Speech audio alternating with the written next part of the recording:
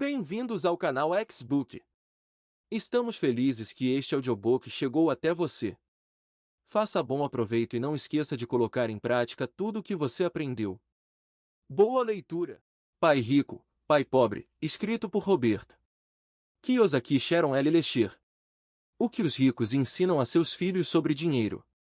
Sumário. Introdução a uma necessidade. Lições. Capítulo 1. Pai Rico, Pai Pobre.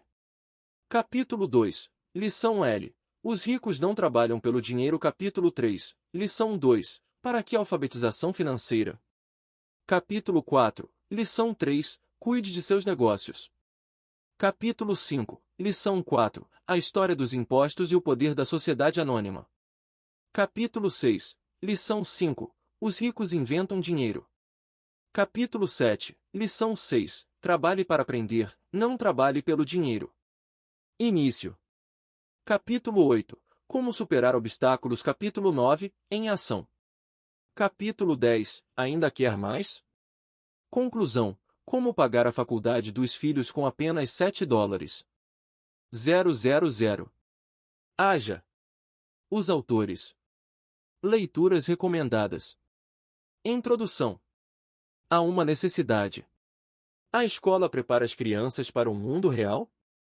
Estude com afinco, tire boas notas e você encontrará um bom emprego com um salário alto, costumavam falar meus pais. O objetivo deles na vida era oferecer instrução superior para mim e para minha irmã mais velha, de modo que no futuro tivéssemos maiores oportunidades de sucesso. Quando finalmente me formei em 1976, com destaque, pois fui um dos primeiros lugares da turma no curso de contabilidade da Florida State University, meus pais finalmente atingiram seu objetivo. De acordo com o plano diretor, fui contratada por um dos 8 grandes escritórios de contabilidade e imaginava à minha frente uma longa carreira e uma aposentadoria enquanto ainda fosse jovem. Meu marido, Michael, seguiu um percurso semelhante. Ambos viemos de famílias trabalhadoras, de recursos modestos, mas com uma forte ética em relação ao trabalho. Michael também se formou com louvor, e ele o fez 2 vezes, primeiro em engenharia e depois em direito. Rapidamente foi contratado por um prestigioso escritório de advocacia em Washington, D.C., especializado em patentes. Seu futuro parecia brilhante, com uma trajetória profissional bem definida e uma aposentadoria precoce garantida. Embora nossas carreiras tenham sido bem-sucedidas, elas não foram exatamente o que esperávamos. Ambos mudamos de emprego várias vezes, pelas razões certas. Contudo, não há planos de pensão garantidos, nossos fundos de aposentadoria só aumentam em função de nossas contribuições individuais. Michael e eu somos muito felizes no casamento e temos 3 filhos maravilhosos.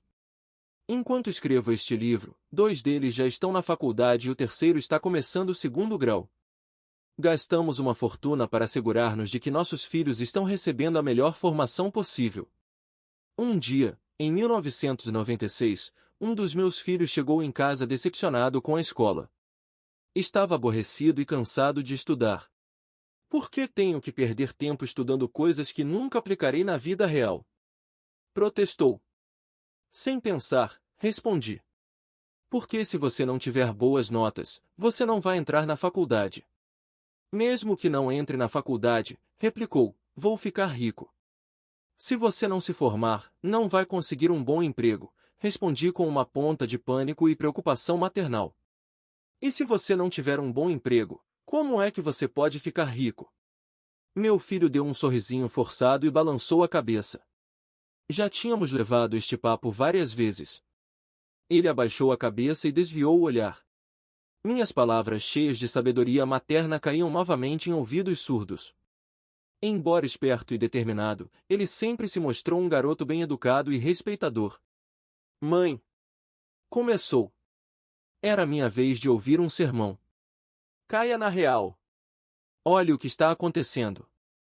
As pessoas mais ricas não ficaram ricas por causa do estudo. Veja o Michael Jordan e a Madonna. Até o Bill Gates largou Harvard para fundar a Microsoft, e ainda tem pouco mais de 30 anos. Há um arremessador de beisebol que ganha mais de $4 milhões, embora digam que é desafiado mentalmente. terminologia politicamente correta para o que se costumava chamar de débil mental. Seguiu-se um prolongado silêncio. Percebi que estava dando a meu filho os mesmos conselhos que meus pais tinham me dado. O mundo havia mudado, mas os conselhos continuavam os mesmos. Boa formação e notas altas não são mais suficientes para garantir o sucesso e ninguém parece ter se dado conta, a não ser nossos filhos. Mãe, continuou ele, não quero trabalhar tanto como você e o papai. Vocês ganham muito dinheiro, moramos numa casa grande e temos muitos brinquedos. Se seguir seu conselho vou acabar como vocês, trabalhando demais só para pagar mais impostos e me endividar. Não há mais segurança no emprego, já sei tudo a respeito de downsizing e de rignising, nova corrente administrativa que sugere às empresas não meramente enxugar o número de seus empregados, mas sim manter o número necessário às suas atividades. N. T. Também sei que o pessoal que se forma na universidade não está ganhando tanto quanto antigamente. Sei que não posso depender da Seguridade Social ou dos fundos de pensão da empresa para aposentar-me. Preciso de novas respostas. Ele estava certo. Ele precisava de novas respostas e eu também. O conselho de meus pais pode ter funcionado para as pessoas que nasceram antes de 1945, mas pode ser um desastre para os que nasceram em um mundo em rápida transformação. Não basta dizer para meus filhos vá para a escola, tire boas notas e procure um emprego tranquilo e seguro. Eu sabia que tinha que procurar novas formas de orientar a educação de meus filhos. Como mãe e contadora, preocupava-me com a falta de instrução financeira nas escolas que nossos filhos frequentam. Muitos dos jovens de hoje têm cartão de crédito antes de concluir o segundo grau e, todavia, nunca tiveram aulas sobre dinheiro e a maneira de investi-lo, para não falar da compreensão do impacto dos juros compostos sobre os cartões de crédito. Simplesmente, são analfabetos financeiros, e sem o conhecimento de como o dinheiro funciona, eles não estão preparados para enfrentar o mundo que os espera, um mundo que dá mais ênfase à despesa do que à poupança. Quando meu filho mais velho ficou totalmente endividado no cartão de crédito, no primeiro ano da faculdade, eu o ajudei a rasgar os cartões e comecei a procurar um programa que me ajudasse a educar meus filhos em termos de questões financeiras. No ano passado, meu marido ligou do escritório. Encontrei alguém que pode ajudar você, disse ele. Seu nome é Robert Kiyosaki. Ele é empresário e investidor e está aqui para patentear um produto educacional. Penso que é o que você estava procurando. Justamente o que eu estava procurando. Meu marido, Mike, ficou tão impressionado com Cacholov, o novo produto educacional que Robert Kiyosaki estava desenvolvendo, que conseguiu que nós participássemos de um teste do protótipo. Como se tratava de um produto educacional, perguntei também à minha filha de 19 anos, caloura da universidade local, se ela gostaria de participar do teste e ela concordou. Cerca de 15 pessoas, divididas em 3 grupos, participaram do teste. Mike estava certo. Era esse o produto educacional que eu estava procurando. Parecia um tabuleiro coloridíssimo de banco imobiliário, contudo havia 2 pistas, uma interna e outra externa. O objetivo do jogo era sair da pista interna, que Robert chamava de Corrida dos Ratos, Rat Race, literalmente Corrida dos Ratos. É uma expressão usada correntemente na língua inglesa para se referir de modo pejorativo à incessante busca do sucesso no mundo dos negócios. N. T. E alcançar a pista externa, ou pista de alta velocidade, fast track, literalmente pista de alta velocidade, é uma expressão usada na língua inglesa para denotar um estilo de vida cheio de emoções. N. T. Como dizia Robert, a pista de alta velocidade simula o jogo dos ricos na vida real. Então Robert descreveu para nós a corrida dos ratos. Se você observar a vida das pessoas de instrução média, trabalhadoras, você verá uma trajetória semelhante. A criança nasce e vai para a escola. Os pais se orgulham porque o filho se destaca, tira notas boas ou altas e consegue entrar na universidade. O filho se forma, talvez faça uma pós-graduação, e então faz exatamente o que estava determinado, procura um emprego ou segue uma carreira segura e tranquila. Encontra esse emprego, quem sabe de médico ou de advogado, ou entra para as Forças Armadas ou para o serviço público. Geralmente, o filho começa a ganhar dinheiro, chega um monte de cartões de crédito e começam as compras, se é que já não tinham começado. Com dinheiro para torrar, o filho vai aos mesmos lugares aonde vão os jovens, conhece alguém, namora e, às vezes, casa. A vida é então maravilhosa porque atualmente marido e mulher trabalham. 2 salários são uma bênção. Eles se sentem bem-sucedidos, seu futuro é brilhante, e eles decidem comprar uma casa, um carro, uma televisão, tirar férias e ter filhos. O desejo se concretiza. A necessidade de dinheiro é imensa. O feliz casal concluiu que suas carreiras são da maior importância e começa a trabalhar cada vez mais para conseguir promoções e aumentos. A renda aumenta e vem outro filho, e a necessidade de uma casa maior. Eles trabalham ainda mais arduamente, tornam-se funcionários melhores. Voltam a estudar para obter especialização e ganhar mais dinheiro. Talvez arrumem mais um emprego. Suas rendas crescem, mas a alíquota do imposto de renda, o imposto predial da casa maior, as contribuições para a Seguridade Social e outros impostos também crescem. Eles olham para aquele contra-cheque alto e se perguntam para onde todo esse dinheiro vai. Aplicam em alguns fundos mútuos e pagam as contas do supermercado com cartão de crédito. As crianças já têm 5 ou 6 anos e é necessário poupar não só para os aumentos das mensalidades escolares, mas também para a velhice. O feliz casal, nascido há 35 anos, está agora preso na armadilha da corrida dos ratos pelo resto de seus dias. Eles trabalham para os donos da empresa, para o governo, quando pagam os impostos, e para o banco, quando pagam cartões de crédito e hipoteca. Então eles aconselham seus filhos a estudar com afinco, obter boas notas e conseguir um emprego ou carreira seguros. Eles não aprendem nada sobre dinheiro, a não ser com aqueles que se aproveitam de sua ingenuidade e trabalham arduamente a vida inteira. O processo se repete com a geração seguinte de trabalhadores. Esta é a corrida dos ratos. A única maneira de sair da corrida dos ratos é provar sua proficiência tanto na contabilidade quanto no investimento, que são dois dos assuntos mais difíceis de dominar. Como auditora independente formada que já trabalhou para um dos 8 grandes escritórios de contabilidade, fiquei surpresa ao ver que Robert tornará o aprendizado desses 2 temas divertido e empolgante. O processo estava tão bem dissimulado que enquanto trabalhávamos diligentemente para sair da corrida dos ratos esquecíamos rapidamente que estávamos aprendendo. Logo o teste do produto se transformou em uma tarde divertida em que falei com minha filha de coisas que nunca tínhamos discutido antes. Como contadora, jogar um jogo que precisava de uma demonstração de renda e de um balanço era fácil, de modo que tive tempo para ajudar minha filha e os demais jogadores do meu grupo a entender conceitos que eles desconheciam. Naquele dia, fui a primeira pessoa, e a única de todo o grupo do teste, a sair da corrida dos ratos. Saí em 50 minutos, embora o jogo continuasse por cerca de 3 horas. Na minha mesa estavam um gerente de banco, o dono de uma empresa e um programador de computadores. O que me perturbou muito era o pouco que essas pessoas sabiam sobre contabilidade e investimento, assuntos importantes para suas vidas. Fiquei imaginando como eles administravam as questões financeiras na vida real. Podia entender que minha filha de 19 anos não soubesse nada, mas eles eram adultos com pelo menos o dobro de sua idade. Depois que terminei a corrida dos ratos, fiquei acompanhando por 2 horas minha filha e aqueles adultos instruídos e afluentes que rolavam os dados e movimentavam seus marcadores.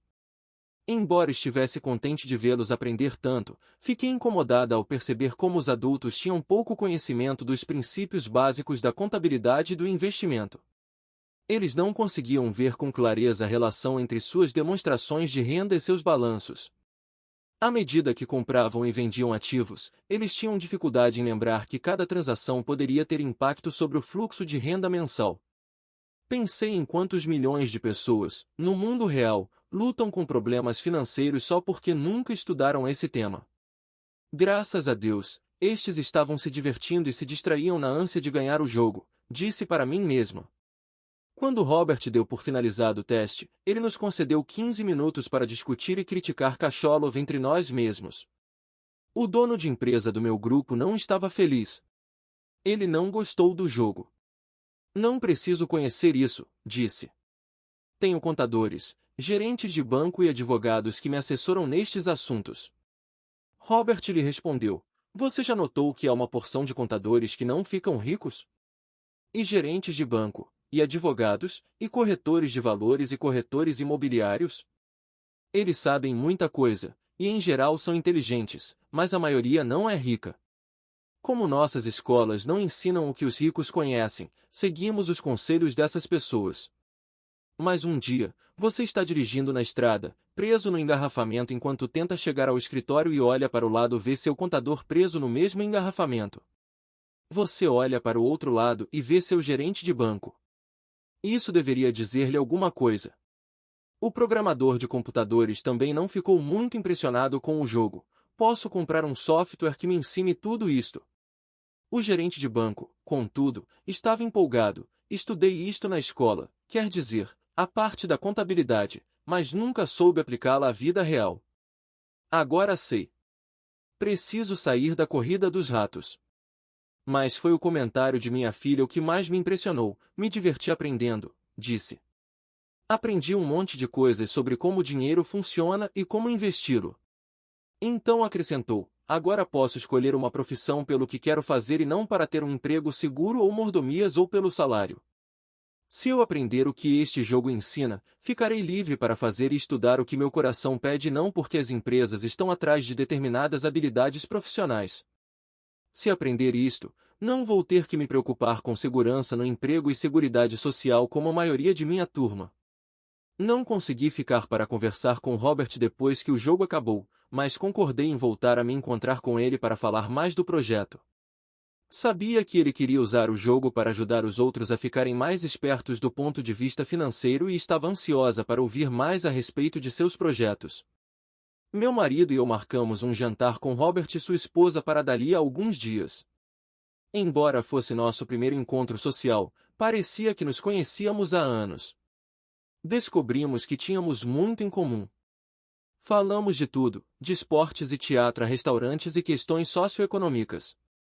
Falamos do mundo em transformação.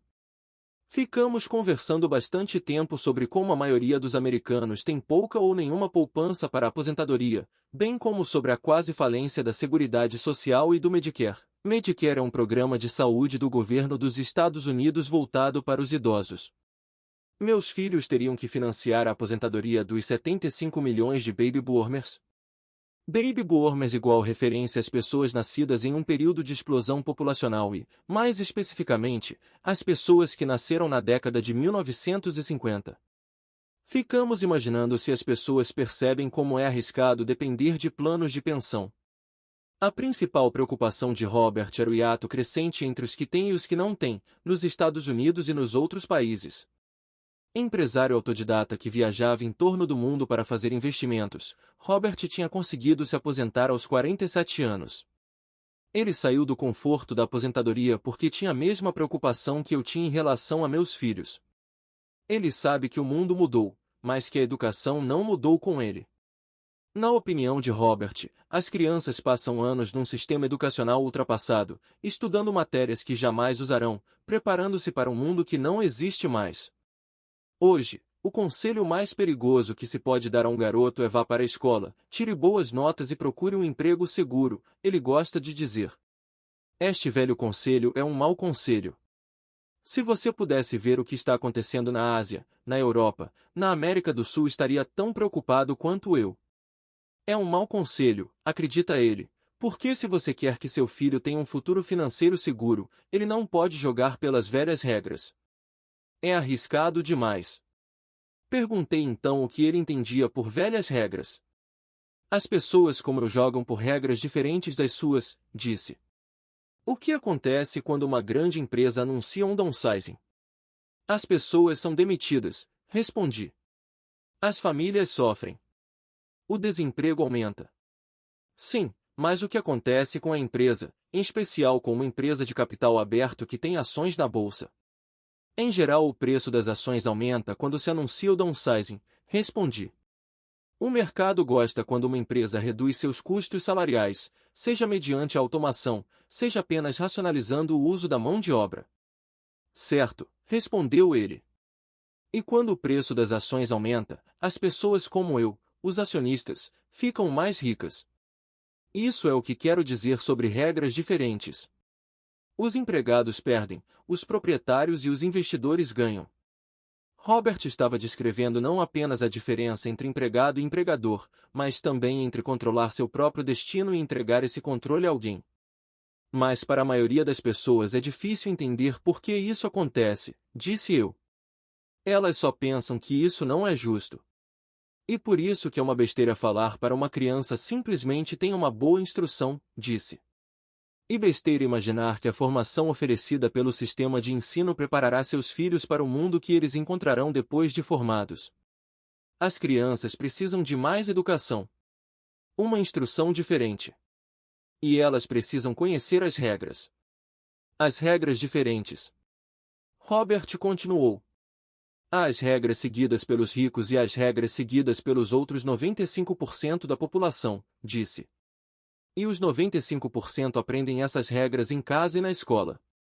É por isso que hoje é tão arriscado dizer a uma criança, simplesmente, estude bastante e procure um emprego. Hoje uma criança precisa de uma formação mais sofisticada e o sistema corrente não está atendendo essa necessidade. Não estou preocupado com quantos computadores há na sala de aula ou com quanto as escolas gastam. Como o sistema educacional pode ensinar o que não conhece? E como os pais podem ensinar a seus filhos o que a escola não ensina? Como você pode ensinar contabilidade para uma criança? Ela não achará aborrecido? E como os pais podem ensinar a investir se eles próprios são avessos ao risco? Em vez de ensinar a meus filhos a buscar a segurança, decidi que o melhor era ensiná-los a ficar espertos. Então como é que você ensinaria a uma criança sobre tudo isso de que estamos falando? Perguntei a Robert.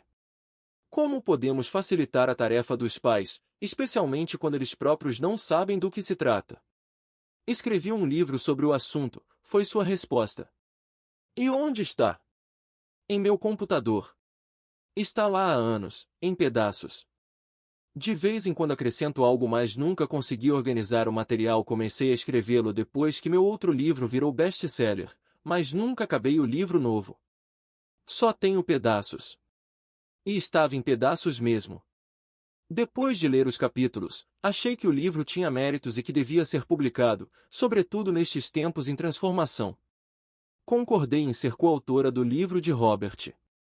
Perguntei-lhe de quanta informação financeira ele achava que uma criança precisaria. Ele falou que dependeria da criança. Ele sabia que desde garoto queria ser rico e teve a felicidade de encontrar uma figura paterna que era rica e que quis orientá-lo. A educação é o fundamento do sucesso, disse Robert. Da mesma forma que as habilidades acadêmicas são importantes, as habilidades financeiras e de comunicação também o são. O que se segue é a história dos dois pais de Robert, um rico e outro pobre, mostrando as habilidades que ele desenvolveu ao longo de uma vida. O contraste entre os dois pais oferece uma perspectiva importante. Apoiei, editei e compilei este livro. Para os contadores que o lerem, peço que suspendam seus conhecimentos acadêmicos e abram suas mentes às teorias apresentadas por Robert. Embora muitas delas contestem os próprios princípios contábeis geralmente aceitos, eles oferecem uma valiosa percepção da forma como os verdadeiros investidores analisam suas decisões de investimento. Quando nós, como pais, aconselhamos nossos filhos a ir para a escola, estudar muito e obter um bom emprego, fazemos isso muitas vezes em decorrência de um hábito cultural. Sempre foi certo fazer isso. Quando encontrei Robert, suas ideias de início me espantaram. Tendo sido criado por dois pais, ele foi ensinado a procurar dois objetivos diferentes. Seu pai instruído o aconselhava a trabalhar para uma grande empresa. Seu pai rico o aconselhava a ser dono de uma grande empresa. Ambas as trajetórias de vida exigiam instrução, mas os objetos de estudo eram completamente diferentes. Seu pai instruído incentivava a ser uma pessoa instruída. Seu pai rico incentivava a contratar pessoas instruídas. Ter dois pais causou muitos problemas. O pai verdadeiro de Robert era superintendente de educação no estado do Havaí. Quando Robert estava com 16 anos, a ameaça de, se você não tirar boas notas, você não vai conseguir um bom emprego tinha pouco efeito. Ele já sabia que sua trajetória profissional era ser dono de empresas, não trabalhar para elas. De fato, se ele não houvesse tido no curso secundário um orientador escolar sábio e persistente, poderia não ter continuado os estudos. Ele admite isso.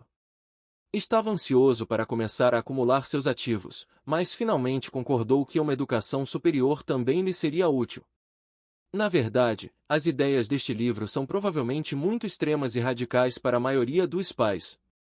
Alguns estão tendo dificuldades até para manter seus filhos na escola. Mas à luz de nossos tempos em transformação, como pais, precisamos estar abertos a ideias novas e ousadas.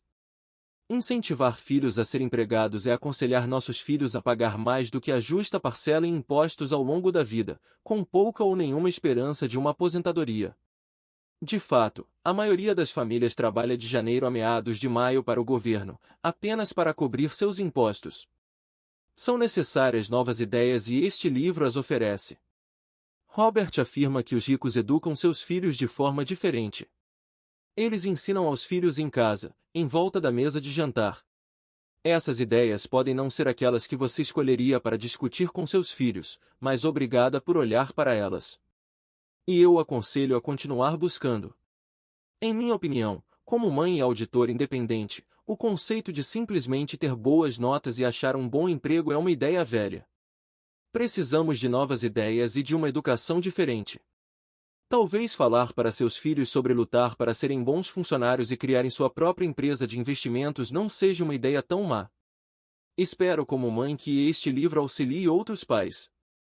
Robert espera poder informar a outras pessoas que qualquer um pode alcançar a prosperidade se decidir fazê-lo.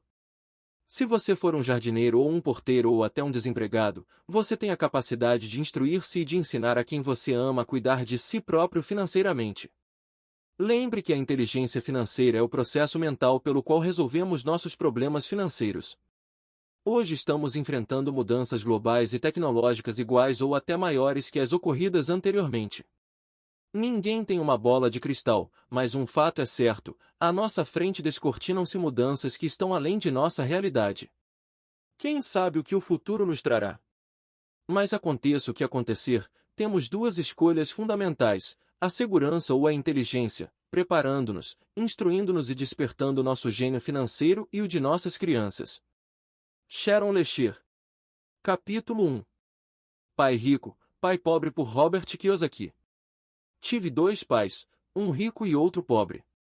Um era muito instruído e inteligente, tinha o PhD e fizeram um curso universitário de graduação, com duração de 4 anos, em menos de 2. Foi então para a Universidade de Stanford, para a Universidade de Chicago e para a Northwestern University, sempre com bolsa de estudos. O outro pai nunca concluiu o segundo grau. Ambos foram homens bem-sucedidos em suas carreiras e trabalharam arduamente durante toda a vida. Ambos auferiam rendas consideráveis. Contudo, um sempre enfrentou dificuldades financeiras. O outro se tornou o homem mais rico do Havaí. Um morreu deixando milhões de dólares para sua família, para instituições de caridade e para sua igreja. O outro deixou contas a pagar. Ambos eram homens fortes, carismáticos e influentes. Ambos me ofereceram conselhos, mas não aconselharam as mesmas coisas. Ambos acreditavam firmemente na instrução, mas não sugeriram os mesmos estudos. Se eu tivesse tido um único pai, teria tido que aceitar ou rejeitar seus conselhos. Tendo dois, tive escolha entre pontos de vista contrastantes, a visão de um homem rico e a visão de um homem pobre. Em vez de aceitar ou rejeitar simplesmente um desses pontos de vista, me descobri pensando mais, comparando-os e escolhendo por mim mesmo. O problema é que o homem rico ainda não era rico e o homem pobre ainda não era pobre. Ambos estavam no início de suas carreiras e lutavam por dinheiro e família. Mas eles tinham ideias muito diferentes sobre o dinheiro. Por exemplo, um dos pais dizia: o amor ao dinheiro é a raiz de todo o mal. O outro: a falta de dinheiro é a raiz de todo o mal. Quando garoto, a influência de dois pais, ambos homens fortes, era uma situação complicada. Eu queria ser um bom filho e ouvia, mas os dois pais não falavam a mesma língua. O contraste entre suas ideias, especialmente no que se referia ao dinheiro, era tão extremo que eu ficava curioso e intrigado. Comecei a pensar profundamente sobre o que cada um deles dizia. Muito do meu tempo era gasto refletindo, fazendo-me perguntas como por que ele fala isso, a respeito das afirmações dos pais. Teria sido muito mais simples falar sim, ele está certo. Concordo com isso.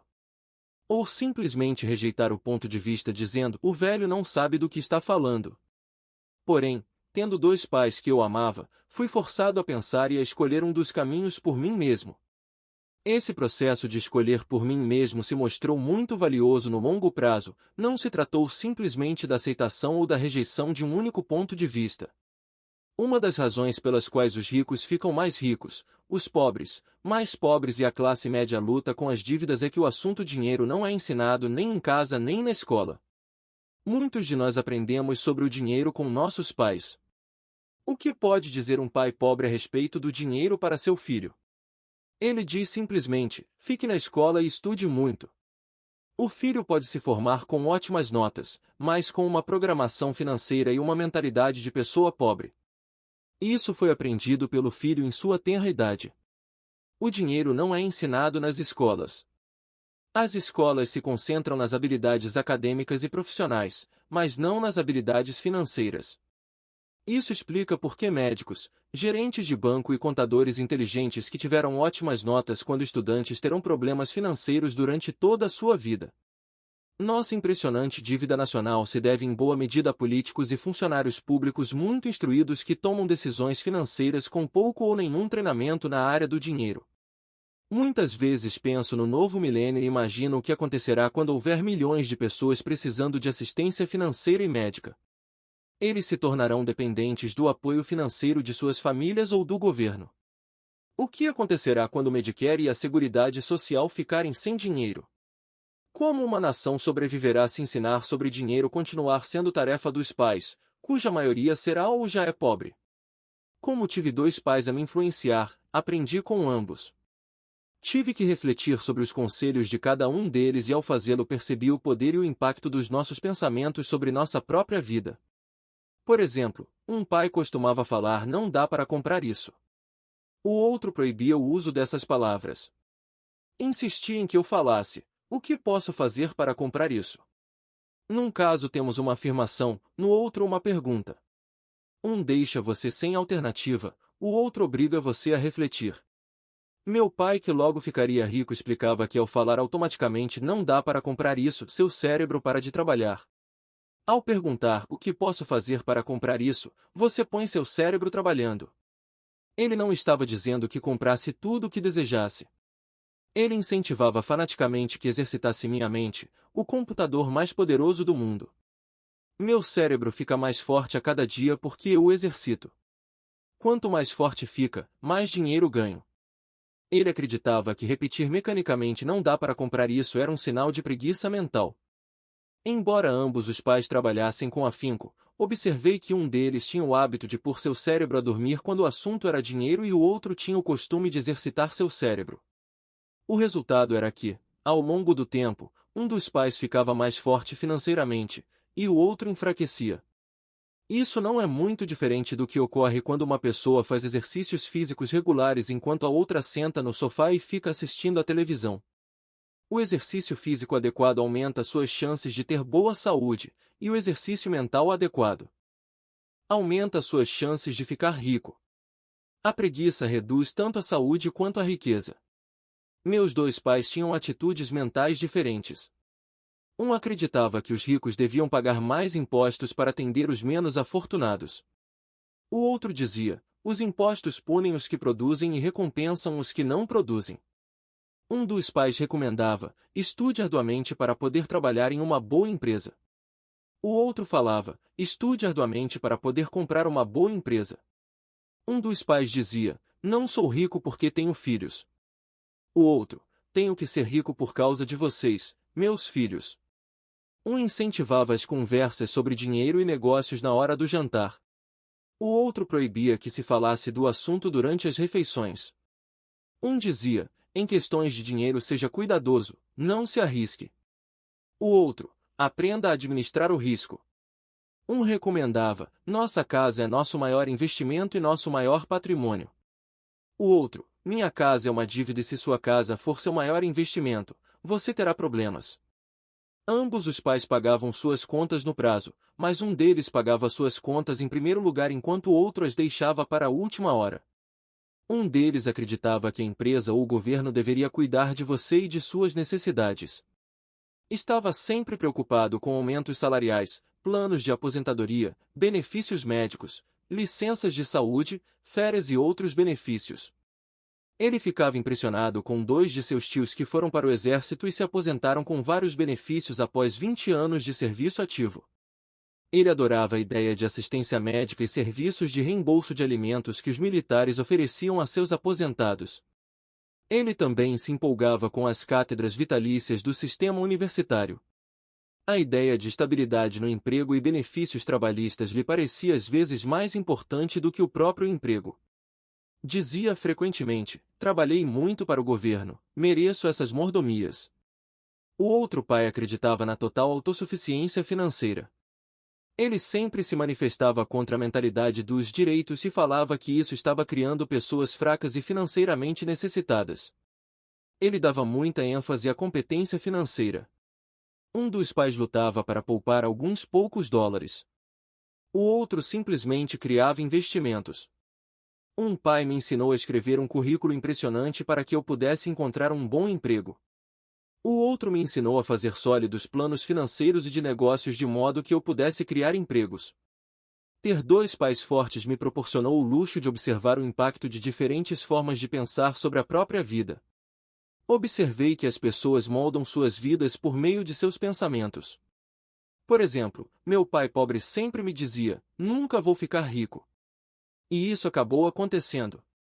Meu pai rico, por outro lado, sempre se referia a si próprio como sendo rico.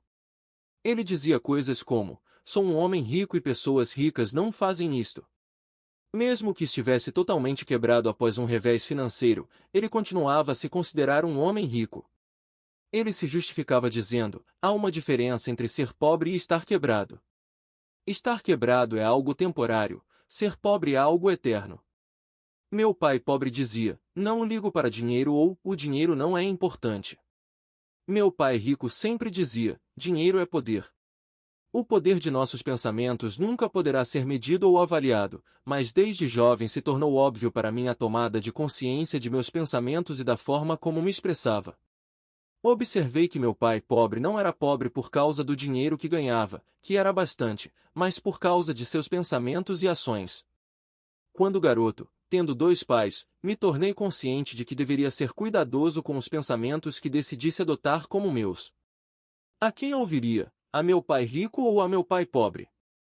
Embora ambos tivessem um enorme respeito pela educação e pelo aprendizado, eles discordavam quanto ao que era importante aprender. Um queria que eu estudasse arduamente, me formasse e conseguisse um bom emprego para trabalhar pelo dinheiro.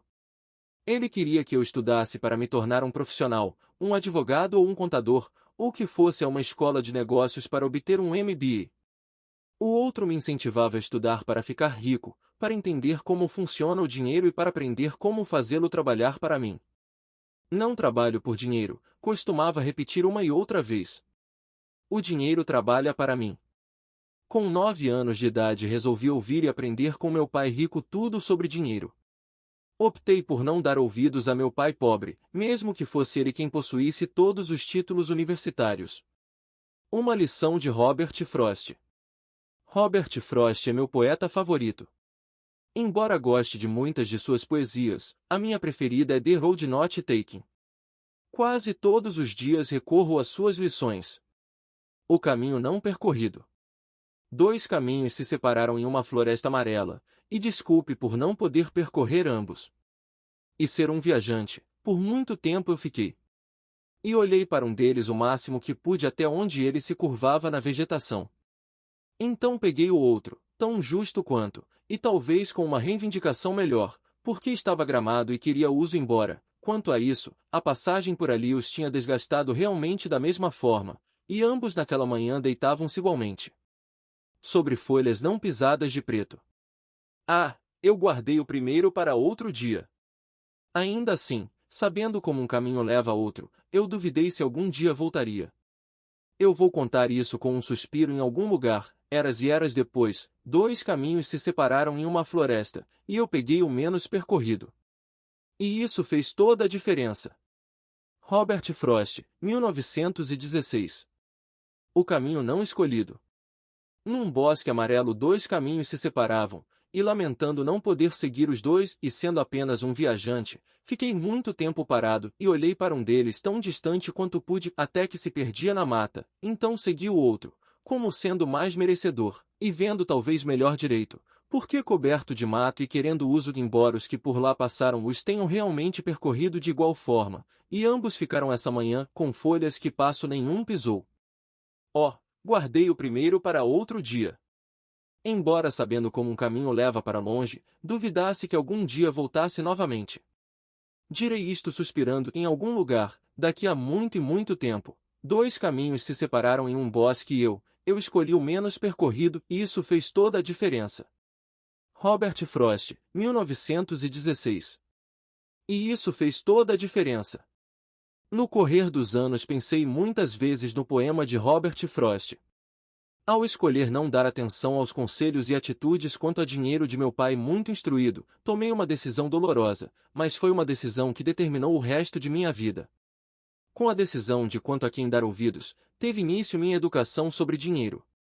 Meu pai rico me deu lições ao longo de um período de 30 anos, até que cheguei aos 39 anos de idade.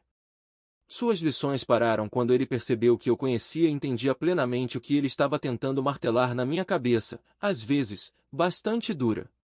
O dinheiro é uma forma de poder. Mais poderosa ainda, entretanto, é a instrução financeira.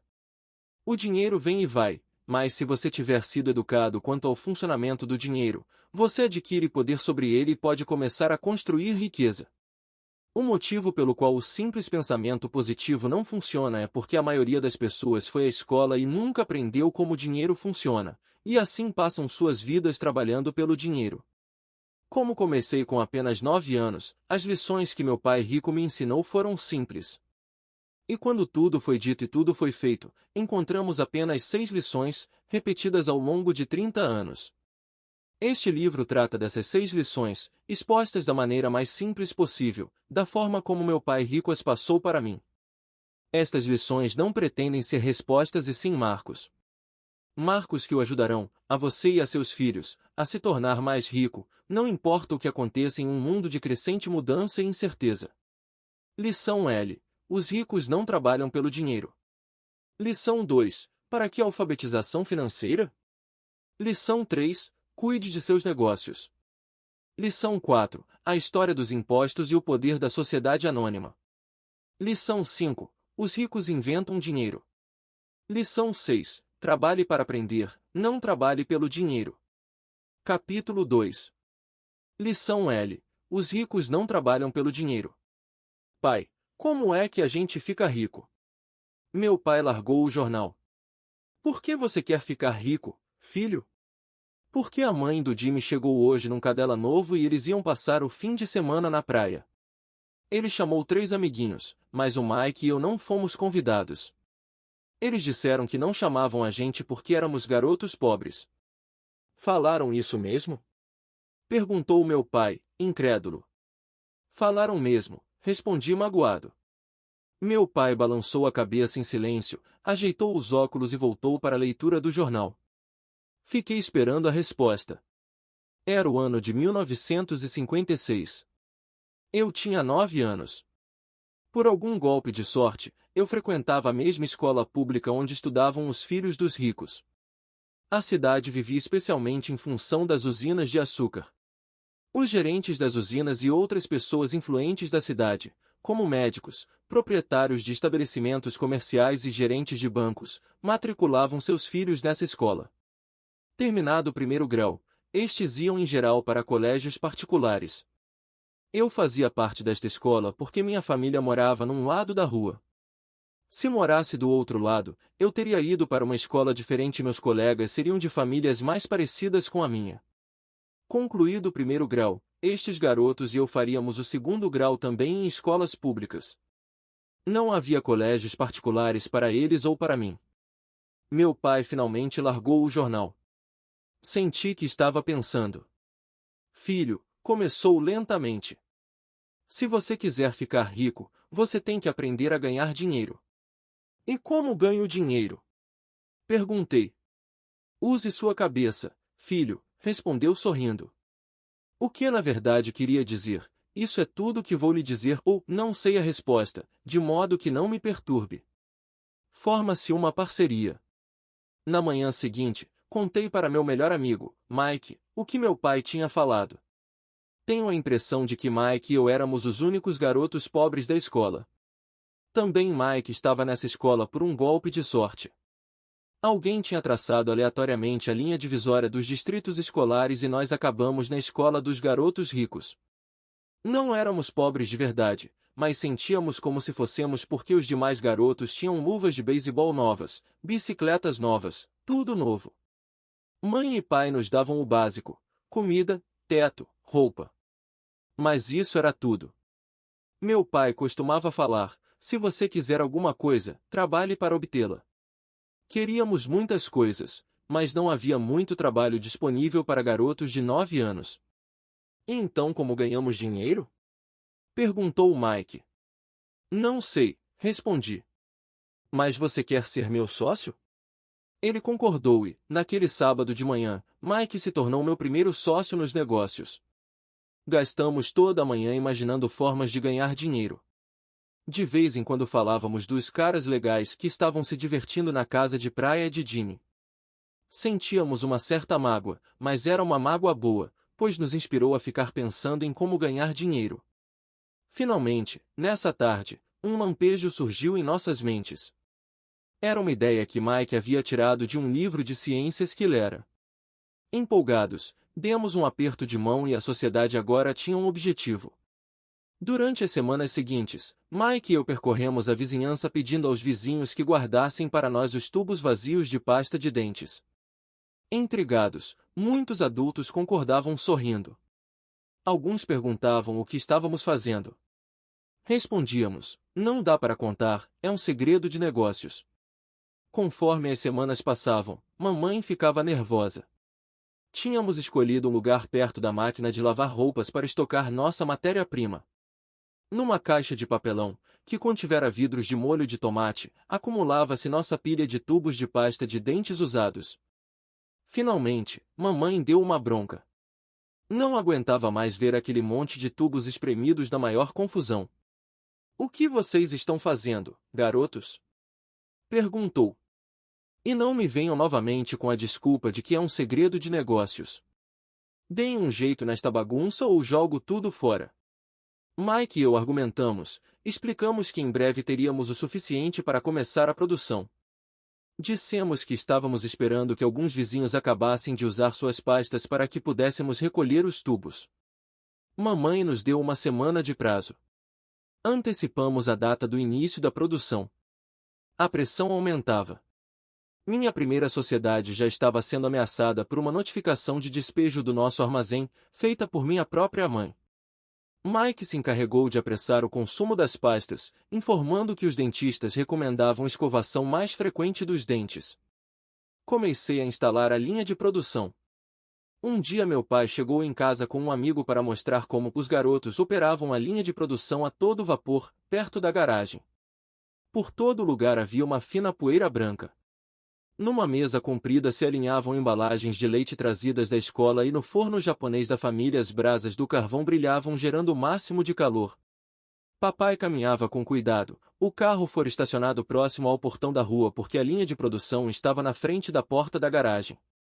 Quando ele e seu amigo se aproximaram, viram uma vasilha de aço em cima das brasas, e dentro dela os tubos de pasta de dentes derretiam.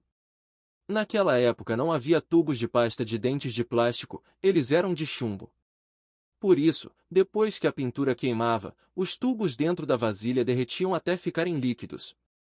Com a ajuda do pegador de panela da mamãe, nós despejávamos o chumbo derretido através de um pequeno furo nas embalagens de leite, que estavam recheadas de gesso. O pó branco do gesso que ainda não fora misturado à água estava por toda parte. Com a pressa tínhamos derrubado o saco de gesso e parecia que toda a área fora atingida por uma nevasca. As embalagens de leite vazias serviam para fazer moldes de gesso. Meu pai e seu amigo nos observavam enquanto vertíamos o chumbo derretido num pequeno buraco no topo de um cubo de gesso. Cuidado, disse meu pai. Fiz que sim com a cabeça, sem olhar para cima. Quando terminei de colocar o chumbo derretido, larguei a vasilha e sorri para meu pai. O que vocês estão fazendo? Perguntou com um sorriso cauteloso. Estamos fazendo o que você me mandou fazer. Estamos nos tornando ricos, respondi. Somos sócios, disse Mike sorrindo e balançando a cabeça. E o que há nesses moldes de gesso? Perguntou o papai. Veja, falei. Esta vai ser uma boa fornada. Com um pequeno martelo, bati no selo que dividia o cubo em dois. Com cuidado, puxei a parte de cima do molde de gesso e uma moedinha de chumbo caiu. Minha nossa! Falou o papai. Vocês estão cunhando moedinhas de chumbo. Certo, falou Mike. Estamos fazendo o que o senhor disse. Estamos fazendo dinheiro. O amigo de meu pai se virou e caiu na gargalhada. Meu pai sorriu e balançou a cabeça. À sua frente estavam, além do fogo e da caixa de tubos de pasta de dentes vazios, dois garotos cobertos por uma poeira branca rindo de orelha a orelha. Meu pai pediu que largássemos tudo e nos sentássemos com ele no degrau da frente de casa. Sorrindo nos explicou carinhosamente o que significava a palavra falsificação.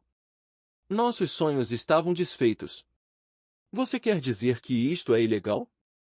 Perguntou o Mike com um soluço na voz. Deixe eles, disse o amigo do meu pai. Eles podem estar desenvolvendo um talento natural. Meu pai olhou para ele, furioso. Sim, é ilegal, falou o papai calmamente.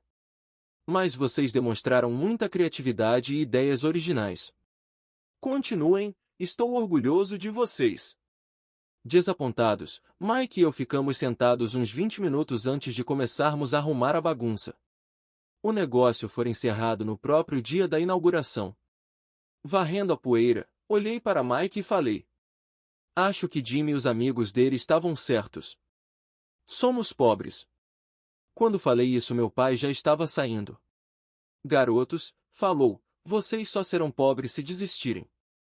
O mais importante é que fizeram alguma coisa. Muitas pessoas falam e sonham em ficar ricas. Vocês fizeram alguma coisa. Estou muito orgulhoso de vocês. Repito. Continuem. Não desistam. Mike e eu ficamos quietos, calados. Eram palavras simpáticas, mas nós ainda não sabíamos o que fazer. Então por que você não é rico, papai? Perguntei. Porque resolvi ser professor. Os professores não estão muito preocupados em ficar ricos. Nós gostamos de ensinar. Gostaria de poder ajudar vocês, mas na verdade não sei como ganhar dinheiro. Em inglês usa-se a mesma expressão para significar fazer e ganhar dinheiro, make money. N. T. Mike e eu voltamos à arrumação. E, falou meu pai, se vocês querem aprender como enriquecer, não perguntem para mim. Falem com seu pai, Mike. Meu pai? Perguntou Mike surpreso. Sim, seu pai, repetiu papai com um sorriso. Seu pai e eu temos conta no mesmo banco e o gerente está encantado com seu pai. Ele me disse várias vezes que seu pai é brilhante quando se trata de ganhar dinheiro. Meu pai? Repetiu Mike, incrédulo. Então por que não temos uma casa bonita, um carrão como os garotos ricos da escola? Um carrão e uma casa bonita não querem necessariamente dizer que você é rico ou que tem muito dinheiro, respondeu papai. O pai do Jimmy trabalha na usina.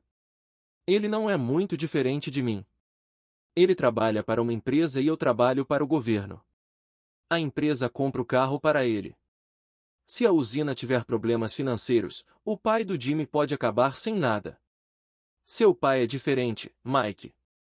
Ele parece estar construindo um império e desconfio que em alguns anos ele será um homem muito rico. Ao ouvir isso, Mike e eu nos empolgamos novamente. Mais dispostos, limpamos a confusão provocada por nosso defunto negócio. Enquanto limpávamos, fazíamos planos sobre quando e onde falar com o pai de Mike. O problema é que o pai de Mike trabalhava muito e, às vezes, chegava muito tarde em casa. Ele era dono de armazéns, de uma empresa de construção, de uma cadeia de lojas e de 3 restaurantes. Eram os restaurantes que o faziam voltar para casa tarde. Acabada a limpeza, Mike se despediu. Ele iria falar com seu pai à noite e perguntar se este queria nos ensinar a ficar ricos. Mike prometeu me ligar assim que tivesse uma resposta, mesmo que fosse tarde. Às 20h30 tocou o telefone. Ok, falei. Sábado que vem, e desliguei. O pai de Mike concordara em conversar conosco.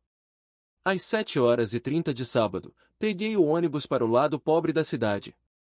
Começam as lições. Vou pagar a vocês 10 centavos por hora. Mesmo pelos padrões de remuneração vigentes em 1956, era pouco. Michael e eu encontramos seu pai às 8h daquela manhã. Ele estava ocupado e trabalhando há mais de 1 hora. Seu supervisor de construções já estava saindo na caminhonete quando entrei naquele lar simples, pequeno, arrumado. Mike me esperava na porta. Papai está no telefone, e ele falou para esperar na varanda dos fundos, disse Mike ao abrir a porta. O antigo assoalho de madeira chiou quando passei pela soleira da velha casa. Do lado de fora havia um capacho simples escondendo os muitos anos de uso e os incontáveis passos que suportara. Apesar de limpo, precisava ser substituído. Quando entrei na sala estreita senti claustrofobia. O cômodo estava mobiliado com móveis que hoje seriam objeto de colecionadores. 2 mulheres estavam sentadas no sofá, eram um pouco mais velhas do que a minha mãe. Em frente às mulheres estava um homem em trajes de trabalhador. Ele vestia calça e camisa caquis, bem passados, mas não engomados, e calçava botas de trabalho bem engraxadas. Deveria ser uns 10 anos mais velho que papai, diria que tinha uns 45 anos. Eles sorriram quando Mike e eu passamos em direção à cozinha, de onde se saía para um pátio nos fundos. Timidamente devolvi o sorriso. Quem são eles? Perguntei. Ah, eles trabalham para papai. O mais velho dirige seus armazéns e as mulheres são gerentes dos restaurantes. E você já viu o supervisor das construções, que está trabalhando em um projeto rodoviário, a uns 80 quilômetros daqui. O outro supervisor, que cuida da construção das casas, saiu antes de você chegar. Isso acontece o tempo todo? Perguntei. Nem sempre, mas muitas vezes, disse Mike sorrindo enquanto puxava uma cadeira para sentar perto de mim. Perguntei ao papai se ele vai nos ensinar a ganhar dinheiro, disse Mike. E o que ele respondeu? Perguntei com cautelosa curiosidade. Bom, primeiro me encarou com uma expressão engraçada, e então falou que iria nos fazer uma oferta. Oh, respondi balançado a cadeira para trás em direção à parede, a cadeira em que sentava se sustentava nos pés de trás. Mike fazia o mesmo. Você sabe o que ele vai nos oferecer? Perguntei. Não, mas a gente já vai descobrir. De repente o pai de Mike passou pela porta de tela e pisou no alpendre. Mike e eu pulamos, ficando em pé não por respeito, mas pelo susto que levamos. Prontos, garotos? Perguntou o pai de Mike, puxando uma cadeira para sentar perto de nós. Fizemos que sim com a cabeça e aproximamos as cadeiras. Ele era um homem grande, com cerca de 80 metros e 100 quilos. Meu pai era mais alto, pesava mais ou menos o mesmo e era 5 anos mais velho que o pai de Mike. Eles eram de certo modo parecidos, embora de origens étnicas diferentes. Talvez tivessem energias semelhantes. Mike falou que você quer aprender a ganhar dinheiro? E isso mesmo, Robert. Rapidamente assenti com a cabeça, não sem uma pequena sensação de intimidação. Senti muito poder por trás de suas palavras e de seu sorriso. Muito bem, eis a minha oferta. Vou ensinar a vocês, mas não como em uma sala de aula. Vocês trabalham para mim, eu ensino a vocês. Vocês não trabalham para mim, eu não ensino a vocês. Posso ensinar mais rápido se trabalharem, e não fico perdendo tempo se só ficarem sentados escutando, como fazem na escola. Esta é minha oferta. E pegar ou largar. Posso fazer uma pergunta, e antes? Falei. Não. É pegar ou largar. Tenho trabalho demais para perder tempo. De qualquer modo, se você não puder se decidir logo, não vai aprender nunca a ganhar dinheiro. As oportunidades vêm e vão. Ser capaz de tomar decisões rápidas é uma habilidade importante. Você tem uma oportunidade que pediu. As aulas começam em 10 segundos, respondeu o pai de Mike com um sorriso incentivador. Topo, respondi. Topo, respondeu Mike. Bom, falou o pai de Mike, a senhora Martin vai chegar daqui a 10 minutos. Depois que eu conversar com ela, vocês a acompanham até minha lojinha e já podem começar. Vou lhes pagar 10 centavos por hora e vocês terão que trabalhar 3 horas todo sábado. Mas hoje tem o jogo de beisebol, falei. O pai de Mike abaixou a voz e falou com seriedade. E pegar ou largar, disse. Topo, respondi, decidindo trabalhar em lugar de jogar beisebol. 30 centavos depois. Às 9 horas de uma bela manhã de sábado, Mike e eu estávamos trabalhando para a senhora Martin. Ela era uma mulher bondosa e paciente. Sempre dizia que eu e Mike a lembrávamos de seus 2 filhos que já estavam crescidos e não moravam com ela. Apesar de bondosa, ela acreditava no trabalho árduo e nos fazia trabalhar. Era uma chefe rigorosa. Passávamos 3 horas pegando latas das prateleiras e espanando-as para depois recolocá-las no lugar. Era uma tarefa incrivelmente monótona. O pai de Mike, que eu chamo de meu pai rico, era dono de 9 dessas lojinhas com amplos estacionamentos. Eram as primeiras versões das lojas de conveniência. Nesses pequenos armazéns de bairro as pessoas compravam artigos como leite, pão, manteiga e cigarros. O problema é que no Havaí, e isto aconteceu antes do ar-condicionado, não se podia fechar a porta das lojas por causa do calor. Nestas havia 2 amplas portas que davam para a rua e para o estacionamento. Cada vez que um carro passava ou estacionava, levantava poeira que se acumulava nas prateleiras. Portanto, tínhamos um emprego que duraria enquanto não houvesse ar-condicionado. Durante 3 semanas Mike e eu comparecemos aos sábados à loja da senhora Martin e trabalhamos durante 3 horas. Ao meio-dia terminava nosso trabalho e ela nos dava 3 pratinhas de 10 centavos.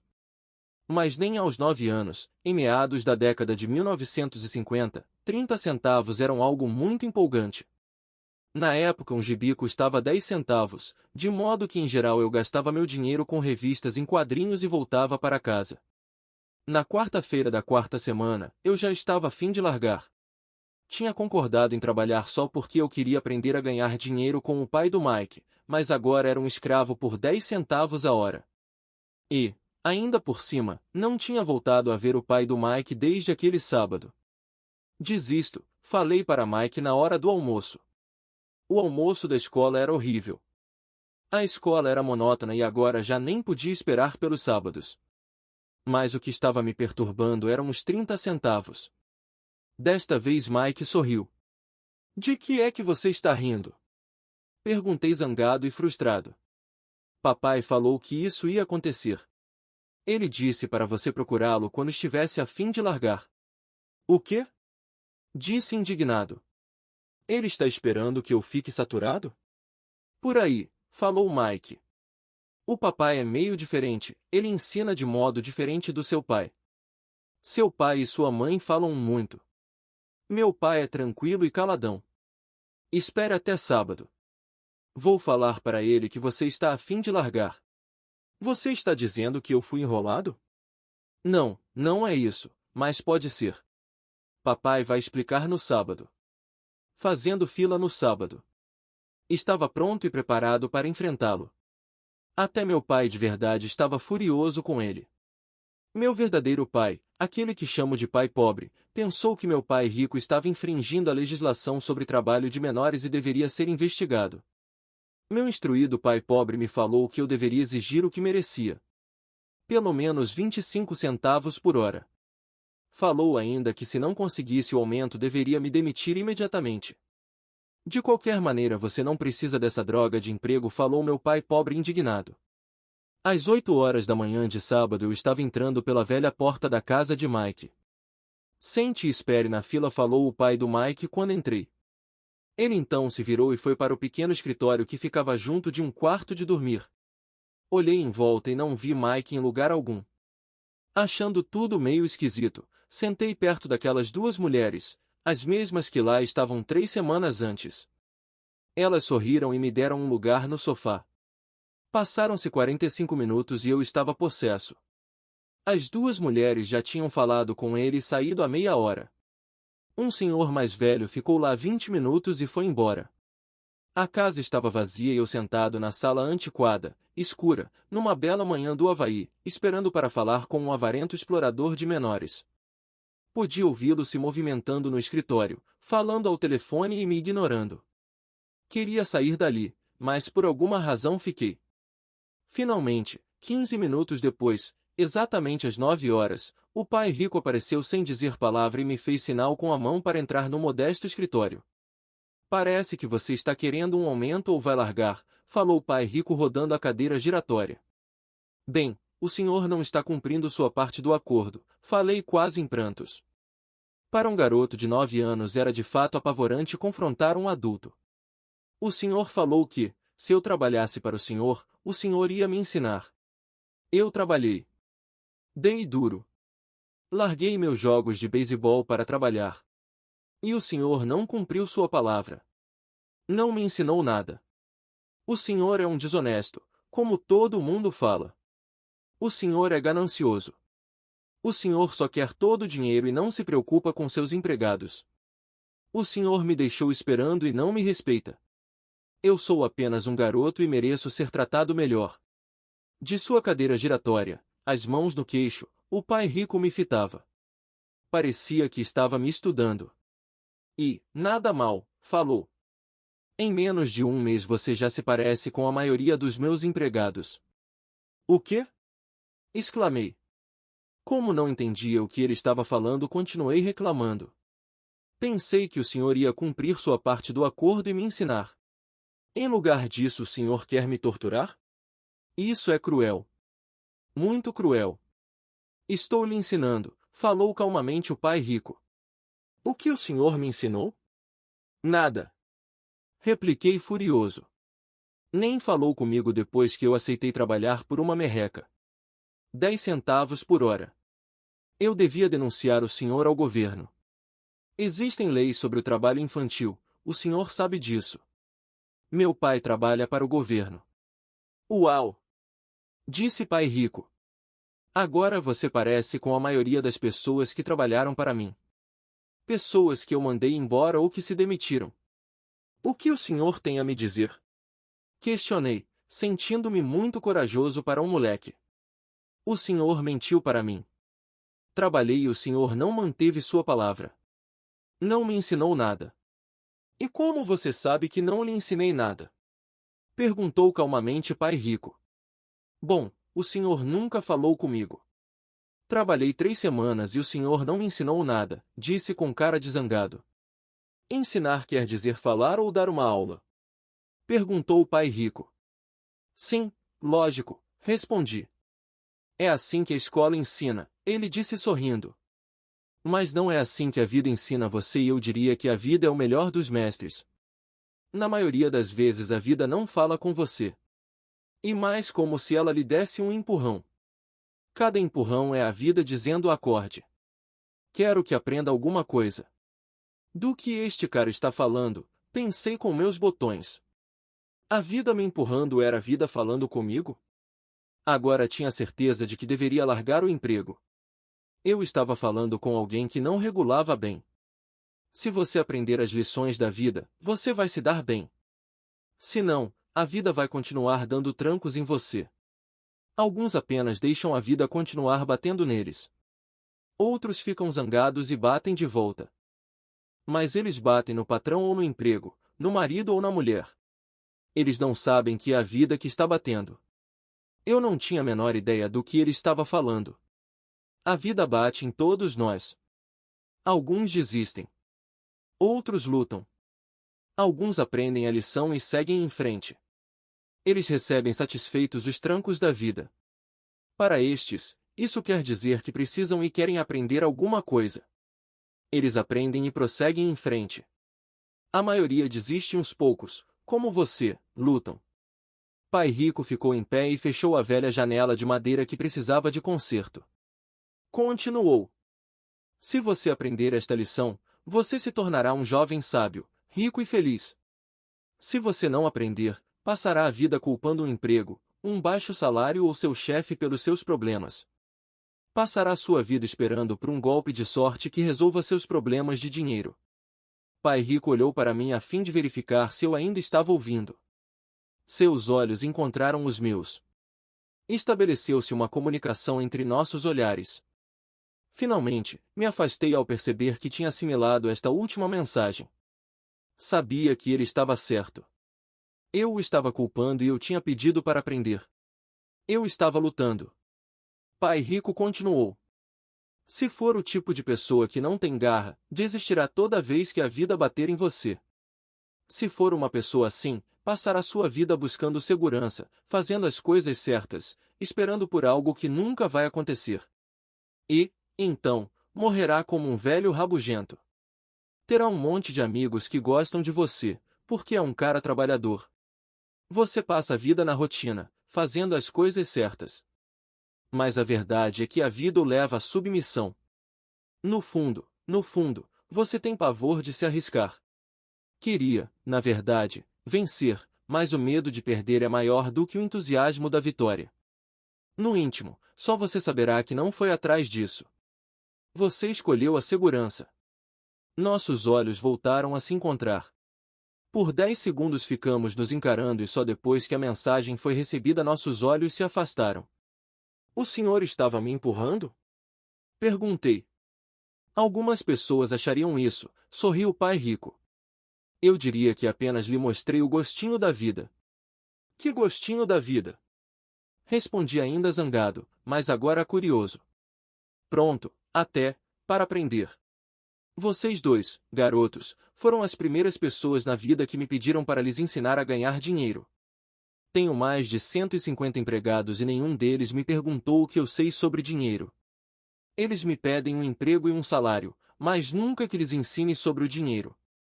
De modo que a maioria deles passará os melhores anos de suas vidas trabalhando pelo dinheiro, sem entender realmente para que é que eles estão trabalhando. Eu estava ouvindo atentamente. Assim, quando Mike falou que você queria aprender como ganhar dinheiro, resolvi planejar um curso que se aproximasse da vida real. Eu poderia falar horas, mas você não escutaria nada. Portanto, resolvi deixar que a vida batesse um pouco em você para que pudesse me escutar. E por isso que só pago 10 centavos. E qual é a lição que aprendi trabalhando por apenas 10 centavos a hora? Perguntei. Que você é mesquinho e explora seus empregados. Pai Rico se inclinou para trás e soltou uma gargalhada.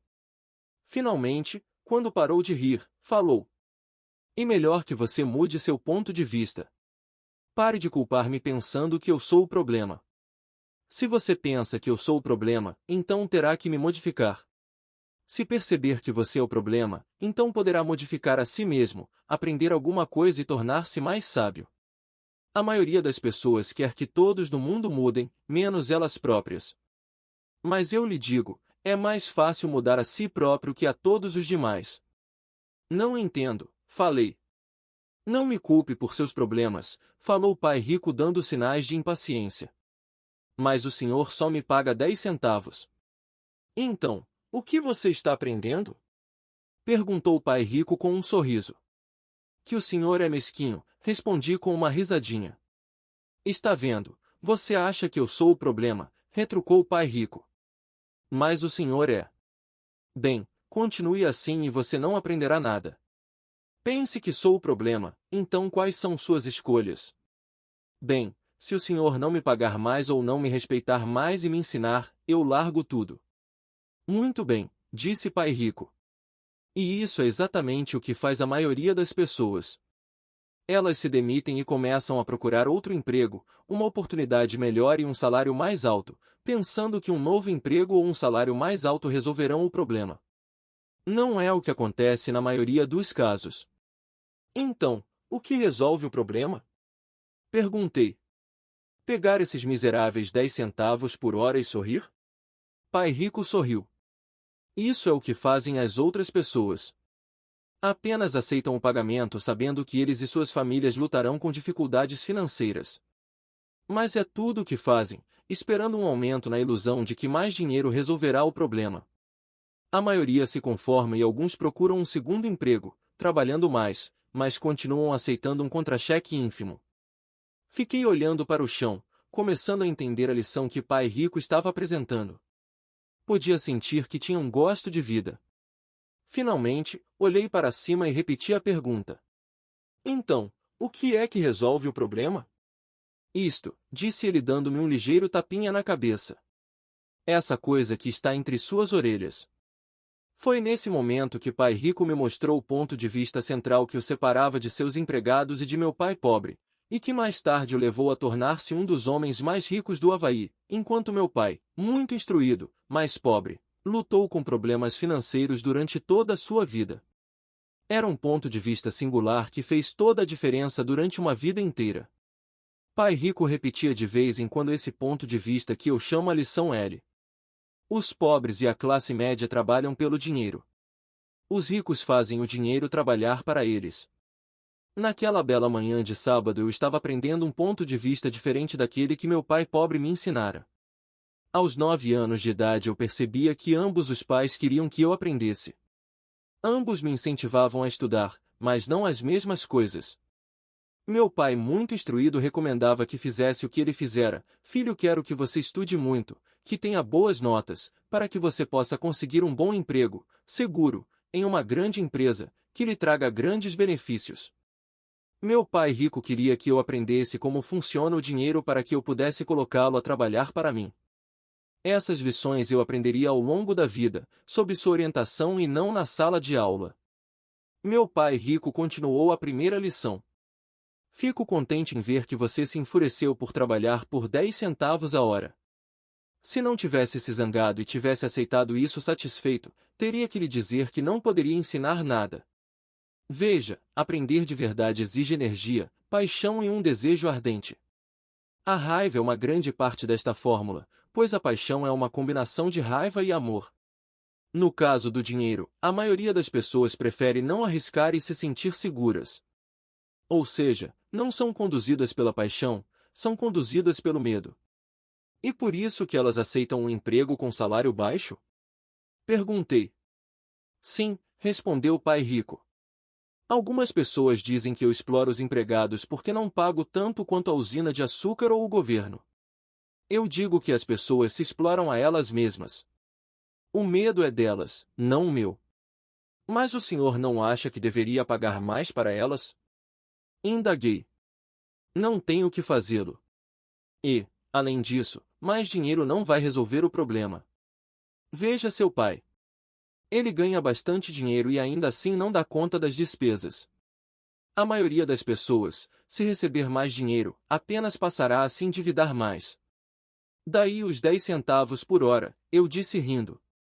E parte da lição. Certo, sorriu o pai rico. Você vê, seu pai estudou muito de modo que conseguiu um salário alto. Mas ele ainda tem problemas financeiros porque nunca aprendeu nada sobre dinheiro na escola.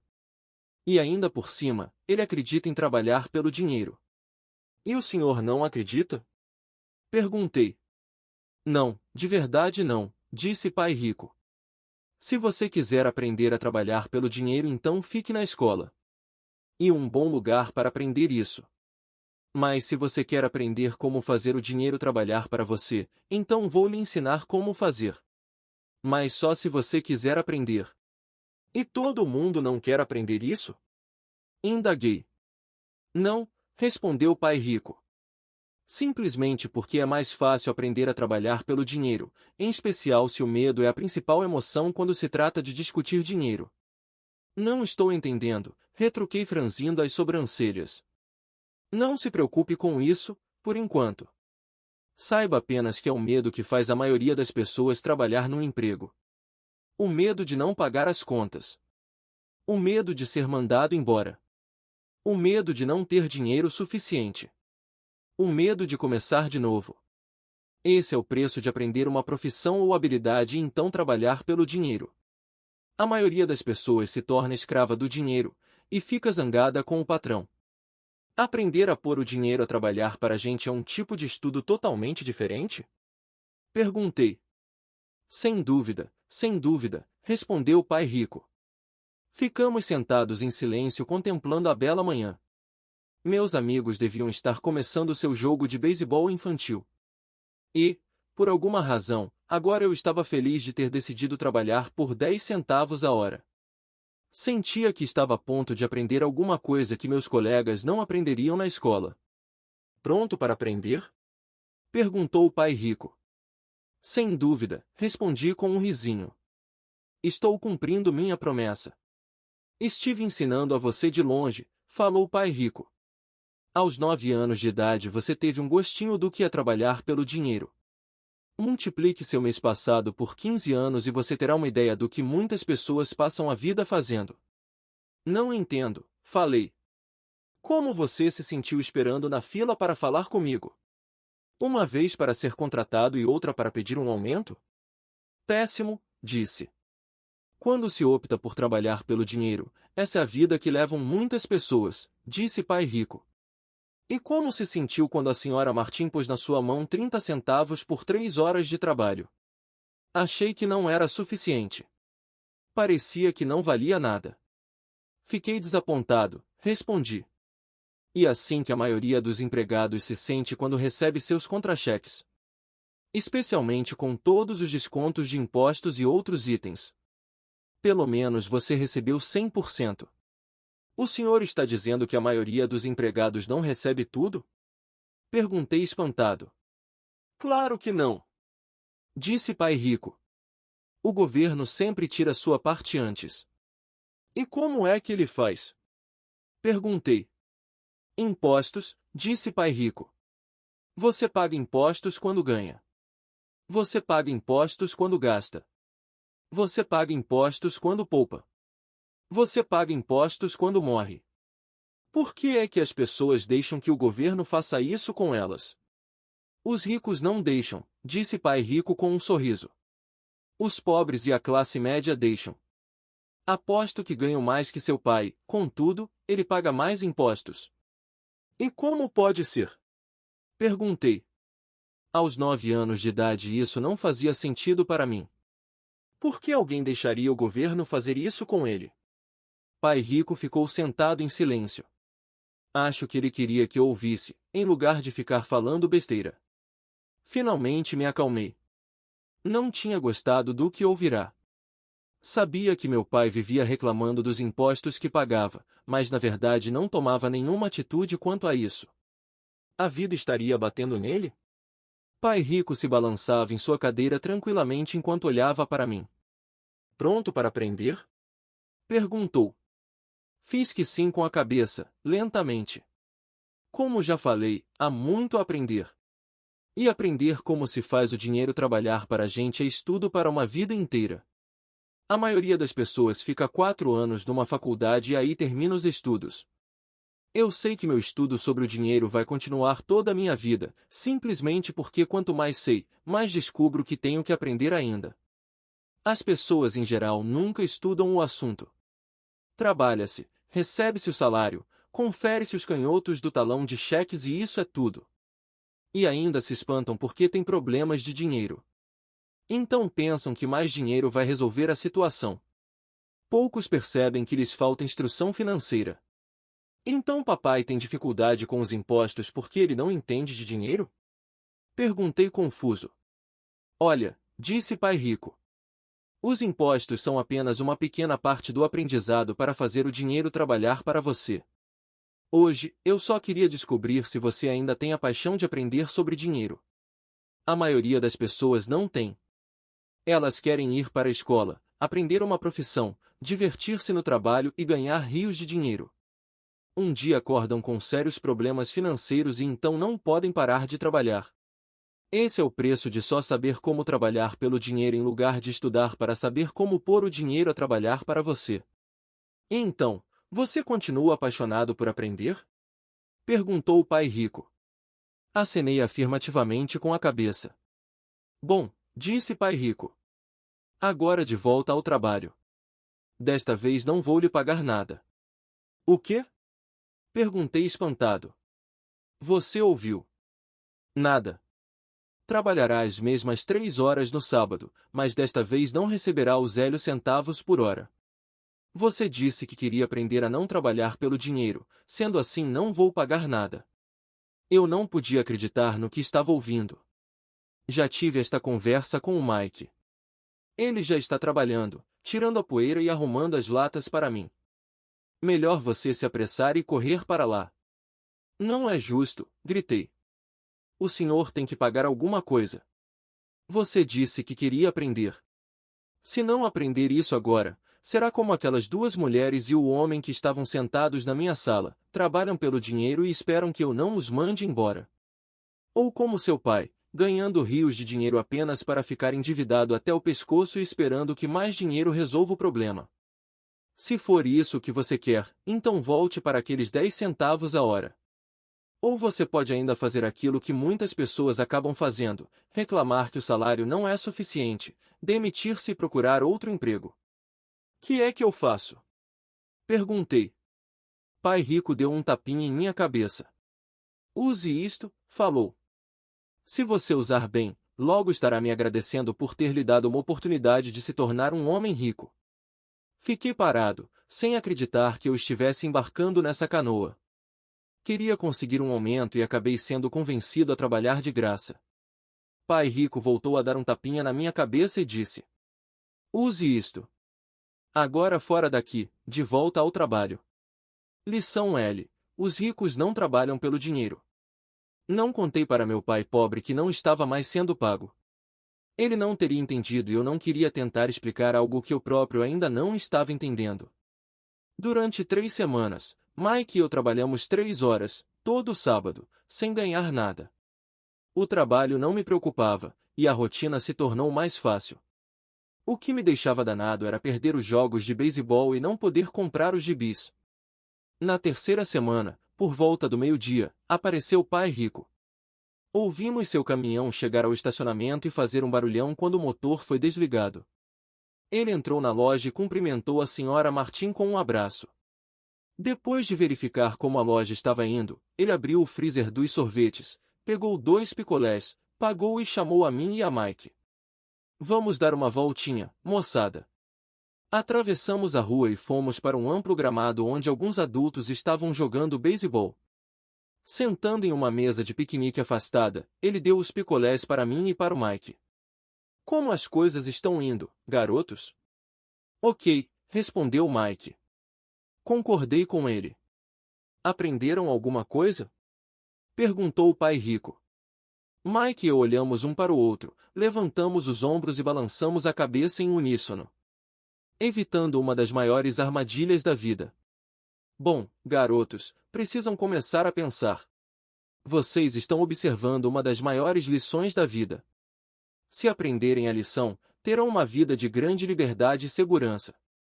Se não aprenderem, acabarão como a senhora Martin e a maioria das pessoas que jogam beisebol aqui no parque. Elas trabalham muito, por um salário baixo, agarrando-se à ilusão da segurança no emprego, esperando pelas 3 semanas de férias anuais e pela reduzida aposentadoria depois de 45 anos de trabalho. Se isso os empolga, vou dar-lhes um aumento para 25 centavos a hora. Mas estas pessoas são boas e trabalhadoras. Por que o senhor está debochando delas? Indaguei. Pai Rico abriu um sorriso. A senhora Martin é como uma mãe para mim. Nunca seria tão cruel. Pode parecer que estou sendo desalmado porque estou tentando chamar a atenção de vocês dois para um fato que a maioria das pessoas não consegue ter a felicidade de enxergar. Graças a uma visão muito estreita, as pessoas não percebem em que armadilha caíram. Mike e eu ficamos sentados sem captar totalmente a mensagem. Ele parecia cruel, contudo, sentíamos que ele desejava desesperadamente que percebêssemos algo. Sorrindo, Pai Rico continuou. Não estão gostando desses 25 centavos a hora? O coração de vocês não bate um pouquinho mais rápido. Fiz um não com a cabeça, mas na realidade meu coração batia mais rápido. Para mim 25 centavos a hora representava uma fortuna. Ok, vou pagar ele dólar a hora, prosseguiu o Pai Rico, com um sorriso malicioso. Agora meu coração acelerou de verdade. Meu cérebro gritava topa, topa. Eu não podia acreditar no que estava ouvindo. Ainda assim, fiquei calado. Ok, $2 a hora. Meu pequeno cérebro e meu pequeno coração de 9 anos quase explodiram. Afinal, estávamos em 1956 e receber $2 a hora teria me tornado o garoto mais rico do mundo. Não me podia imaginar ganhando esse dinheiro todo. Eu queria dizer sim. Eu queria fechar o negócio.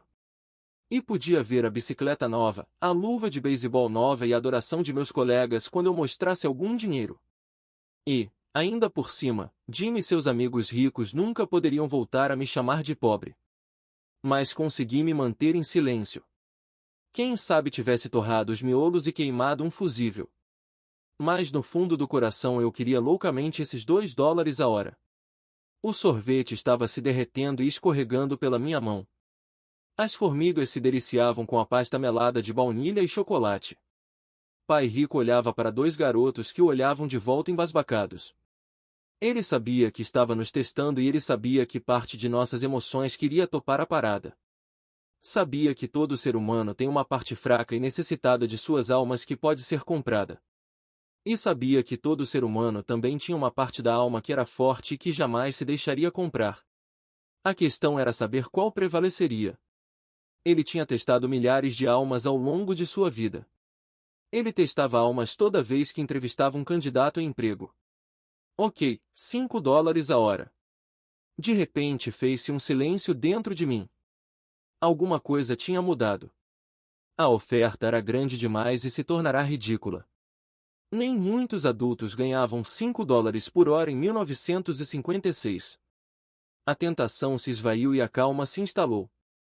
Lentamente me virei para a esquerda para olhar Mike. Ele devolveu meu olhar. A parte de minha alma que era fraca e necessitada estava silenciada. A parte que não se vendia estava à frente. Então uma calma e uma certeza sobre o dinheiro invadiram meu cérebro e minha alma. Sabia que Mike também chegará a esse ponto. Muito bem, disse Pai Rico suavemente. A maioria das pessoas tem um preço. E tem um preço por causa de duas emoções humanas, o medo e a ambição.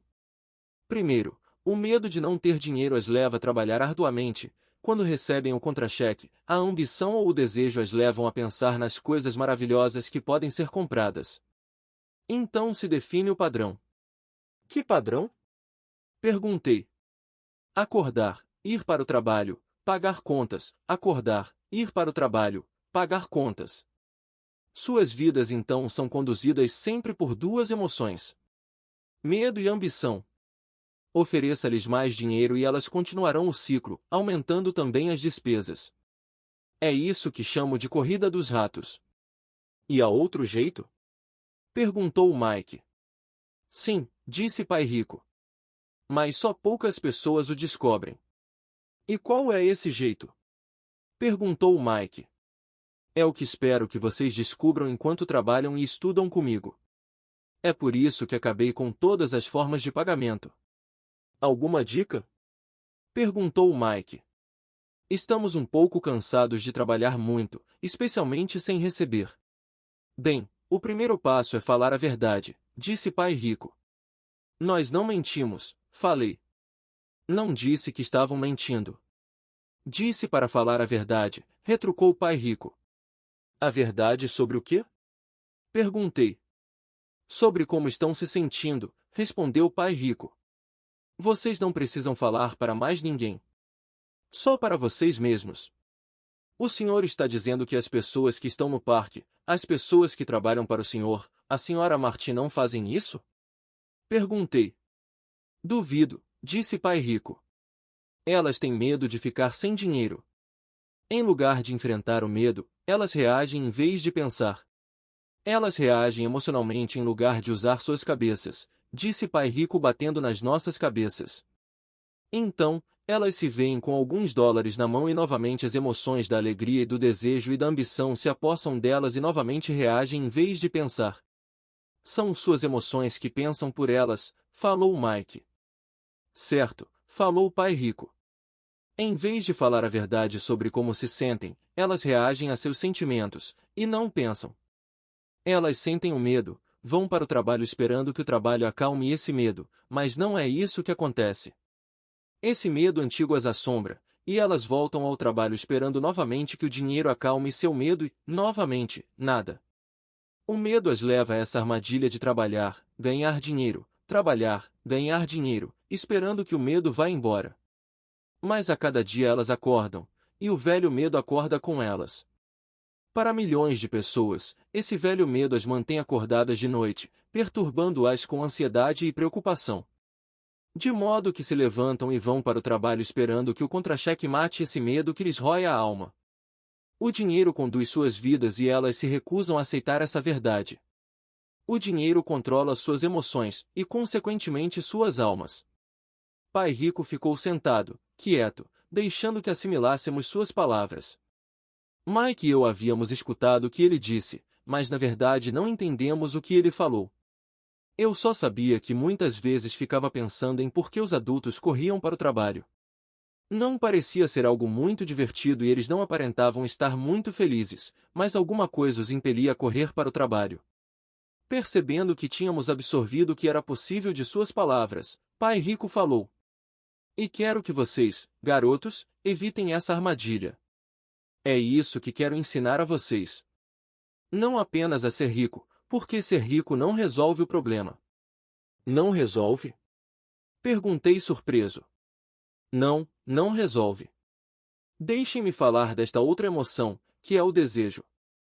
Alguns a chamam de ganância, mas eu prefiro desejo.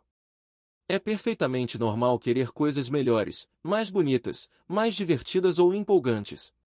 Portanto, as pessoas também trabalham por dinheiro por causa do desejo. Elas desejam o dinheiro pela alegria que, acreditam, o dinheiro pode comprar.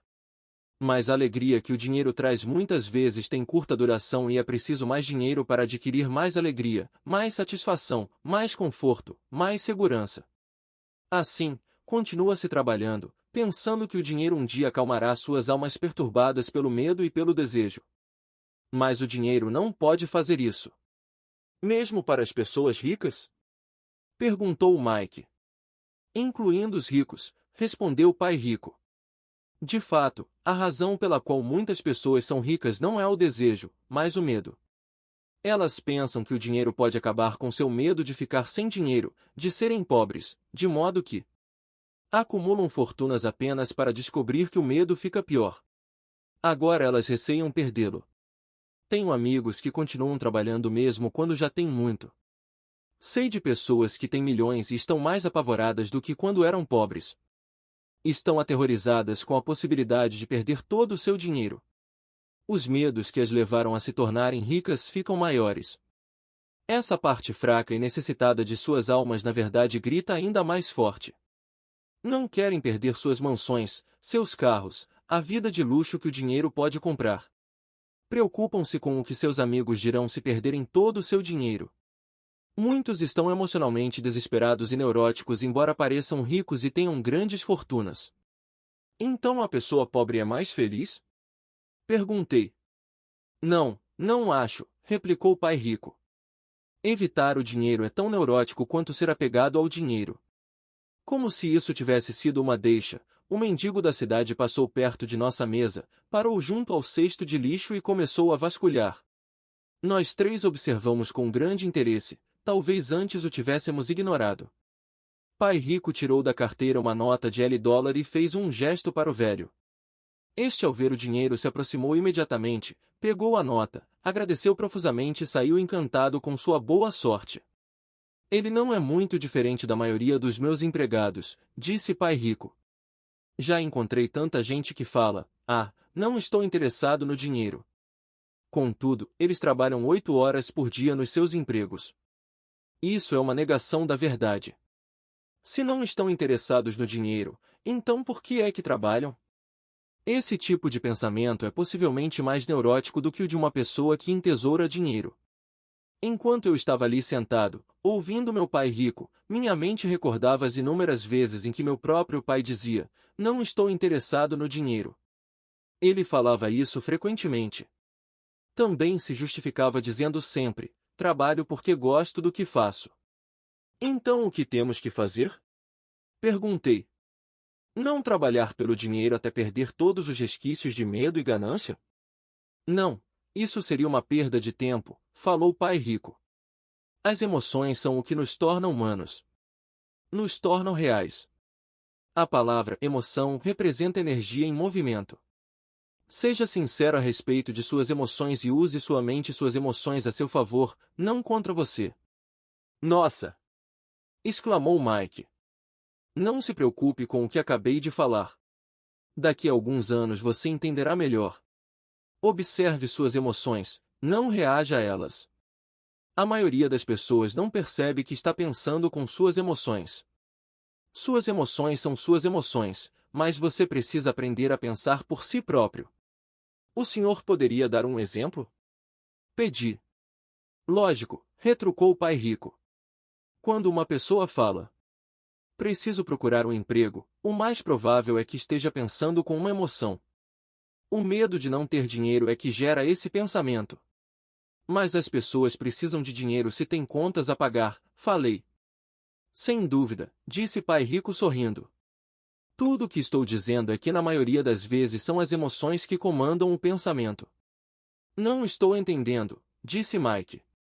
Por exemplo, continuou o pai rico, se existe o medo de não ter dinheiro suficiente, em vez de sair correndo para procurar um emprego a fim de ganhar algum, as pessoas poderiam se perguntar, um emprego seria, no longo prazo, a melhor solução para este medo? Na minha opinião, a resposta é não. Especialmente se levarmos em conta a duração da vida da pessoa. Um emprego é na verdade uma solução de curto prazo para um problema de longo prazo. Mas meu pai sempre fala, vá para a escola, tire notas boas para que possa conseguir um emprego bom e seguro, disse eu, um pouco confuso. Sim, entendo o que ele diz, afirmou o pai rico sorrindo. A maioria das pessoas aconselha isso e costuma considerar uma boa ideia. Mas, em geral, é o medo que leva as pessoas a dar esse conselho. O senhor quer dizer que meu pai fala isso porque tem medo? Sim, respondeu o pai rico. Seu pai está apavorado com a possibilidade de você não ser capaz de ganhar dinheiro e enquadrar-se na sociedade. Não me entenda mal. Ele o ama e quer o melhor para seu filho. E eu acho que seu receio se justifica. Instrução e emprego são coisas importantes. Mas elas não resolvem a questão do medo. Veja, é esse mesmo medo que o faz levantar todas as manhãs para ganhar alguns dólares e o que o leva a preocupar-se tanto com que você vá para a escola. E o senhor, aconselha o quê? Perguntei. Quero ensinar a vocês o domínio sobre o poder do dinheiro. A não ter medo dele. E isso não é ensinado na escola. Se não aprenderem isso, se tornarão escravos do dinheiro. Começava, finalmente, a fazer sentido. Ele queria abrir nossos horizontes. Mostrar-nos o que a senhora Martin não via, o que seus empregados não viam, ou, por falar nisso, o que meu pai não via. Naquele dia minha visão se ampliou e comecei a vislumbrar a armadilha que aguardava tanta gente. Vejam, em última análise, somos todos empregados. Só que trabalhamos em níveis diferentes, disse pai rico. Eu só quero que vocês tenham a chance de escapar da armadilha. A armadilha criada por essas duas emoções, o medo e o desejo. Usem-nas a seu favor, não contra. Isso é o que quero ensinar a vocês. Não estou interessado em ensinar apenas a ganhar rios de dinheiro. Isso não vai cuidar do medo e do desejo. Se, primeiramente, vocês não cuidarem do medo e do desejo, e ficarem ricos, vocês serão apenas escravos bem pagos. E como escapar da armadilha? Perguntei. A causa principal da pobreza ou das dificuldades financeiras está no medo e na ignorância, não na economia, ou no governo ou nos ricos. E o medo que instalamos em nós mesmos e a ignorância que mantém as pessoas presas na armadilha. Então vocês, garotos, vão para a escola e se formem. Eu lhes ensinarei como não cair na armadilha. As peças do quebra-cabeça começavam a se encaixar. Meu pai instruído tinha ótima formação e uma ótima carreira. Mas a escola nunca lhe tinha dito como lidar com o dinheiro. Ou com seus medos. Tornava-se claro que eu poderia aprender coisas diferentes e importantes com dois pais. O senhor está falando do medo de não ter dinheiro. Como o desejo por dinheiro afeta nosso pensamento? Perguntou Mike. Como você se sentiu quando eu tentei com um aumento no pagamento? Você notou que seu desejo crescia? Balançamos a cabeça afirmativamente. Ao não ceder às suas emoções, vocês foram capazes de adiar suas reações e pensar. Isso é o mais importante. Sempre sentiremos emoções de medo e ambição. Daqui para frente, o mais importante será que vocês usem essas emoções a seu favor e a longo prazo e não apenas deixem que elas os conduzam e controlem seus pensamentos. A maioria das pessoas usa o medo e a ambição contra si mesmas. Isso é o começo da ignorância.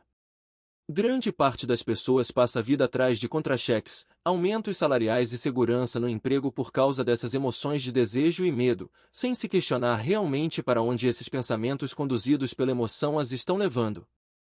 É como a história do burro que movimenta o carro enquanto seu dono fica balançando uma cenoura à frente de seu nariz. O dono do burro pode estar indo aonde desejar ir, mas o burro está correndo atrás de uma ilusão. Amanhã só haverá outra cenoura para o burro. O senhor quer dizer que no momento em que eu imaginei a nova luva de beisebol, os doces e os brinquedos, isso era como a cenoura para o burro? Perguntou Mike. Isso mesmo. E quando você crescer os brinquedos serão mais caros. Um carro novo, uma lancha e uma casa grande para impressionar seus amigos, disse Pai Rico com um sorriso. O medo empurra para fora da porta e o desejo o atrai, fazendo com que vocês vão de encontro ao rochedo. Esta é a armadilha. E qual é a resposta? Perguntou Mike. O que aumenta o medo e o desejo é a ignorância. E por isso que pessoas ricas com muito dinheiro muitas vezes têm mais medo à medida que ficam mais ricas. O dinheiro é a cenoura, a ilusão. Se o burro pudesse entender todo o contexto, ele poderia pensar duas vezes antes de sair correndo atrás da cenoura. Pai Rico passou a explicar que a vida humana é uma luta entre a ignorância e o esclarecimento. Explicou que ao deixarmos de buscar informação e conhecimento sobre nós mesmos, instala-se a ignorância. A luta é uma decisão feita momento a momento, de aprender a abrir ou fechar a própria mente. Veja, a escola é muito, muito importante. Vocês vão à escola para aprender uma habilidade ou uma profissão e poder se tornar um membro útil da sociedade. Cada cultura necessita de professores, médicos, artistas, cozinheiros, homens de negócios, policiais, bombeiros, soldados. A escola os reina de modo que nossa cultura possa florescer, disse Pai Rico. Infelizmente para muita gente a escola é o fim e não o início. Fez-se um longo silêncio. Pai Rico sorria. Não entendi tudo o que ele disse naquele dia. Mas como ocorre com a maioria dos grandes mestres, cujas palavras continuam repercutindo por muitos anos, muitas vezes até depois que se foram, suas palavras estão comigo até hoje. Hoje me mostrei um pouco cruel, disse Pai Rico. Cruel por um motivo. Queria que vocês sempre se lembrassem desta conversa. Quero que pensem sempre na Senhora Martin. Quero que pensem sempre no burro. Não esqueçam nunca, porque as duas emoções, medo e desejo, podem levá-los à maior armadilha da vida, se não tiverem consciência de que elas estão controlando seu pensamento. Passar a vida com medo, não explorando jamais seus sonhos, é cruel. Trabalhar arduamente por dinheiro, pensando que este comprará aquilo que lhes trará felicidade, é também cruel. Acordar no meio da noite apavorado com as contas a pagar é uma forma de vida horrível. Viver uma vida determinada pelo montante de seu contra-cheque não é realmente viver. Pensar que um emprego os fará sentir-se seguros é mentir para vocês mesmos. É cruel e é a armadilha que quero que evitem, se possível. Vi como o dinheiro conduz a vida das pessoas. Não deixem que isso aconteça com vocês. Por favor, não deixem o dinheiro dominar suas vidas. Uma bola de beisebol rolou para nossa mesa. Pai Rico a pegou e a lançou de volta. O que a ignorância tem a ver com a ambição e o medo? Perguntei. E a ignorância sobre o dinheiro que causa tanta ambição e tanto medo, disse Pai Rico. Vou dar alguns exemplos. Um médico, querendo mais dinheiro para sustentar melhor sua família, aumenta o preço de suas consultas. Isso prejudica principalmente os mais pobres, de modo que estes têm saúde pior do que aqueles que têm dinheiro. E continuou. Como os médicos aumentam suas consultas, os advogados também aumentam sua remuneração. Como a remuneração dos advogados aumentou, os professores querem um aumento, o que provoca um aumento dos impostos e assim por diante. Logo, a disparidade entre ricos e pobres será tão grande que surgirá o caos e outra civilização entrará em colapso. As grandes civilizações entraram em colapso porque a distância entre os que têm e os que não têm era grande demais. Os Estados Unidos estão seguindo o mesmo caminho, provando mais uma vez que a história se repete, porque não aprendemos com ela. Só decoramos mecanicamente datas e nomes e não a lição. E os preços não aumentam? Perguntei. Não numa sociedade instruída, com um bom governo. Os preços na verdade deveriam cair. Naturalmente, isso às vezes só é verdadeiro na teoria.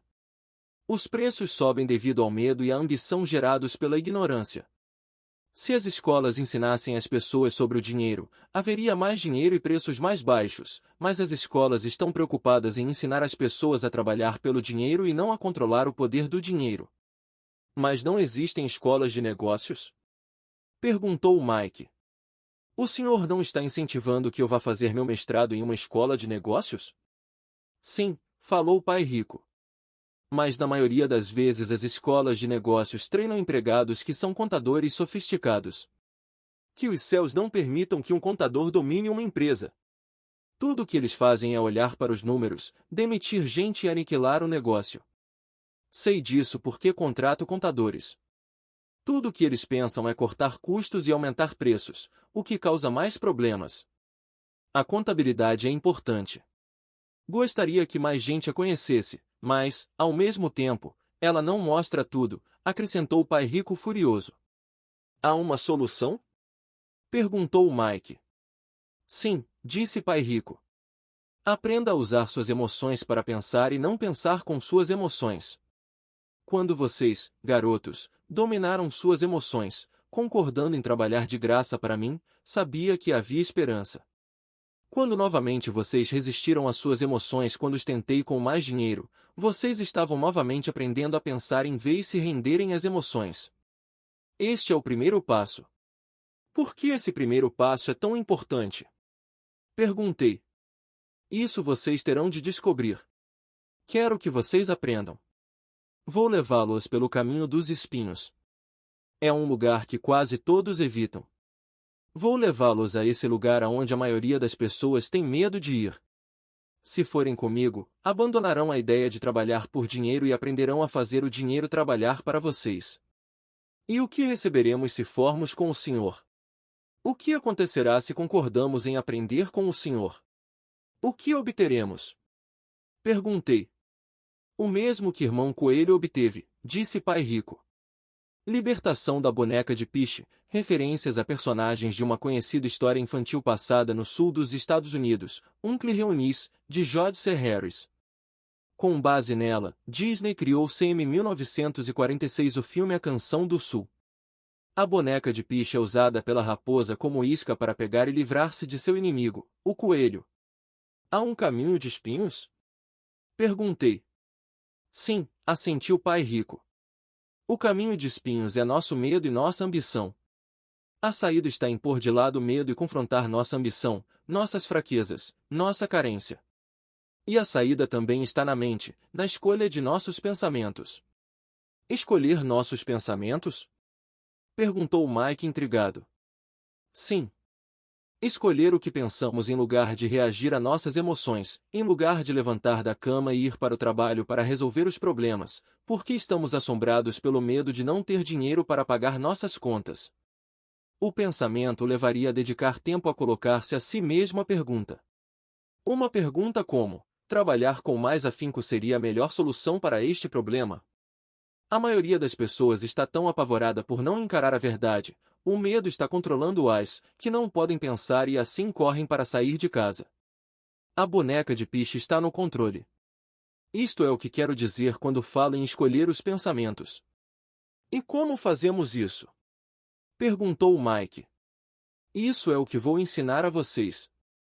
Vou lhes ensinar como escolher seus pensamentos, em lugar de reagir apavorados, tomando o café da manhã afobadamente e disparando porta fora. Lembrem-se do que disse antes. Um emprego é apenas uma solução de curto prazo para um problema de longo prazo.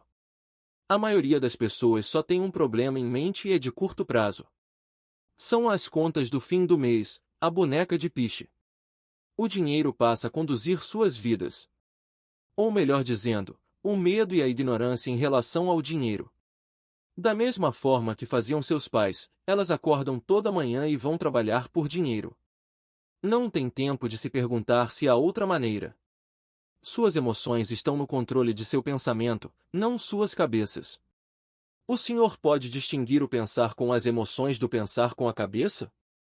Perguntou Mike. Sim, eu ouço isso o tempo todo, respondeu o pai rico. Ouço coisas como bem, todo mundo tem que trabalhar. Ou, os ricos são desonestos. Ou, vou procurar outro emprego. Mereço esse aumento. Eles não vão me passar para trás. Ou, gosto deste emprego porque ele é seguro. Em lugar de perguntas como o que é que eu estou perdendo aqui, o que interromperia o pensamento emocional e daria tempo de pensar com clareza. Devo admitir que estava recebendo uma grande lição, saber quando alguém estava falando a partir de suas emoções ou de um pensamento claro. Era uma lição que me prestou bons serviços a vida toda. Especialmente quando era eu que estava falando a partir de uma reação e não de um pensamento claro. Enquanto caminhávamos de volta à loja, Pai Rico explicou que os ricos realmente faziam dinheiro. Eles não trabalhavam por ele. Ele continuou explicando que quando Mike e eu estávamos cunhando pratinhas de 5 centavos com o chumbo, pensando que estávamos fazendo dinheiro, nós estávamos pensando quase como os ricos. O problema é que nós estávamos praticando um ato ilegal.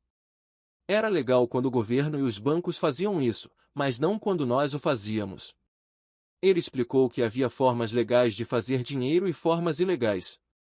Pai Rico continuou explicando que os ricos sabiam que o dinheiro era uma ilusão, como a cenoura para o burro. E em virtude do medo e da ambição que milhões de pessoas aceitam a ilusão de que o dinheiro é real. O dinheiro é uma ficção. Somente a ilusão de confiança e a ignorância das massas permite que o castelo de cartas fique em pé. De fato, disse ele, de várias maneiras a cenoura do burro é mais valiosa do que o dinheiro. Ele falou do padrão ouro que vigorava nos Estados Unidos e que na verdade cada nota de dólar era um certificado de prata. O que o preocupava é que algum dia o país pudesse abandonar o padrão ouro e os dólares deixassem de ser certificados de prata. O que aconteceria, garotos, seria uma grande confusão. Os pobres, a classe média e os ignorantes teriam suas vidas arruinadas simplesmente porque continuariam acreditando que o dinheiro é real e que a empresa para a qual trabalham, ou o governo, cuidaria deles. Naquele dia não entendemos do que ele estava falando, mas com o correr dos anos isso passou a fazer cada vez mais sentido. Vendo o que os outros não veem. Ao entrar em sua caminhonete, no estacionamento da pequena loja de conveniência, ele disse: continuem trabalhando, garotos, mas quanto mais cedo vocês se esquecerem de que precisam de um contra-cheque, mais fácil se tornará a sua vida adulta. Continuem usando seu cérebro, trabalhem de graça e logo sua mente lhes mostrará formas de ganhar muito mais dinheiro do que eu poderia lhes pagar. Vocês verão o que outras pessoas nunca percebem. Oportunidades que estão à frente de seu nariz. A maioria jamais enxerga essas oportunidades porque estão atrás de dinheiro e segurança, e é isso que elas recebem. No momento em que vislumbrarem uma oportunidade, vocês a reconhecerão pelo resto de suas vidas. Quando conseguirem isso, vou lhes ensinar outra coisa. Aprendam essa lição e evitarão uma das maiores armadilhas da vida. Vocês não tocarão, nunca, jamais, nessa boneca de piche. A boneca de piche da história é totalmente pegajosa, daí a dificuldade de se livrar dela e dos problemas que ela provoca. Mike e eu pegamos nossas coisas na loja e nos despedimos da senhora Martin. Voltamos ao parque, ao mesmo banco da área de piquenique, e passamos várias horas pensando e conversando. Passamos a semana seguinte na escola, pensando e conversando. Durante outras 2 semanas, pensamos, conversamos e trabalhamos de graça. No fim do segundo sábado, estava eu, outra vez, me despedindo da senhora Martin e atirando um olhar sonhador para a estante das revistas em quadrinhos. O duro de não ganhar nem mesmo 30 centavos aos sábados era que eu não tinha dinheiro para comprar gibis. De repente, enquanto a senhora Martin se despedia de Mike e de mim, vi que ela estava fazendo algo que eu nunca vira fazer antes. Ou melhor, vira, mas nunca prestar atenção. A senhora Martin estava arrancando a metade superior da capa do gibi. Ela guardava essa metade e jogava, numa caixa de papelão, o resto da revistinha. Quando perguntei o que estava fazendo com as revistinhas, ela falou: estou jogando fora. Devolvo a parte de cima da capa para o distribuidor das revistas que me dá um crédito quando traz os novos gibis. Ele vai chegar daqui a 1 hora. Mike e eu esperamos 1 hora. Quando ele chegou, perguntei se podíamos ficar com os gibis velhos. Ele respondeu: vocês podem ficar se vocês trabalharem nesta loja e não os revenderem. Nossa parceria ressuscitou. A mãe de Mike tinha um quarto vazio no porão da casa. Nós o limpamos e começamos a empilhar ali centenas de gibis. Em pouco tempo, nossa biblioteca de gibis estava aberta ao público. Contratamos a irmã caçula de Mike, que adorava estudar, para ser a bibliotecária. Ela cobrava de cada criança um ingresso de 10 centavos e a biblioteca permanecia aberta, depois das aulas, das 14h30 às 16h30, todos os dias. Os frequentadores, as crianças da vizinhança, podiam ler quantos gibis conseguissem nessas 2 horas. Era uma pechincha, pois cada gibi custava 10 centavos e podiam-se ler 5 ou 6 nessas 2 horas. A irmã de Mike controlava a saída da garotada para assegurar-se de que ninguém estivesse levando uma revista emprestada. Ela também controlava os livros, registrava quantas crianças compareciam diariamente, quem eram elas e os comentários que faziam. Recebia ela $1 por semana e deixávamos que lesse de graça quantos gibis desejasse, o que ela fazia raramente porque estava sempre estudando. Mike e eu mantivemos o acordo de trabalhar todo sábado na loja e arrecadávamos os gibis descartados. Mantivemos nosso acordo com o distribuidor, pois não revendíamos nenhum gibi. Quando eles ficavam muito rasgados, os queimávamos.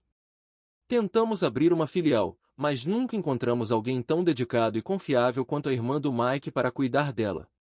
Nessa idade precoce descobrimos como era difícil conseguir bons funcionários.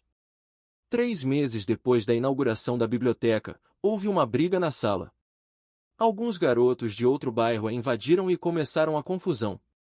O pai de Mike sugeriu que fechássemos o negócio. Nossa biblioteca deixou de existir e paramos de trabalhar aos sábados na loja de conveniência. De qualquer forma, Pai Rico estava entusiasmado e queria nos ensinar mais. Ele estava feliz porque tivemos muito êxito na primeira lição. Aprendemos a fazer o dinheiro trabalhar para nós. Como não tínhamos recebido pagamento pelo trabalho na loja, forçamos nossa imaginação identificando uma oportunidade de ganhar dinheiro.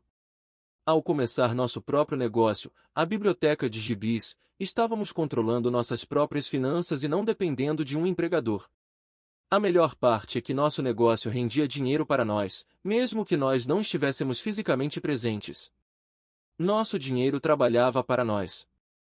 Em lugar de nos pagar em dinheiro, Pai Rico tinha nos dado muito mais. Capítulo 3. Lição 2. Para que alfabetização financeira? Em 1990, meu melhor amigo, Mike, assumiu o império de seu pai e está fazendo, de fato, um trabalho melhor do que o do seu pai. Encontramo-nos 1 ou 2 vezes no ano, no campo de golfe. Ele e sua mulher são muito mais ricos do que você possa imaginar. O império de Pai Rico está em grandes mãos e Mike está agora preparando seu filho para ocupar seu lugar, tal como seu pai nos preparou. Em 1994, aposentei-me aos 47 anos de idade e minha mulher, Kim, tinha 37 anos. Aposentadoria não significa deixar de trabalhar. Para minha mulher e para mim, quer dizer que, se não houver mudanças cataclísmicas inesperadas, podemos trabalhar ou não, e nossa riqueza continuará aumentando automaticamente, ficando bem à frente da inflação. Acho que isso representa liberdade. Os ativos são suficientemente grandes para crescerem por si próprios. E como plantar uma árvore? Você a rega durante anos, então, um dia, ela não precisa mais disso. Suas raízes são suficientemente profundas. Então, a árvore lhe proporciona a sombra para seu prazer. Mike optou por dirigir o império e eu por aposentar-me. Sempre que faço palestras, as pessoas perguntam o que lhes aconselho ou o que elas deveriam fazer. Como começar? Há algum bom livro que eu possa recomendar? O que elas deveriam fazer para preparar seus filhos? Qual é o segredo do sucesso? Como é que eu ganho milhões? Nessas ocasiões sempre me lembro de um artigo que me deram cena vez. Diz mais ou menos o seguinte: os homens de negócios mais ricos. Em 1923, um grupo de nossos maiores líderes e homens de negócios mais ricos participou de um encontro no Hotel Edgewater Beach em Chicago. Entre eles estavam Charles Schwab, presidente da maior siderúrgica independente, Samuel Insull, presidente da maior empresa de energia elétrica, Howard Opson, presidente da maior empresa fornecedora de gás, Ivar Kreuger, presidente da International Match Co., uma das maiores empresas da época, Leon Fraser, presidente do Banco Internacional de Compensações Financeiras, Richard Whitney, presidente da Bolsa de Valores de Nova York, Arthur Cotton e Jesse Livermore, dois dos maiores especuladores de ações, e Albert Fally, um membro do gabinete do presidente Harding. 25 anos depois, 9 deles, os listados anteriormente, terminaram como se segue. Schwab morreu sem um centavo, depois de viver 5 anos de empréstimos. Insull morreu falido, em um país estrangeiro. Kreuger e Cotton também morreram falidos. Opson ficou louco. Whitney e Albert Fally tinham acabado de sair da cadeia. Fraser e Livermore se suicidaram. Duvido que alguém possa dizer o que aconteceu realmente com aqueles homens. Se você olhar a data da reunião, 1923, foi antes do crash da Bolsa de 1929 e da Grande Depressão, o que, desconfio, deve ter tido grande impacto sobre esses homens e suas vidas. O interessante é isto: hoje vivemos em tempos de mudanças maiores e mais aceleradas do que esses homens vivenciaram. Imagino que nos próximos 25 anos deverão registrar-se auges e quedas comparáveis aos enfrentados por eles. Estou muito preocupado pelo fato de que gente demais se preocupa excessivamente com dinheiro e não com sua maior riqueza, a educação. Se as pessoas estiverem preparadas para serem flexíveis, mantiverem suas mentes abertas e aprenderem, elas se tornarão cada vez mais ricas ao longo dessas mudanças. Se elas pensarem que o dinheiro resolverá seus problemas, receio que terão dias difíceis. A inteligência resolve problemas e gera dinheiro. O dinheiro sem a inteligência financeira é dinheiro que desaparece depressa. A maioria das pessoas não percebe que na vida o que importa não é quanto dinheiro você ganha, mas quanto dinheiro você conserva. Todos ouvimos histórias de ganhadores de prêmios na loteria que eram pobres, enriqueceram subitamente e voltaram a ser pobres. Ganham milhões e logo estão de volta ao ponto de partida. Ou histórias de atletas profissionais que, aos 24 anos, ganham milhões de dólares ao ano e que, aos 34, estão dormindo embaixo da ponte. Hoje de manhã, quando estou escrevendo isto, o jornal conta a história de um jovem jogador de basquete que um ano atrás era milionário. Hoje, ele diz que seus amigos, seu advogado e seu contador levaram todo o seu dinheiro e está trabalhando em um lava-carros por um salário mínimo. Ele tem apenas 29 anos. Foi demitido do lava-carros porque se recusou a tirar seu anel de campeão enquanto trabalhava e, por isso, sua história chegou ao jornal. Ele estava lutando por sua reintegração, alegando dificuldades para sobreviver e discriminação. O anel era tudo o que lhe restara. Afirmava que se isso lhe fosse tirado ele desmoronaria. Em 1997 sei de muitas pessoas que estão se tornando milionários instantâneos. É a volta dos loucos anos 20. E embora fique feliz de ver que pessoas se tornam cada vez mais ricas, só posso advertir que, no longo prazo, não importa tanto quanto você ganhou, mas o quanto você conservou e por quantas gerações isso é conservado. Partindo deste princípio, quando as pessoas perguntam como o senhor começou, ou diga-me como ficar rico rapidamente, elas frequentemente ficam muito desapontadas com minha resposta. Eu simplesmente lhes digo o que meu pai rico me falou quando eu era um moleque: se você quiser ficar rico, você precisa de uma alfabetização financeira. A ideia era martelada na minha cabeça toda vez que nos encontrávamos. Como já disse, meu pai instruído destacava a importância da leitura de livros, enquanto meu pai rico destacava a necessidade de dominar os conhecimentos das finanças. Se você quer construir um Empire State Building, a primeira coisa a fazer é cavar profundamente o terreno e construir sólidos alicerces. Se você vai construir uma casa no subúrbio, é bom recordar que, diferentemente do Brasil, nos Estados Unidos os subúrbios são os locais de moradia das classes mais abastadas. Tudo o que tem a fazer é assentá-la numa laje de concreto de 15 centímetros. A maioria das pessoas, em sua ânsia de enriquecer, tenta construir um Empire State Building sobre uma laje de 15 centímetros. Nosso sistema escolar, por ter sido criado na época agrária, ainda acredita em casas sem alicerces. Chão de terra batida ainda está na moda. Assim, a garotada sai da escola sem qualquer fundamento financeiro. Um dia, insones e endividados no subúrbio, vivendo o sonho americano, elas decidem que a resposta para seus problemas financeiros está em achar um meio de enriquecer rapidamente. Começa a construção do arranha-céu. Sobe rapidamente e, logo, em lugar de um Empire State Building, temos a torre inclinada dos subúrbios. De volta às noites insones.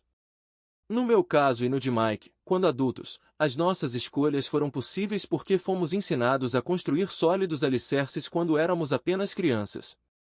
Agora vejamos, a contabilidade é possivelmente um dos assuntos mais áridos do mundo. E pode também ser o mais confuso. Mas se você quiser ser rico, pode ser o assunto mais importante. A questão é, como pegar um tema entediante e confuso e ensiná-lo a crianças? A resposta é, simplifique. Comece por ensiná-lo por meio de figuras. Meu pai rico construiu um sólido alicerce financeiro para Mike e para mim. Já que éramos apenas crianças, ele criou uma forma muito simples de ensinar.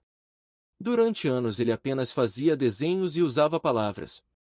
Mike e eu entendíamos os desenhos simples, o jargão, o movimento do dinheiro e então, anos mais tarde, pai rico começou a incluir números. Hoje, Mike domina uma análise contábil muito mais complexa e sofisticada porque precisa disso. Ele tem que controlar um império de $1 bilhão. Eu não sou tão sofisticado porque meu império é menor, contudo, ambos partimos do mesmo alicerce simplificado. Nas páginas que se seguem apresentarei as mesmas figuras simples que o pai de Mike criou para nós. Embora simples, esses desenhos ajudaram a orientar dois garotos na construção de uma grande riqueza embasada em fundamentos sólidos e profundos. Regra número 1. Você tem que conhecer a diferença entre um ativo e um passivo e comprar ativos. Se você deseja ser rico, isso é tudo o que você precisa conhecer. E a regra número 1 é a única regra. Isto pode parecer absurdamente simples, porque não se tem ideia do quanto é profunda. A maioria das pessoas tem dificuldades financeiras porque não conhece a diferença entre um ativo e um passivo. As pessoas ricas adquirem ativos. Os pobres e a classe média adquirem obrigações pensando que são ativos. Quando o pai rico explicou isso para Mike e para mim, pensamos que ele estava brincando. Aí estávamos, quase adolescentes, esperando pelo segredo do enriquecimento e essa era a resposta. Era tão simples que precisamos parar um longo tempo para pensar a respeito. O que é um ativo? Perguntou Mike. Não se preocupe agora, disse pai rico. Deixe a ideia amadurecer. Se você puder entender a simplicidade, sua vida terá um rumo e será fácil do ponto de vista financeiro. E simples, por isso é que não se presta atenção. O senhor quer dizer que tudo o que precisamos conhecer é o que é um ativo, comprá-lo e ficaremos ricos? Perguntei.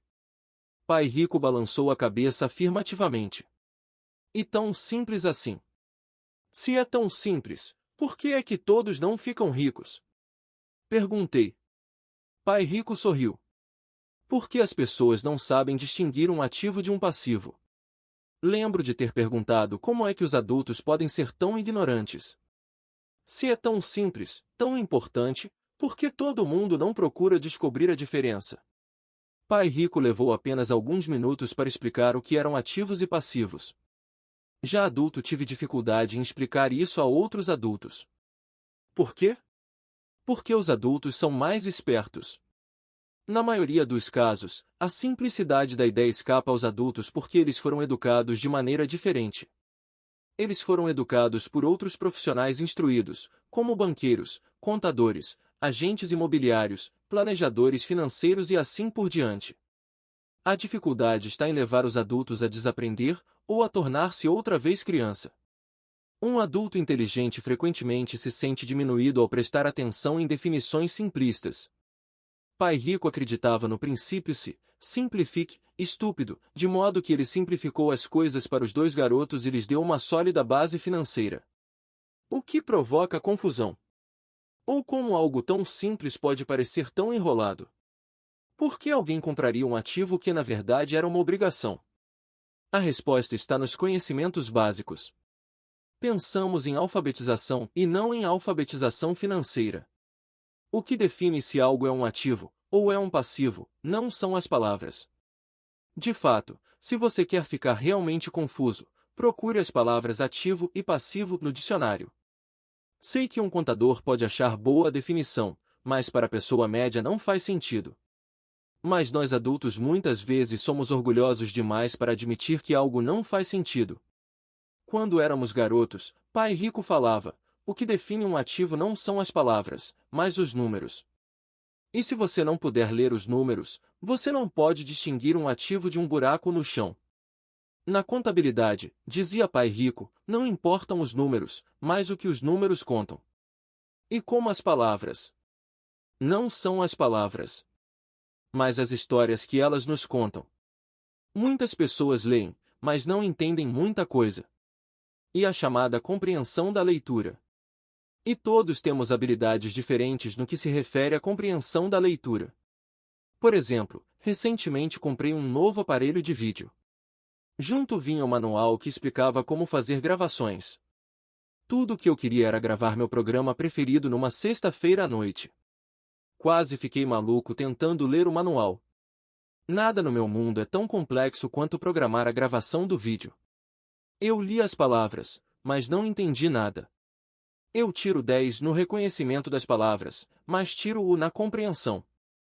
E o mesmo acontece com a maioria das pessoas quando se trata de demonstrações financeiras. Se você quer ficar rico, você tem que ler e entender os números. Ouvi meu pai rico repetir isso 1000 vezes. E também aprendi: os ricos adquirem ativos e os pobres e a classe média adquirem obrigações. Aqui está a maneira de distinguir ativos de passivos.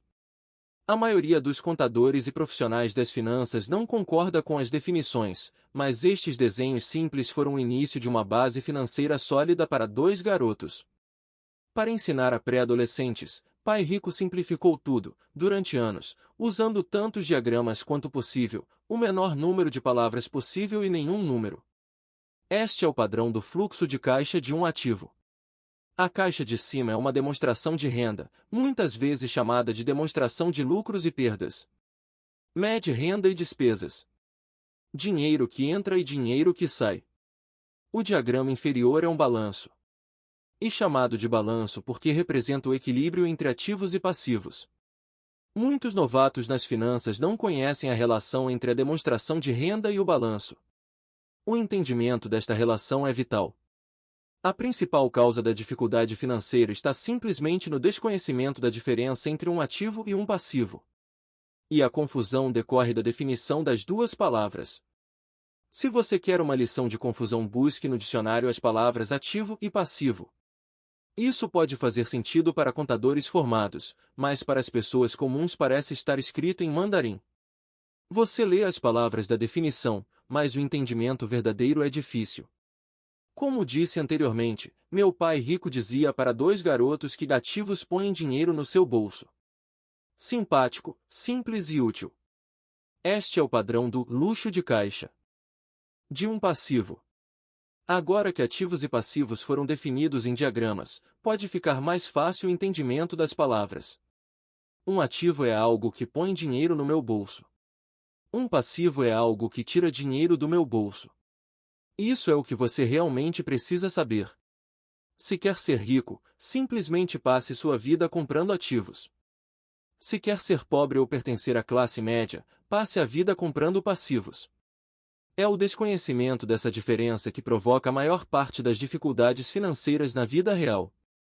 Analfabetismo, tanto de palavras quanto de números, é a base das dificuldades financeiras. Se as pessoas têm problemas com as finanças, existem dados que elas não podem ler, sejam palavras, sejam números. Alguma coisa não está sendo compreendida. Os ricos são ricos porque eles possuem nível de alfabetização superior ao das pessoas com dificuldades financeiras. Se você quer ficar rico e conservar sua fortuna, é importante ser alfabetizado do ponto de vista financeiro, tanto em palavras quanto em números. As setas nos diagramas representam o movimento do dinheiro ou fluxo de caixa. Números apenas dizem pouco. Do mesmo modo como palavras apenas dizem pouco. É a história que conta.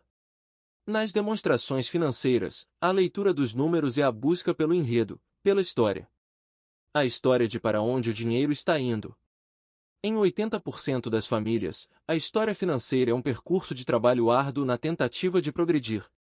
Não porque não ganhem dinheiro, mas porque passam suas vidas comprando passivos no lugar de ativos. Por exemplo, este é o padrão do fluxo de caixa de uma pessoa pobre, ou de um jovem que ainda mora com os pais. Este é o fluxo de caixa de uma pessoa da classe média. Este é o fluxo de caixa de uma pessoa rica. Todos esses diagramas estão obviamente bastante simplificados. Todos têm despesas de subsistência, necessidade de alimentação, moradia e vestimentas. Os diagramas mostram o fluxo de caixa na vida de pessoas pobres, da classe média ou ricas. E esse fluxo de caixa que conta a história. É a história de como a pessoa lida com o dinheiro e o que faz depois que tem o dinheiro em mãos. Comecei apresentando a história dos homens mais ricos dos Estados Unidos porque quis ilustrar a falha no pensamento de tantas pessoas. A falha é considerar que o dinheiro resolverá todos os problemas. É por isso que me arrepio quando ouço as pessoas perguntando como ficar ricas rapidamente. Ou por onde começar. Muitas vezes ouço estou endividado, por isso preciso ganhar mais dinheiro. Porém, mais dinheiro nem sempre resolve o problema, de fato, pode até aumentá-lo. O dinheiro muitas vezes põe no nossas trágicas falhas humanas, é como um holofote sobre o que não sabemos. É por isso que, com muita frequência, uma pessoa que tem um ganho súbito de dinheiro, uma herança, um aumento salarial ou um prêmio na loteria, volta rapidamente ao mesmo ponto, ou até pior, ao caos financeiro em que se encontrava antes de receber esse dinheiro. O dinheiro só acentua o padrão de fluxo de caixa que está na sua mente. Se seu padrão for gastar tudo o que ganha, o mais provável é que um aumento de dinheiro disponível apenas resulte em um aumento de despesas. Como se diz popularmente, um louco e seu dinheiro fazem uma grande festa. Repeti inúmeras vezes que vamos à escola para adquirir habilidades acadêmicas e profissionais, ambas muito importantes. Na década de 1970, quando eu frequentava o segundo grau, se alguém fosse bem-sucedido academicamente, quase imediatamente imaginava-se que esse estudante brilhante se tornaria um médico. Muitas vezes nem se perguntava se o jovem desejava ser médico. Era uma pressuposição. Era a profissão que prometia maior recompensa financeira. Hoje, os médicos enfrentam dificuldades financeiras que não desejaria a meus piores inimigos: seguradoras controlando os negócios, cuidados de saúde administrados, intervenção governamental e processos por erro médico, para mencionar algumas. E a garotada quer ser estrela do basquete, jogador de golfe como Tiger Woods, gênio da computação, estrela do cinema, roqueiro, rainha de beleza ou corretor de Wall Street. Isso ocorre, simplesmente, porque é aí que estão a fama, o dinheiro e o prestígio. Eis o motivo por que é tão difícil motivar a garotada na escola. Eles sabem que o sucesso profissional já não depende apenas do sucesso acadêmico como em outros tempos.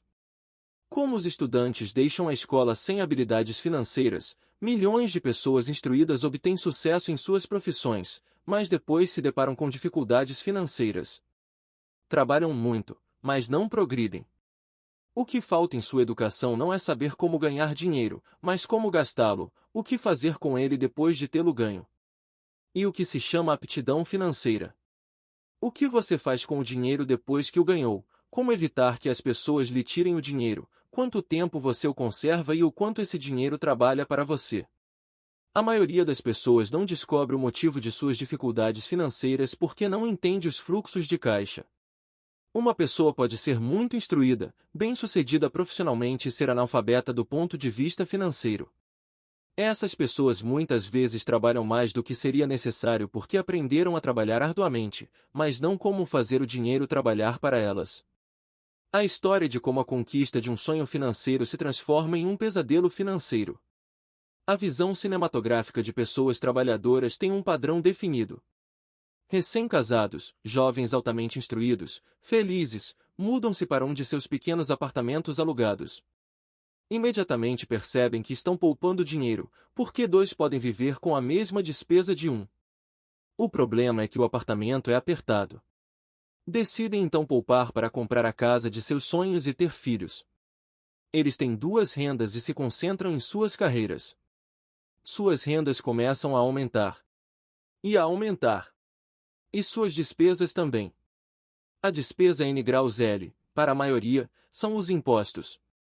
Muitas pessoas pensam que se trata do imposto de renda, mas para grande parte dos americanos o que pesa mais é a Seguridade Social. Para o empregado parece que a contribuição para a Seguridade Social combinada com a do Medicare é de cerca de 5%, mas na verdade é de 15%, porque o empregador deve dar uma contrapartida do mesmo montante.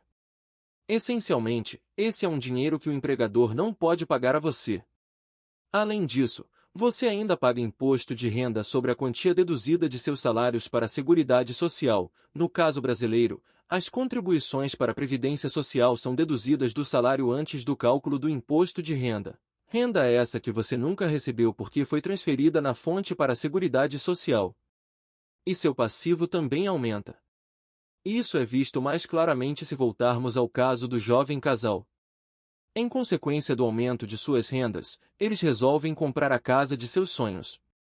Uma vez adquirida, eles pagam um novo imposto, o chamado imposto de propriedade. Então, eles compram um carro novo, novos móveis e novos eletrodomésticos para montar um novo lar. E de repente acordam e a coluna do passivo está atulhada de dívidas hipotecárias e do cartão de crédito. Agora eles estão aprisionados na corrida dos ratos. Chega o primeiro filho. Eles trabalham ainda mais. Mais dinheiro e mais impostos, a chamada escalada da alíquota. Um cartão de crédito chega pelo correio. Eles o usam.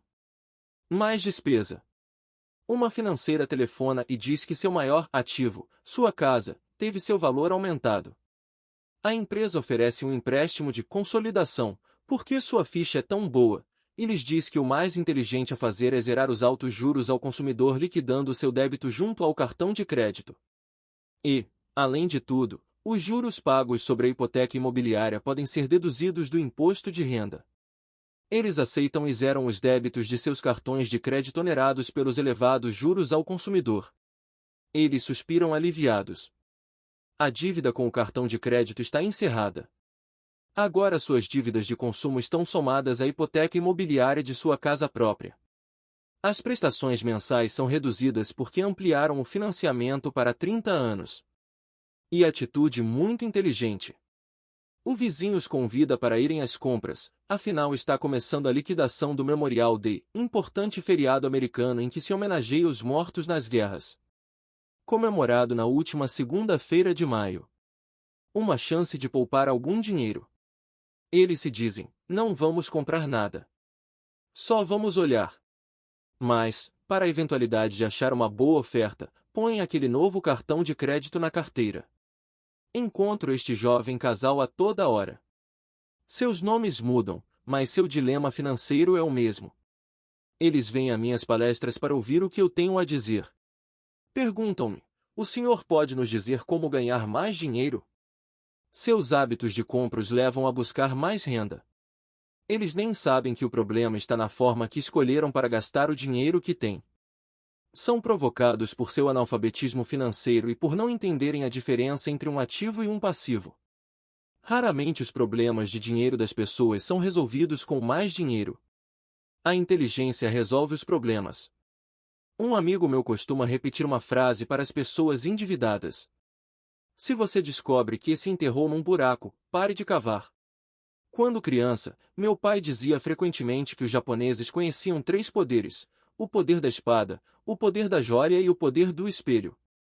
A espada simboliza o poder das armas. Os Estados Unidos têm gastado trilhões de dólares em armamento e, por isso, é a presença militar suprema do mundo. A joia representa o poder do dinheiro. Há uma certa verdade no dito, lembre-se da regra de ouro. Quem tem o ouro faz as regras. O espelho significa o poder do autoconhecimento. Esse autoconhecimento, de acordo com a lenda japonesa, era o mais apreciado dos três. Os pobres e a classe média muitas vezes permitem que o poder do dinheiro os controle. Ao simplesmente acordar e trabalhar mais arduamente, deixando de perguntar-se a si mesmos se o que fazem tem sentido, eles dão um tiro no próprio pé na hora em que saem de casa todos os dias. Por não entendê-lo plenamente, a vasta maioria das pessoas permite que o formidável poder do dinheiro exerça o controle sobre elas. Contudo, o poder do dinheiro é usado contra elas. Se usassem o poder do espelho, teriam se perguntado: isto tem sentido? Com muita frequência, em vez de confiar em sua sabedoria íntima, a maioria das pessoas acompanha a multidão. Fazem apenas o que todo mundo faz. Conformam-se em vez de questionar. Muitas vezes, repetem sem pensar o que lhes foi dito. Ideias como diversifique ou sua casa é um ativo. Sua casa é o maior investimento. Você terá uma redução nos impostos endividando-se mais. Consiga um emprego seguro. Não assuma riscos. Disse que, para muitas pessoas, o medo de falar em público é maior do que o medo da morte. De acordo com psiquiatras, o medo de falar em público é provocado pelo medo do ostracismo, o medo de aparecer, o medo das críticas, o medo do ridículo, o medo de se tornar um pária. O medo de ser diferente impede que muitas pessoas busquem novas formas de resolver seus problemas. E por isso que meu pai instruído dizia que os japoneses davam o maior valor ao poder do espelho, porque somente quando nós, como seres humanos, nos olhamos no espelho, encontramos a verdade. E a principal razão pela qual as pessoas dizem procure segurança é o medo. Isso vale para tudo: esporte, relacionamentos, carreira ou dinheiro. E esse mesmo medo, o medo do ostracismo, que leva as pessoas a se conformarem e a não questionarem opiniões aceitas ou tendências generalizadas. Sua casa é um ativo. Faça um empréstimo consolidando suas dívidas e livre-se delas. Trabalhe com mais afinco. E uma promoção. Algum dia chego a vice-presidente. Poupe. Quando tiver um aumento, vou comprar uma casa maior. Fundos mútuos são seguros. Bonecas Ticle e Elmo estão em falta, mas ainda tenho uma reservada para um cliente que não apareceu. Muitos dos grandes problemas financeiros são causados pelo desejo de se acompanhar a maioria e não querer ficar atrás do vizinho. Ocasionalmente, todos nós precisamos nos olhar no espelho e seguir nossa sabedoria interior e não nossos medos. Quando Mike e eu estávamos com os 16 anos, começamos a ter problemas na escola. Não éramos maus garotos. Apenas começamos a nos distanciar da maioria. Trabalhávamos para o pai do Mike depois das aulas e nos fins de semana. Muitas vezes, Mike e eu passávamos horas depois do trabalho sentados junto do seu pai enquanto este se reunia com diretores de banco, advogados, contadores, corretores, investidores, gerentes e empregados. Ele era um homem que deixara a escola aos 13 anos, e agora dirigia, instruía, comandava e questionava pessoas com alto nível de escolaridade. Elas acorriam a seu chamado e se preocupavam quando ele não as aprovava. Esse era um homem que não tinha acompanhado a multidão, um homem que pensava por si próprio e detestava as palavras "temos que fazer assim, porque todos fazem assim". Ele também odiava ouvir "não é possível". Se você quisesse levá-lo a fazer alguma coisa bastava dizer "acho que o senhor não consegue isso". Mike e eu aprendemos mais assistindo a essas reuniões do que em anos de escola, incluindo a faculdade. O pai de Mike não tinha uma instrução formal, mas tinha conhecimentos financeiros e, em consequência, era bem-sucedido. Ele costumava repetir para nós: uma pessoa inteligente contrata pessoas mais inteligentes do que ela mesma. Portanto, Mike e eu tínhamos o privilégio de passar horas ouvindo e, no processo, aprendendo com pessoas inteligentes. Mas, por causa disso, Mike e eu não podíamos acomodar-nos ao dogma padrão que nossos professores pregavam. E isso criava problemas. Sempre que um professor falava "se vocês não tirarem boas notas, vocês não se sairão bem no mundo real", Mike e eu franzíamos as sobrancelhas. Quando nos diziam para seguir as normas e não nos desviarmos das regras, víamos por que esse processo de ensino desestimulava de fato a criatividade. Começamos a entender por que Pai Rico nos dizia que as escolas se destinavam a formar bons empregados em lugar de bons empregadores. De vez em quando, Mike e eu perguntávamos a nossos professores como se aplicava na prática o que estávamos estudando, ou por que não estudávamos o dinheiro e como ele funcionava.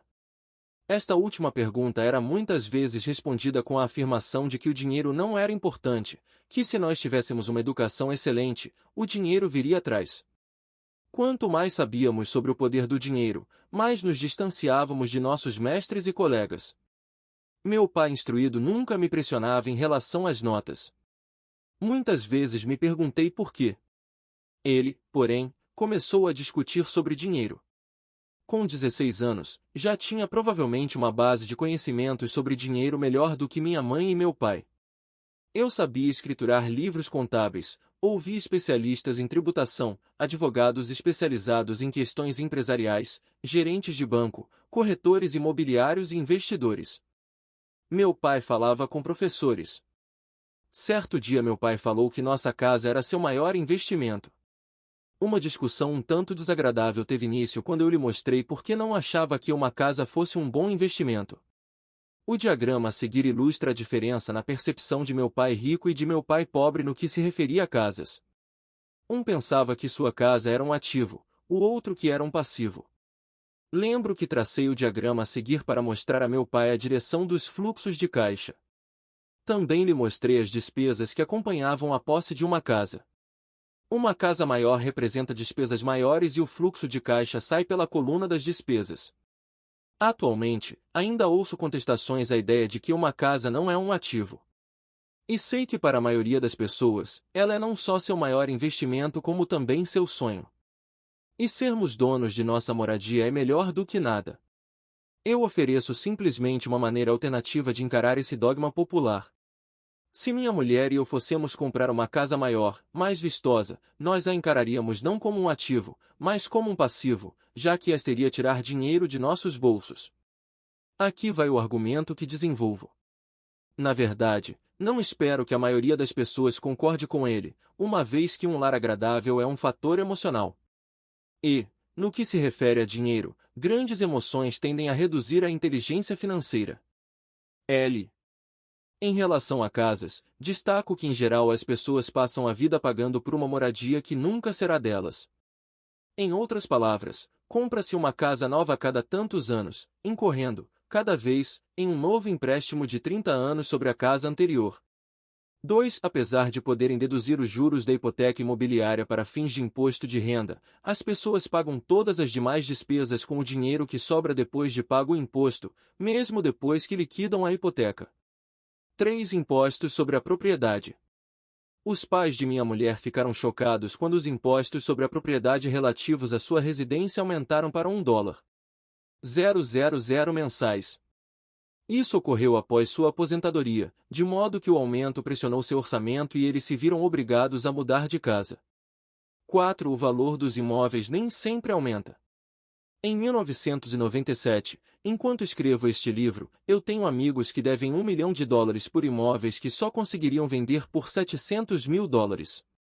5. As maiores perdas são as das oportunidades que não foram aproveitadas. Se todo o seu dinheiro está comprometido com o imóvel onde mora, você pode ser obrigado a trabalhar mais porque todo o seu dinheiro continua saindo na coluna das despesas, o padrão clássico do fluxo de caixa da classe média, em lugar de aumentar a coluna dos ativos. Se um jovem casal destinasse uma soma maior à aquisição de ativos, mais tarde teria maiores facilidades, especialmente estaria preparado para pagar os estudos superiores de seus filhos. Seus ativos teriam aumentado e estariam disponíveis para cobrir despesas. Com excessiva frequência, um imóvel residencial só serve como meio de incorrer em empréstimos hipotecários para pagar despesas crescentes. Em suma, o resultado final de optar por possuir um imóvel residencial caro demais, em lugar de começar a formar um portfólio de ativos mais cedo, prejudica o indivíduo de 3 formas. 1. Perda de tempo, porque outros ativos poderiam ter registrado aumento em seu valor. 2. Perda de capital adicional, que poderia ter sido investido em vez de se ter pago as altas despesas de manutenção relacionadas diretamente ao imóvel residencial. 3. Perdas na instrução. Com muita frequência, os casais consideram seu imóvel residencial, as poupanças e o plano de aposentadoria como o total de sua coluna de ativos. Como não têm dinheiro para investir, eles simplesmente não investem. Isso lhes custa a experiência do investimento. Quase nunca conseguem tornar-se o que o mundo dos investimentos denomina um investidor sofisticado. E os melhores investimentos são em geral oferecidos aos investidores sofisticados que, por sua vez, vendem-nos às pessoas que buscam a segurança. A demonstração financeira de meu pai instruído é a melhor demonstração da vida de alguém que está na corrida dos ratos. Suas despesas sempre acompanharam sua renda, de modo que nunca investiu em ativos. Em consequência, seus passivos, como a hipoteca imobiliária e as dívidas do cartão de crédito, eram maiores que seus ativos. A figura a seguir fala mais do que 1000 palavras. Demonstração financeira de pai pobre. A demonstração financeira pessoal de pai rico, por outro lado, reflete os resultados de uma vida dedicada ao investimento e à minimização do passivo. Demonstração financeira de pai rico. Uma revisão da demonstração financeira de meu pai rico mostra por que os ricos ficam mais ricos. A coluna dos ativos gera renda mais do que suficiente para cobrir as despesas, com o saldo reinvestido na coluna dos ativos. A coluna dos ativos continua crescendo e, portanto, a renda gerada continua crescendo com eles. O resultado é: os ricos ficam mais ricos. Por que os ricos ficam mais ricos? A classe média se encontra em um estado de constantes dificuldades financeiras. Sua renda principal é gerada por salários e quando seus salários aumentam, os impostos também aumentam. Suas despesas tendem a crescer no mesmo montante de seus salários, daí a expressão corrida dos ratos. Eles consideram seu imóvel residencial como seu principal ativo, em lugar de investir em ativos geradores de renda. Por que a classe média tem dificuldades financeiras? O padrão de se considerar o imóvel residencial como investimento e a filosofia de que um aumento de salário significa que você pode comprar uma casa maior ou gastar mais é a base do atual endividamento da sociedade. Este processo de despesa crescente faz com que as famílias se endividem mais e tenham mais incerteza financeira, mesmo quando progridem no emprego e recebem aumentos salariais regulares. Esta é uma vida muito arriscada decorrente da precária instrução financeira. A maciça perda de empregos da década de 1990, o downsizing das empresas, trouxe à luz a instabilidade financeira da classe média. De repente, os planos de pensão das empresas estavam sendo substituídos por planos 401k, planos de contribuição definida em que a aposentadoria resulta do montante acumulado ao longo dos anos e que são o oposto dos antigos planos de aposentadoria em que o benefício era definido. A Seguridade Social está obviamente com problemas e não pode ser considerada como uma alternativa de aposentadoria. O pânico se instalou na classe média. O bom, nestes dias, é que muitas dessas pessoas reconheceram esses problemas e começaram a aplicar em fundos mútuos. Este aumento nos investimentos é responsável em boa medida pela acentuada alta do mercado de ações. Hoje, mais e mais fundos mútuos estão sendo criados em resposta à demanda da classe média.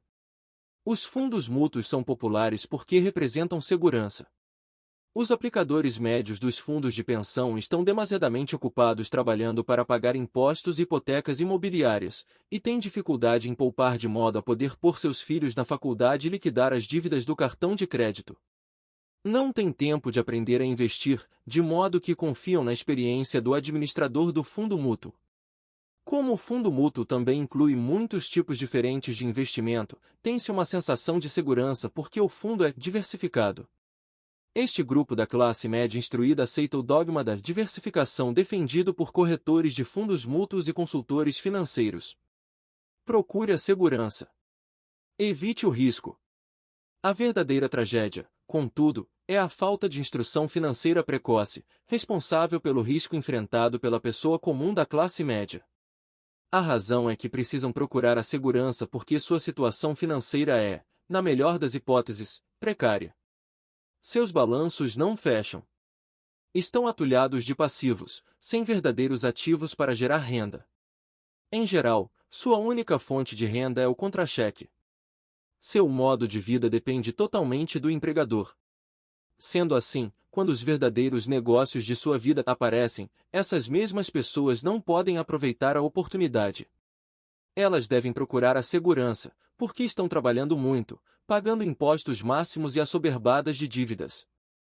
Como disse no início da sessão, a regra mais importante é conhecer a diferença entre um ativo e um passivo. Uma vez que você consiga entender a diferença, concentre seus esforços na compra exclusiva de ativos geradores de renda. Essa é a melhor maneira de dar o primeiro passo para se tornar rico. Continue fazendo isso e sua coluna dos ativos crescerá. Concentre-se em reduzir passivos e despesas.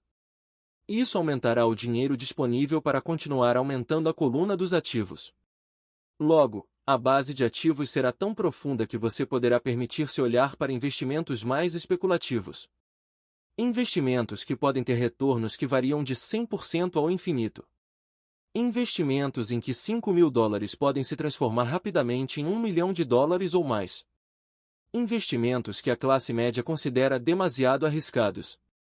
O investimento não é arriscado. E a falta de simples inteligência financeira, a começar pela alfabetização financeira, que leva o indivíduo a ser muito arriscado. Se você fizer o que as massas fazem, você estará na seguinte situação. Como empregado possuidor da casa própria, seus esforços no trabalho em geral resultam no seguinte. 1. Você trabalha para alguém. Os esforços e o sucesso da maioria das pessoas assalariadas ajudarão a garantir o sucesso, o enriquecimento e a aposentadoria do dono da empresa e de seus acionistas. 2. Você trabalha para o governo. O governo fica com uma parte de seu contra-cheque, antes mesmo que você veja o dinheiro. Ao trabalhar mais, você simplesmente aumenta o montante de impostos que o governo arrecada. A maioria das pessoas trabalha de janeiro a maio apenas para o governo. 3. Você trabalha para o banco. Depois dos impostos, sua maior despesa é, em geral, a hipoteca imobiliária e a conta do cartão de crédito. O problema decorrente de simplesmente trabalhar mais é que cada uma dessas três parcelas leva consigo uma parte maior de seu esforço. Você precisa aprender a fazer com que seus maiores esforços beneficiem diretamente você e sua família. Uma vez que você decidiu cuidar de seus próprios problemas, como determinar seus objetivos? É necessário, em geral, dedicar-se à sua profissão e usar os salários recebidos para financiar a aquisição de ativos. À medida que os ativos crescem, como medir a extensão de seu sucesso, quando alguém percebe que está rico, que tem fortuna? Da mesma maneira que tenho minhas definições de ativos e passivos, também tenho minha própria definição para a riqueza. Na verdade, eu a tomei emprestada de alguém chamado Buckminster Fuller. Alguns o consideram um charlatão e outros um gênio vivo. Anos atrás ele criou um auê entre os arquitetos ao solicitar a patente para algo chamado um domo geodésico. Mas, ao fazer isso, ele também falou algo sobre a riqueza. Parecia à primeira vista muito confuso, mas depois de relê-lo algumas vezes começou a fazer sentido. A riqueza é a capacidade de uma pessoa sobreviver tantos dias a mais, ou se eu parar de trabalhar hoje, por quanto tempo poderei sobreviver? Ao contrário do patrimônio líquido, a diferença entre ativos e passivos, que frequentemente está repleta com o lixo caro e as opiniões de pessoas sobre o valor das coisas, esta definição cria a possibilidade de desenvolver uma mensuração verdadeiramente acurada. Poderia assim medir e saber realmente em que pé estou em termos de meu objetivo de tornar-me financeiramente independente. Embora o patrimônio líquido frequentemente inclua ativos que não geram dinheiro, como objetos comprados e agora abandonados num canto da garagem, a riqueza mede quanto dinheiro seu dinheiro está gerando e, portanto, sua sobrevivência financeira. A riqueza é a medida do fluxo de caixa gerado pela coluna dos ativos em comparação com a coluna das despesas. Vejamos um exemplo. Digamos que o fluxo de caixa da minha coluna de ativos gere $1.000 por mês, e que eu tenha despesas mensais de $2.000. Qual é a minha riqueza? Voltemos à definição de Buckminster Fuller. Usando essa definição, quantos dias para frente posso sobreviver? Consideremos um mês de 30 dias. Por essa definição, eu tenho um fluxo de caixa suficiente para meio mês. Quando eu tiver alcançado um fluxo de caixa gerado por meus ativos de $2.000, então eu serei abastado. Ainda não estou rico, mas sou abastado. Agora eu tenho uma renda gerada por ativos, a cada mês, que cobre totalmente minhas despesas mensais. Se eu desejo aumentar essas despesas, preciso primeiro aumentar o fluxo de caixa gerado por meus ativos para manter esse nível de vida. Observe que nesse ponto eu não dependo mais de meu salário. Eu me concentro com sucesso em construir uma coluna de ativos que me tornou financeiramente independente. Se eu largar meu emprego hoje, eu poderei cobrir minhas despesas mensais com o fluxo de caixa gerado por meus ativos. Meu próximo objetivo poderia ser empregar o excedente de meu fluxo de caixa no reinvestimento, em mais ativos. Quanto mais dinheiro for destinado para a coluna dos ativos, mais esta crescerá.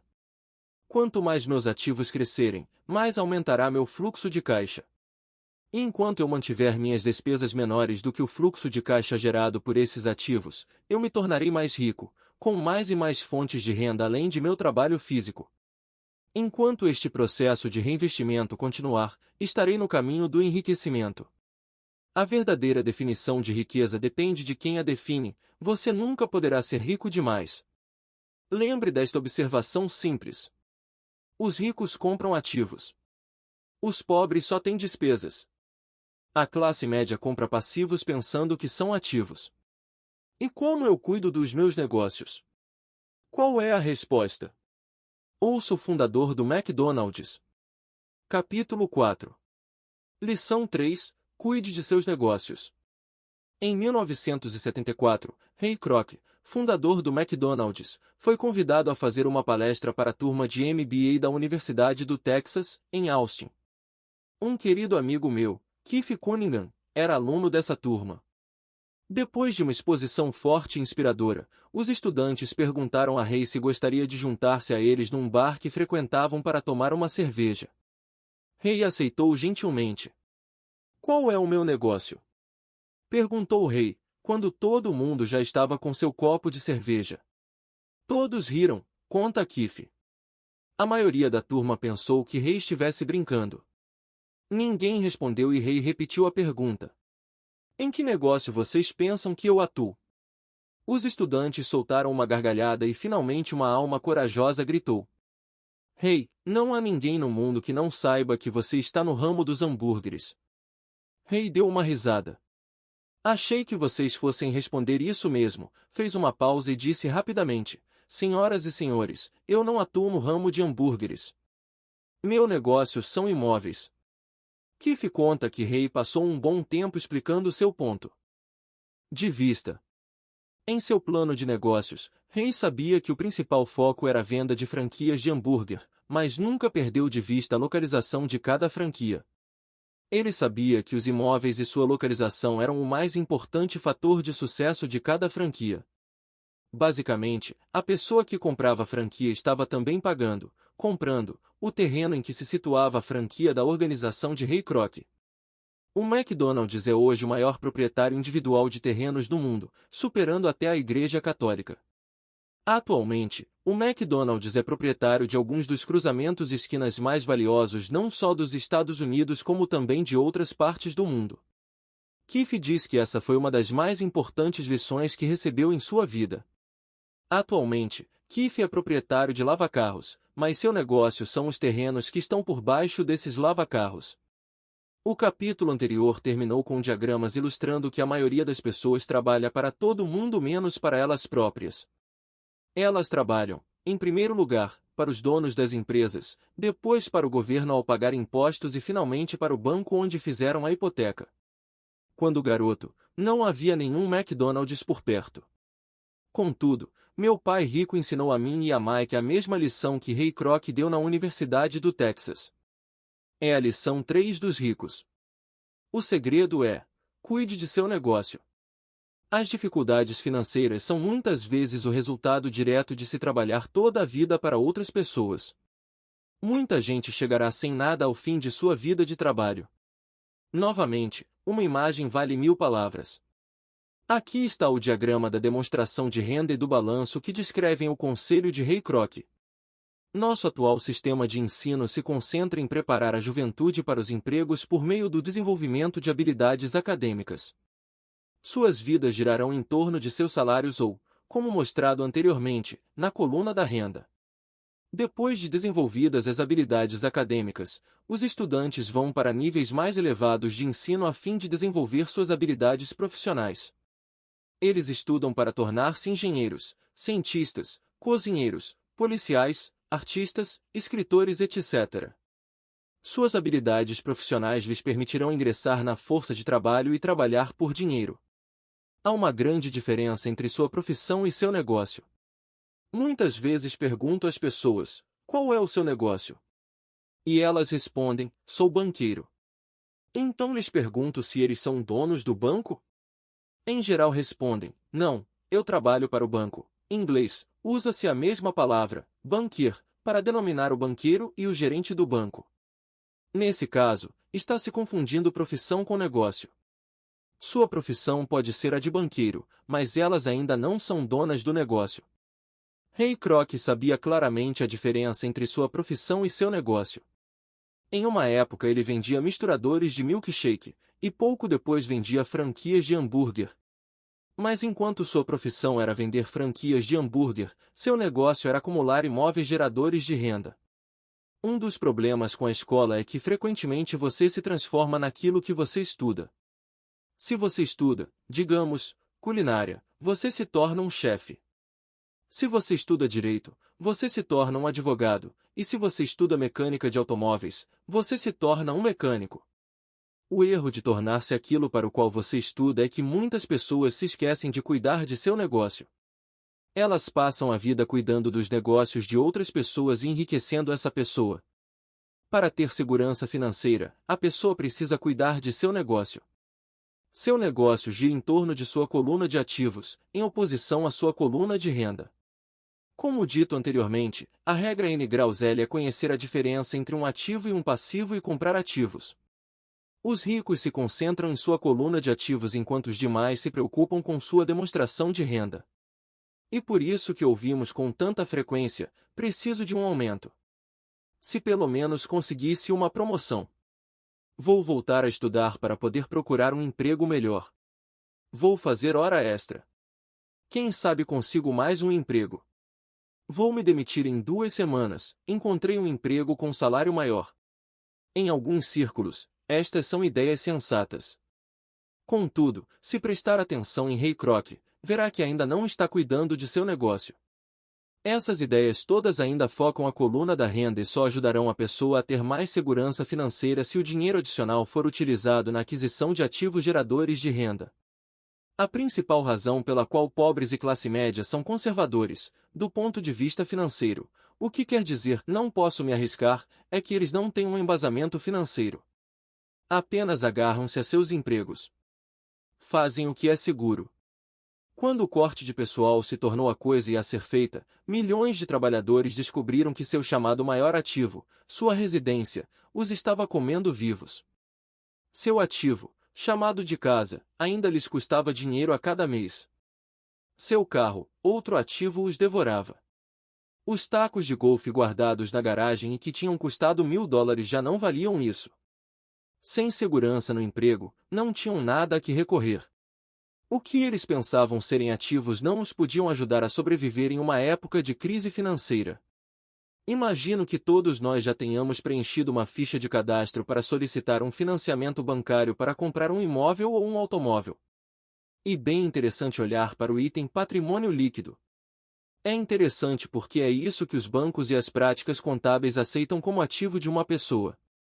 Certo dia, minha posição financeira não parecia muito boa para obter um crédito, de modo que incluí meus tacos de golfe, minha coleção de arte, livros, aparelho de som, televisão, ternos Armani, relógios de pulso, sapatos e outros objetos pessoais a fim de aumentar o montante da coluna dos ativos. O empréstimo, entretanto, foi recusado porque eu tinha muito dinheiro investido em imóveis. Os responsáveis pela concessão de empréstimos não gostaram do fato de eu obter uma parte tão grande de minha renda com apartamentos alugados. Eles queriam saber por que eu não tinha um emprego normal, com um salário. Eles não questionaram os ternos Armani, os tacos de golfe ou a coleção de arte. A vida, às vezes, é dura para quem não se encaixa no perfil padrão. Tenho arrepios sempre que ouço alguém falar para mim que seu patrimônio líquido é de $1 milhão ou de $100 mil, ou qualquer outro valor. Um dos motivos por que o patrimônio líquido não é um indicador acurado é simplesmente porque no momento em que você começa a vender seus ativos, seus ganhos são tributados. Muitas pessoas se envolvem em dificuldades financeiras quando sua renda é reduzida.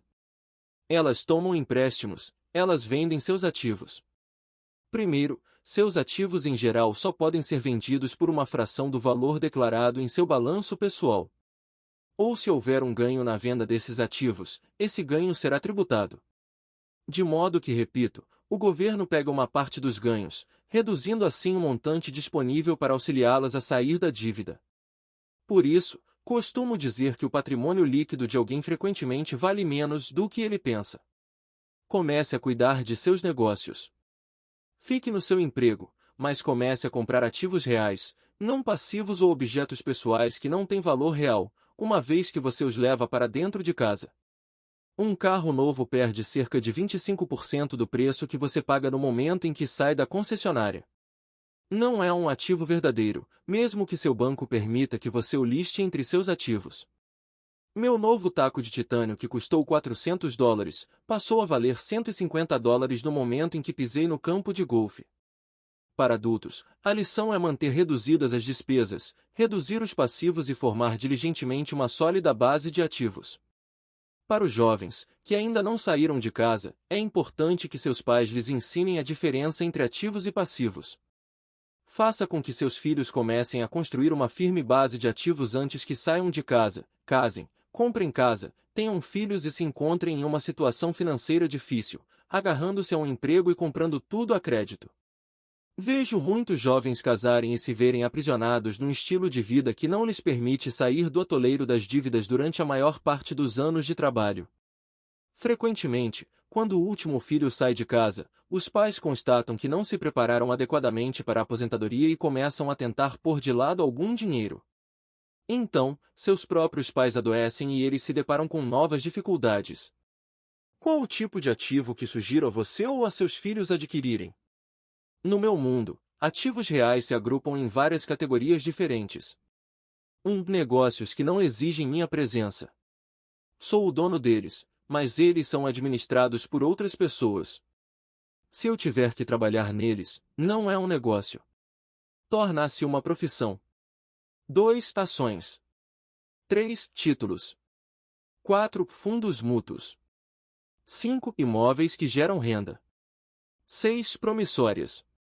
7. Royalties de propriedade intelectual como música, escritos, patentes. 8. Tudo que tenha valor, gere renda ou se valorize e tenha um mercado líquido. Quando garoto, meu pai instruído me incentivava a procurar um emprego seguro.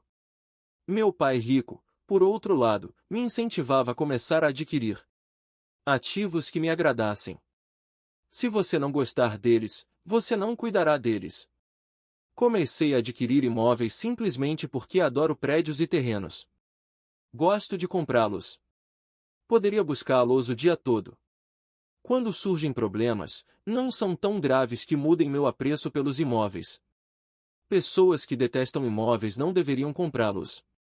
Adoro ações de pequenas empresas, especialmente aquelas que estão iniciando suas atividades.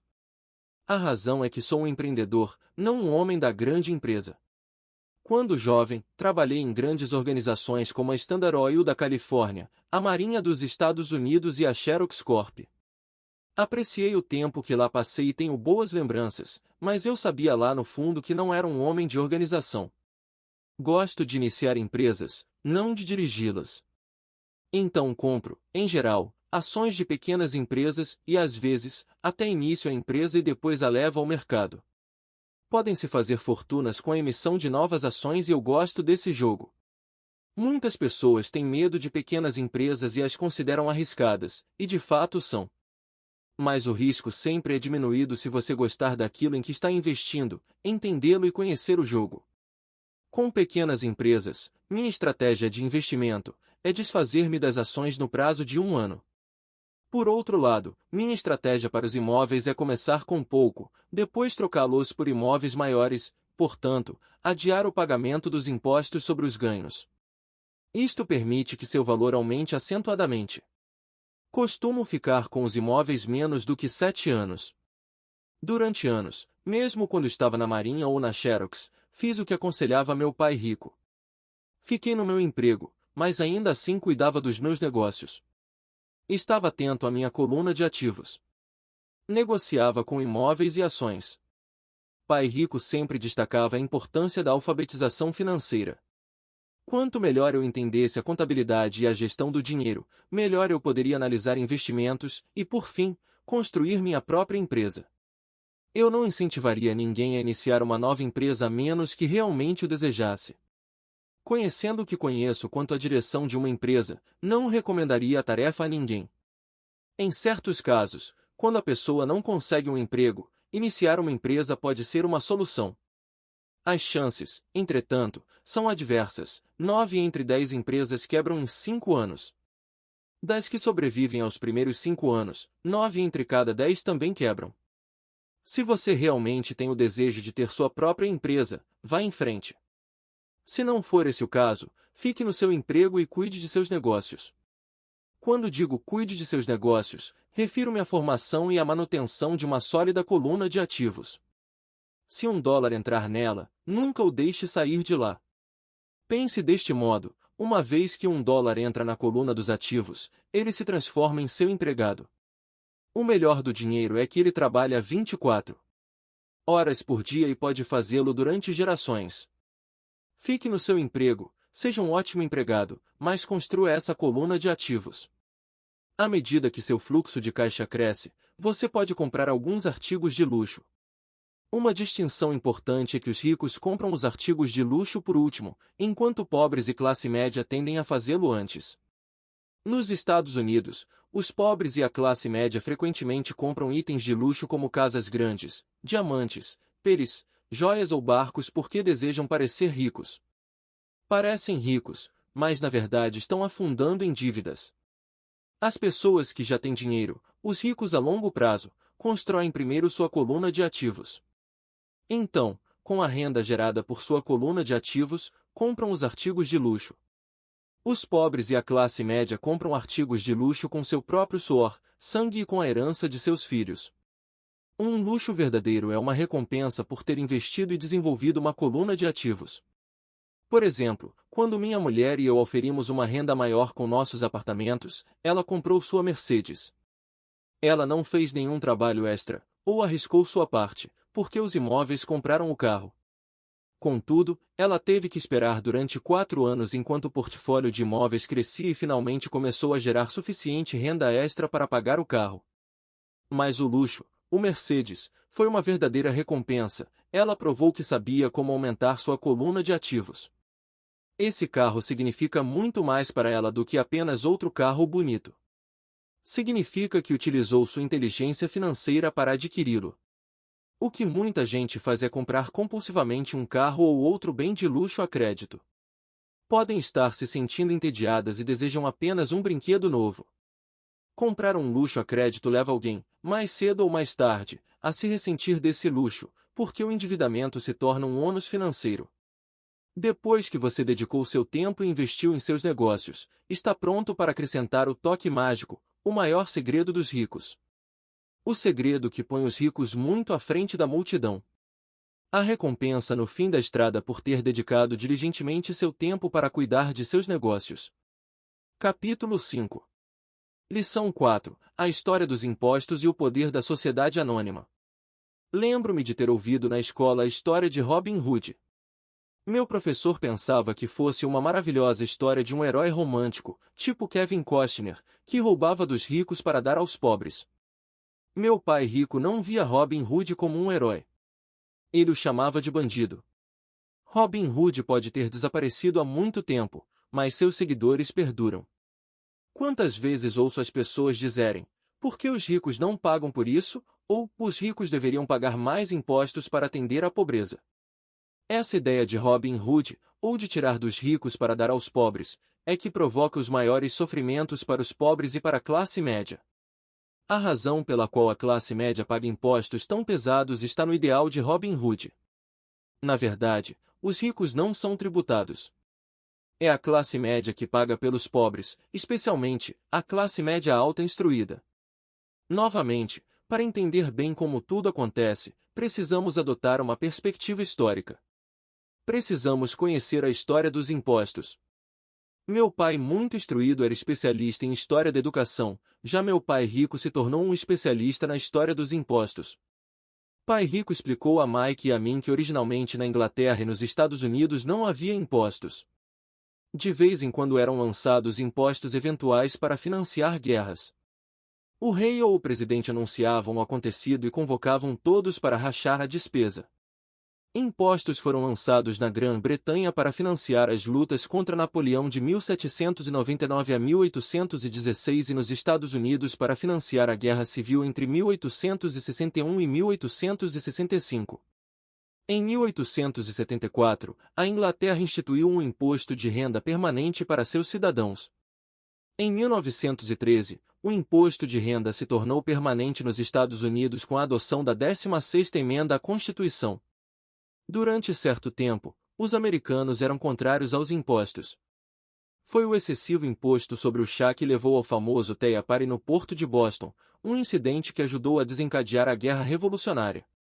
Foram necessários cerca de 50 anos, tanto na Inglaterra quanto nos Estados Unidos, para se consolidar a ideia de um imposto de renda rotineiro. O que esses dados históricos não revelam é que em ambos os casos, os impostos foram inicialmente lançados sobre os ricos. Era isso que Pai Rico queria que Mike e eu entendêssemos. Ele explicou que a ideia de impostos se tornou popular e foi aceita pela maioria, divulgando-se aos pobres e à classe média que os impostos estavam sendo criados para punir os ricos. Foi assim que as massas votaram a favor da lei e ela se tornou constitucionalmente legal. Embora fosse imaginada para punir os ricos, na realidade acabou punindo aquelas pessoas que votaram a seu favor, isto é, os pobres e a classe média. Quando o governo sentiu o gosto do dinheiro, seu apetite aumentou, disse Pai Rico. Seu pai e eu somos exatamente os opostos. Ele é um burocrata do governo, eu sou um capitalista. Quanto mais ele gasta e quanto mais gente ele contrata, maior será sua organização. No governo, quanto maior sua organização, mais ele será respeitado.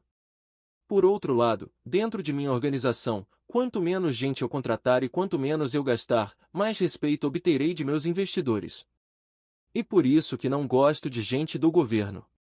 Eles têm objetivos diferentes daqueles da maioria dos homens de negócios. À medida que o governo cresce, mais e mais dólares, saídos dos impostos, serão necessários para sustentá-lo. Meu pai instruído acreditava sinceramente que o governo deveria ajudar as pessoas. Gostava de John F. Kennedy, especialmente, da ideia do Corpo da Paz. Gostava tanto dessa ideia que ele e mamãe trabalharam para o Corpo da Paz treinando voluntários para a Malásia, Tailândia e Filipinas. Ele sempre lutava por doações adicionais e aumentos no orçamento de modo que pudesse contratar mais gente, tanto no seu cargo no Departamento de Educação quanto no Corpo da Paz. Essa era sua função. Desde meus 10 anos de idade, ouvia meu pai rico dizer que os funcionários do governo eram um bando de ladrões preguiçosos, e meu pai pobre falava que os ricos eram bandidos gananciosos que deveriam ser obrigados a pagar mais impostos. Ambos os lados tinham argumentos válidos. Era difícil trabalhar para um dos maiores capitalistas da cidade e chegar à casa onde o pai era um destacado líder do governo. Não era fácil saber em quem acreditar. Contudo, quando você estuda a história dos impostos, aparece uma perspectiva interessante. Como já disse, a aprovação dos impostos só foi possível porque as massas acreditavam na teoria Robin Hood da economia, que era tirar dos ricos para distribuir aos demais. O problema é que o apetite do governo por dinheiro era tão grande que logo os impostos precisaram ser lançados sobre a classe média e daí ir descendo. Os ricos, por outro lado, viram nisso uma oportunidade. Eles não jogam pelas mesmas regras. Como já disse, os ricos já sabiam sobre as sociedades anônimas que se tornaram populares na época das navegações. Os ricos criaram a sociedade anônima como veículo para limitar o risco dos ativos a cada viagem. Os ricos colocavam seu dinheiro em uma sociedade anônima para financiar a viagem. A sociedade anônima, então, contratava uma tripulação para ir ao novo mundo em busca de tesouros. Se a embarcação se perdesse, a tripulação perdia a vida, mas a perda para os ricos se limitava apenas ao dinheiro investido em cada viagem. O diagrama que se segue mostra como a estrutura da sociedade anônima fica fora de sua demonstração pessoal de renda e de seu balanço. Como os ricos jogam. É o conhecimento do poder da estrutura legal da sociedade anônima que dá aos ricos uma grande vantagem sobre os pobres e a classe média. Tendo dois pais a me ensinar, um socialista e o outro capitalista, rapidamente percebi que a filosofia dos capitalistas tinha mais sentido financeiro para mim. Tinha a impressão de que os socialistas, em última análise, puniam a si próprios, em decorrência de sua falta de instrução financeira. Não importa o que inventasse a turma do tire dos ricos, os ricos sempre encontravam uma forma de passá-la para trás. E desta forma os impostos acabaram onerando a classe média. Os ricos passaram para trás os intelectuais, somente porque aqueles entendiam o poder do dinheiro, um tema não abordado pela escola. Como os ricos passaram para trás os intelectuais? Quando o imposto tire dos ricos foi implementado, o dinheiro começou a fluir para os cofres do governo. Inicialmente as pessoas ficaram felizes. O dinheiro foi repassado para os funcionários do governo e para os ricos. Foi para os funcionários na forma de empregos e aposentadorias. Foi para os ricos quando as empresas receberam contratos do governo. O governo se tornou uma grande fonte de dinheiro, mas o problema era a administração fiscal desses recursos. Na verdade, não havia recirculação. Em outras palavras, a política do governo, se você fosse um burocrata estatal, era evitar ter excesso de dinheiro. Se não conseguisse gastar a verba recebida, você se arriscava a perdê-la no próximo orçamento. Certamente, não haveria reconhecimento para você se fosse eficiente. Os homens de negócio, por outro lado, são recompensados pelo dinheiro que sobra e são reconhecidos por sua eficiência.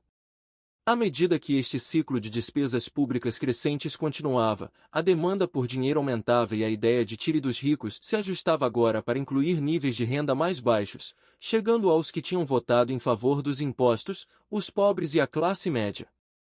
Os verdadeiros capitalistas aplicavam seus conhecimentos financeiros para simplesmente encontrar uma maneira de escapar. Eles se voltaram para a proteção de uma sociedade anônima. Uma sociedade anônima protege os ricos. Mas o que muita gente desconhece é que uma sociedade anônima não é algo concreto, no sentido literal do termo. Uma sociedade anônima é simplesmente uma pasta de arquivo com alguns documentos legais, que descansa no escritório de um advogado e está registrada em um órgão público. Não é um edifício com o nome de uma empresa. Não é uma fábrica ou um grupo de pessoas. Uma sociedade anônima é simplesmente um documento legal que cria um corpo jurídico sem alma. A fortuna dos ricos estava novamente protegida. Mais uma vez as sociedades anônimas se tornaram populares depois que as leis do imposto de renda permanente foram aprovadas porque a alíquota do imposto de renda sobre as sociedades anônimas era menor do que as vigentes sobre as pessoas físicas. Além disso, como foi mostrado anteriormente, certas despesas poderiam ser descontadas da renda tributável da sociedade anônima. Esta guerra entre os que têm e os que não têm se mantém há centenas de anos. É a turma do tire dos ricos contra os ricos. A batalha é travada sempre que são discutidas leis, e continuará sempre. O problema é que as pessoas que perdem não têm informação. Se elas entendessem a maneira como os ricos jogam, também poderiam jogar. Então estariam a caminho de sua independência financeira. É por isso que me arrepio toda vez que ouço um pai aconselhar seu filho a estudar para poder conseguir um bom emprego seguro. Um empregado com um emprego bom e seguro não tem escapatória. O americano comum de hoje trabalha de 5 a 6 meses para o governo, antes de ter conseguido o suficiente para pagar seus impostos. Em minha opinião, isso é tempo demais. Quanto mais arduamente você trabalha, tanto mais você paga ao governo. E por isso que acredito que a ideia de tire dos ricos acaba sendo um tiro pela culatra para aqueles que a votaram. Toda vez que as pessoas tentam punir os ricos, estes não apenas não obedecem, como reagem. Eles têm o dinheiro, o poder e a intenção de mudar as coisas. Não ficam sentados e pagam voluntariamente mais impostos, ao contrário, buscam maneiras de minimizar sua carga tributária. Contratam advogados e contadores competentes e convencem os políticos a mudar as leis ou a criar artifícios legais. Eles têm os recursos para fazer mudanças. O Código Tributário dos Estados Unidos também oferece outras formas de elidir os impostos. Muitos desses instrumentos estão à disposição de qualquer um, mas são em geral os ricos que tiram proveito deles porque cuidam de seus negócios. Por exemplo, 1031 é um jargão para a seção 1031 do Código da Receita Federal, que permite a um vendedor adiar o pagamento dos impostos sobre o ganho de capital resultante da venda de um imóvel se este for trocado por um imóvel mais caro. Se você continuar aumentando seu patrimônio mediante a troca de imóveis, seus ganhos não serão tributados, enquanto você não liquidar a transação. As pessoas que não se beneficiam desta poupança de impostos, permitida legalmente, estão perdendo uma grande oportunidade de aumentar sua coluna de ativos. Os pobres e a classe média não têm os mesmos recursos. Eles ficam sentados e deixam que o governo espete em seus braços as agulhas para a doação de sangue. Atualmente fico chocado com o número de pessoas que pagam mais impostos ou aplicam menos deduções simplesmente porque têm medo do governo. E sei como um agente tributário do governo pode ser apavorante e intimidante. Tenho amigos cujos negócios foram fechados e destruídos, para só depois descobrirem que se tratava de um erro do governo. Eu percebi isso. Mas o preço de trabalhar de janeiro a meados de maio é um preço muito alto para essa intimidação. Meu pai pobre nunca se rebelou. Nem meu pai rico. Este foi apenas mais esperto, e usou as sociedades anônimas, o maior segredo dos ricos. Você lembrará a primeira lição que aprendi com meu pai rico. Eu era um garoto de 9 anos que teve que sentar e esperar até que ele resolvesse falar comigo. Frequentemente sentei em seu escritório esperando que ele me atendesse. Ele me ignorava propositalmente. Queria que eu reconhecesse seu poder e desejasse ter um dia esse mesmo poder. Durante todos os anos que estudei e trabalhei com ele, sempre me lembrou que conhecimento é poder. E com o dinheiro vem mais poder, o que exige o conhecimento certo para mantê-lo e fazê-lo se multiplicar. Sem esse conhecimento, o mundo arrasta você. Pai Rico sempre recordava, a mim e a Mike, que o maior tirano não era o patrão ou o supervisor, mas o homem dos impostos. Se você deixar, o homem dos impostos sempre tirará mais de você. A primeira lição relativa a fazer o dinheiro trabalhar para mim, em vez de trabalhar pelo dinheiro, tem na verdade tudo a ver com poder. Se você trabalha pelo dinheiro, está cedendo poder a seu empregador. Se seu dinheiro trabalha para você, você mantém e controla o poder. No momento em que adquirimos esse conhecimento do poder do dinheiro trabalhando para nós, Pai Rico quis que nos tornássemos financeiramente espertos e não deixássemos os tiranos nos intimidarem. Você precisa conhecer as leis, a forma como funciona o sistema. Se for ignorante, é fácil ser intimidado. Se você sabe do que está falando, tem uma chance de vencer. E por isso que ele pagava tanto a advogados e contadores especialistas em tributação. Era menos dispendioso pagar-lhes do que pagar ao governo. A melhor lição que me deu, e que apliquei a maior parte de minha vida, é: seja esperto e você não será oprimido. Ele conhecia a lei porque era um cidadão respeitador das leis. Se você sabe que está certo, você não terá receio de se defender. Mesmo se você estiver indo contra Robin Hood e seu bando. Meu pai instruído sempre me incentivou a conseguir um bom emprego em uma grande empresa. Ele falava das vantagens de subir na hierarquia empresarial. Ele não entendia que dependendo apenas do contra-cheque de um patrão eu seria uma vaca dócil pronta a ser ordenhada. Quando contei a meu pai rico o conselho de meu pai pobre, ele deu uma risadinha. Por que não ser dono da hierarquia? Foi tudo o que disse.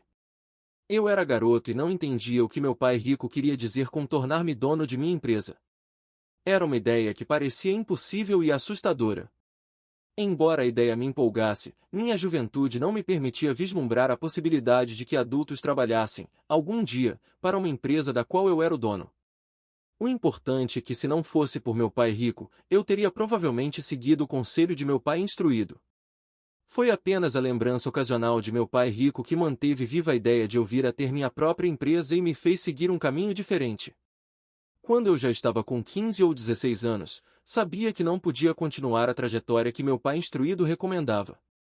Não tinha ideia de como fazer, mas estava disposto a não seguir na direção em que a maioria de meus colegas se encaminhava. Essa decisão mudou minha vida. Não foi antes de eu chegar aos 20 e poucos anos que o conselho de meu pai rico começou a fazer sentido. Tinha saído da Marinha e estava trabalhando na Xerox. Ganhava muito bem, mas cada vez que olhava para o contra-cheque me sentia desapontado. As deduções eram tão grandes, quanto mais eu trabalhava, maiores elas eram. Na medida em que eu era bem-sucedido, meus chefes falavam de promoções e aumentos. Era lisonjeador, mas podia ouvir pai rico sussurrando em meu ouvido: "Para quem você está trabalhando? Quem você está enriquecendo?" Em 1974, ainda estava na Xerox, criei minha primeira sociedade anônima e comecei a cuidar de meu negócio. Já havia alguns ativos em minha coluna de ativos, mas agora estava determinado a focar um mercado maior. Esses contra-cheques cheios de deduções justificavam todos os conselhos que pai rico me dera ao longo dos anos. Via o futuro que me aguardava se seguisse o conselho de meu pai instruído. Muitos empregadores temem aconselhar seus empregados a cuidar de seus próprios negócios. Estou certo de que isso pode valer para certas pessoas. Mas em meu caso, a atenção dada aos meus negócios, ao aumento de ativos, tornou-me um empregado melhor. Agora eu tinha um objetivo. Chegava cedo e trabalhava diligentemente, juntando todo o dinheiro possível para poder começar a adquirir imóveis. O Havaí estava começando a crescer, e havia fortunas a serem feitas. Quanto mais eu percebia os estágios iniciais da expansão, mais máquinas Xerox eu vendia. Quantas mais vendia, mais dinheiro ganhava e, naturalmente, mais deduções apareciam em meu contra-cheque. Era inspirador. Estava tão ansioso para fugir da armadilha que eu trabalhava mais, e não menos. Por volta de 1978, costumava ocupar um dos primeiros 5 lugares entre os vendedores, às vezes o primeiro. Estava louco para sair da corrida dos ratos. Em menos de 3 anos eu estava faturando mais em minha pequena empresa, uma companhia imobiliária, do que na Xerox. E o dinheiro que ganhava na minha coluna de ativos, minha companhia imobiliária, era dinheiro que trabalhava para mim. Não era eu batendo em portas para vender copiadoras. O conselho de meu pai rico fazia mais sentido. Logo o fluxo de caixa de minhas propriedades permitiu que minha empresa comprasse meu primeiro Porsche. Meus colegas vendedores da Xerox pensavam que eu estava gastando minhas comissões. Não estava. Estava gastando minhas comissões em ativos. Meu dinheiro estava trabalhando arduamente para ganhar mais dinheiro. Cada dólar de minha coluna de ativos era um grande empregado dando duro para fazer mais empregados e comprando para o chefe um novo Porsche a ser deduzido da renda tributável. Comecei a trabalhar mais para a Xerox. O plano estava funcionando e meu Porsche era a prova. Ao aplicar as lições de meu pai rico, eu, tão jovem, podia sair da corrida dos ratos de ser empregado. E isso foi possível dados os sólidos conhecimentos financeiros adquiridos com estas lições. Sem esses conhecimentos, que chamo de QI financeiro, meu caminho para a independência financeira teria sido muito mais difícil. Agora divido com outros, por meio de seminários, tudo o que aprendi. Sempre que faço minhas palestras, lembro aos ouvintes que o QI financeiro se compõe de 4 grandes áreas: contabilidade, e o que chamo de alfabetização financeira. Uma habilidade vital se você quer construir um império. Quanto mais dinheiro estiver sob sua responsabilidade, mais acuidade é exigida ou a casa desmorona. É o lado esquerdo do cérebro, ou os detalhes. A alfabetização financeira é a capacidade de ler e entender demonstrações financeiras. Isso lhe permite identificar os pontos fortes e fracos de qualquer negócio. Investimento.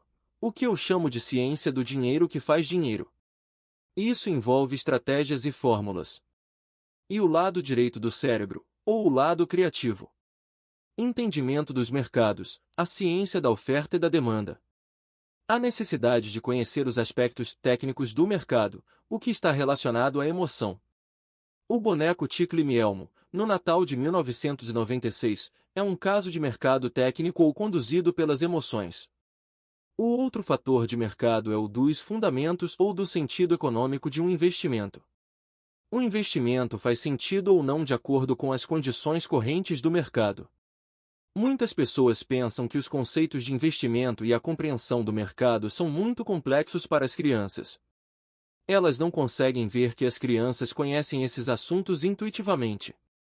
Para aqueles que não estão familiarizados com o boneco Elmo, esse era o personagem de Vila Sésamo que estava povoando o sonho das crianças antes do Natal.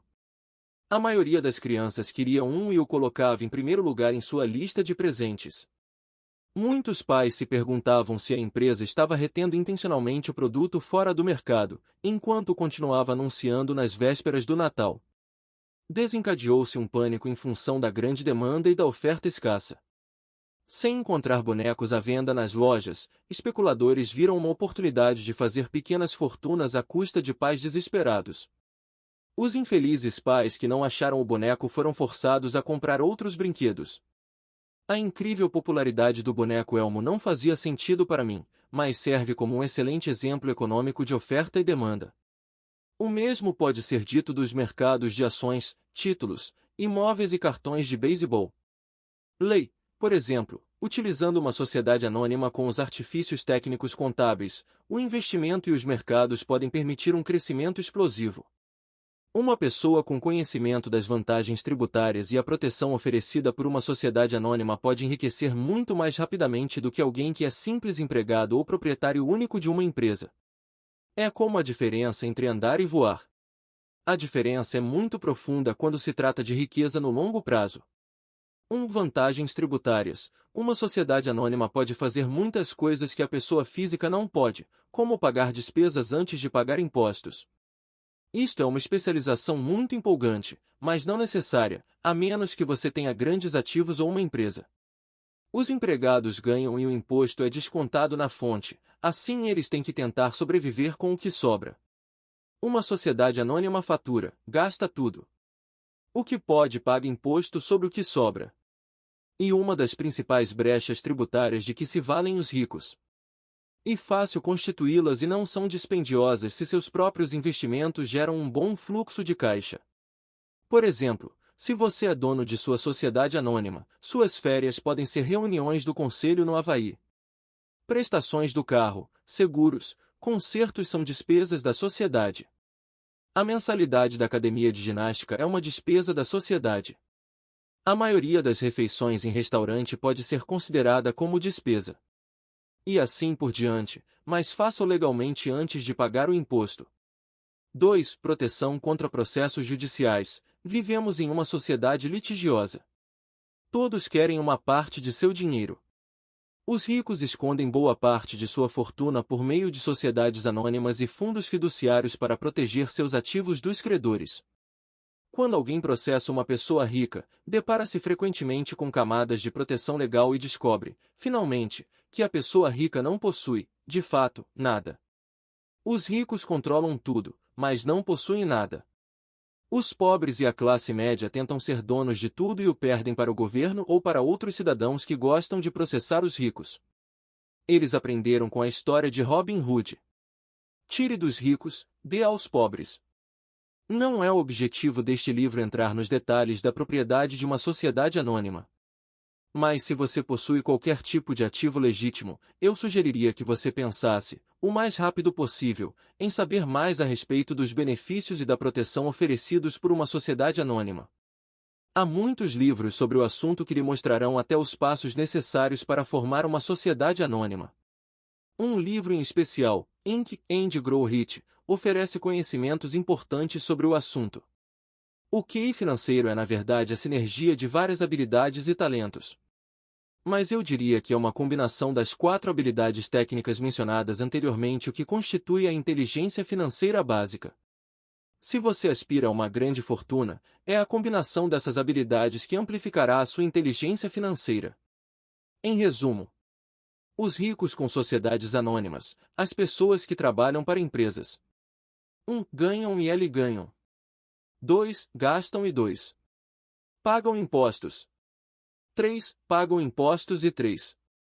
Gastam. Como parte de sua estratégia financeira geral, recomendamos firmemente que você agrupe seus ativos sob o manto de uma sociedade anônima. Capítulo 6. Lição 5. Os ricos inventam dinheiro. Ontem de noite interrompi a redação e fui assistir a um programa de televisão sobre a história de um jovem chamado Alexander Graham Bell.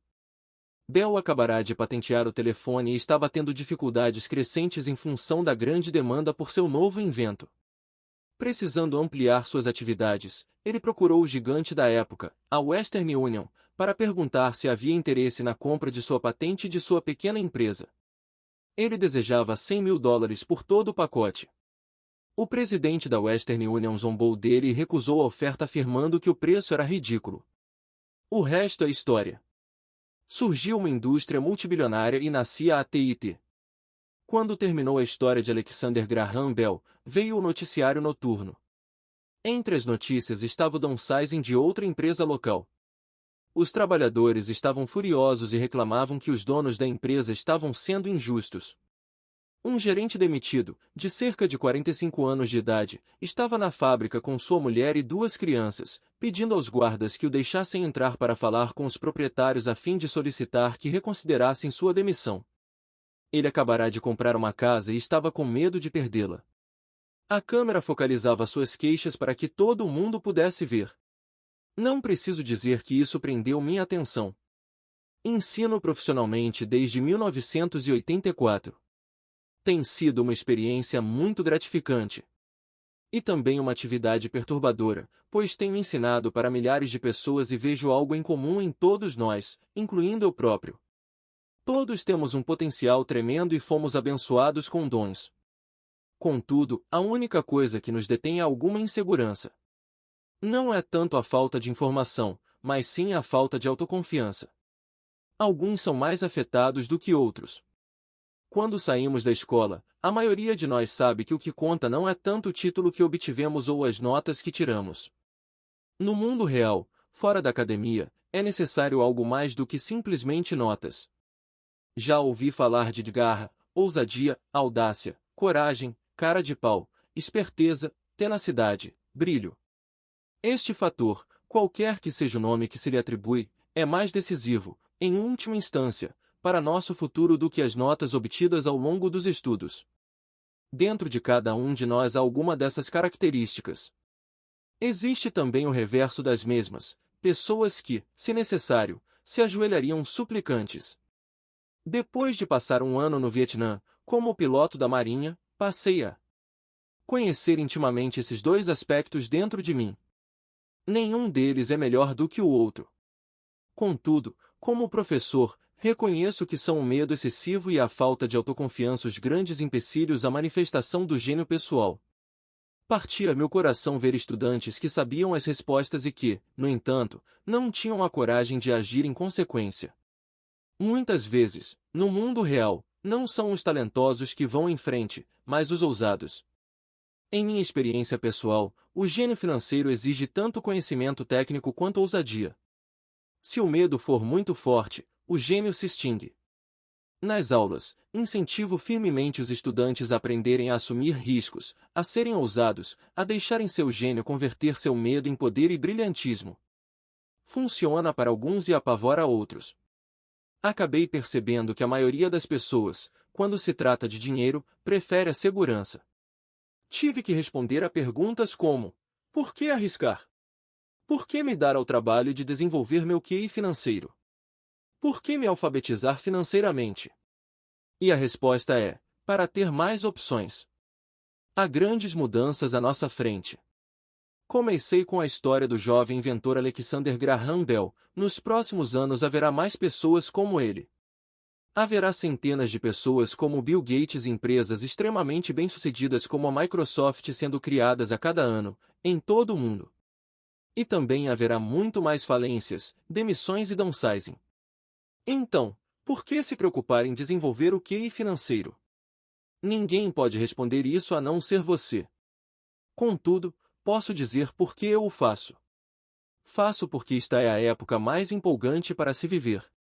Prefiro saudar a mudança do que temê-la. Prefiro me entusiasmar com a possibilidade de ganhar milhões do que me preocupar com não conseguir um aumento de salário. O período em que nos encontramos é arrebatador, não tem precedentes na história mundial. As gerações futuras olharão para esta época e verão o quanto de vibração deve ter havido. Terá sido a morte do velho e o nascimento do novo. Terá sido tumultuada e empolgante. Então, Por que se preocupar em desenvolver o QI financeiro?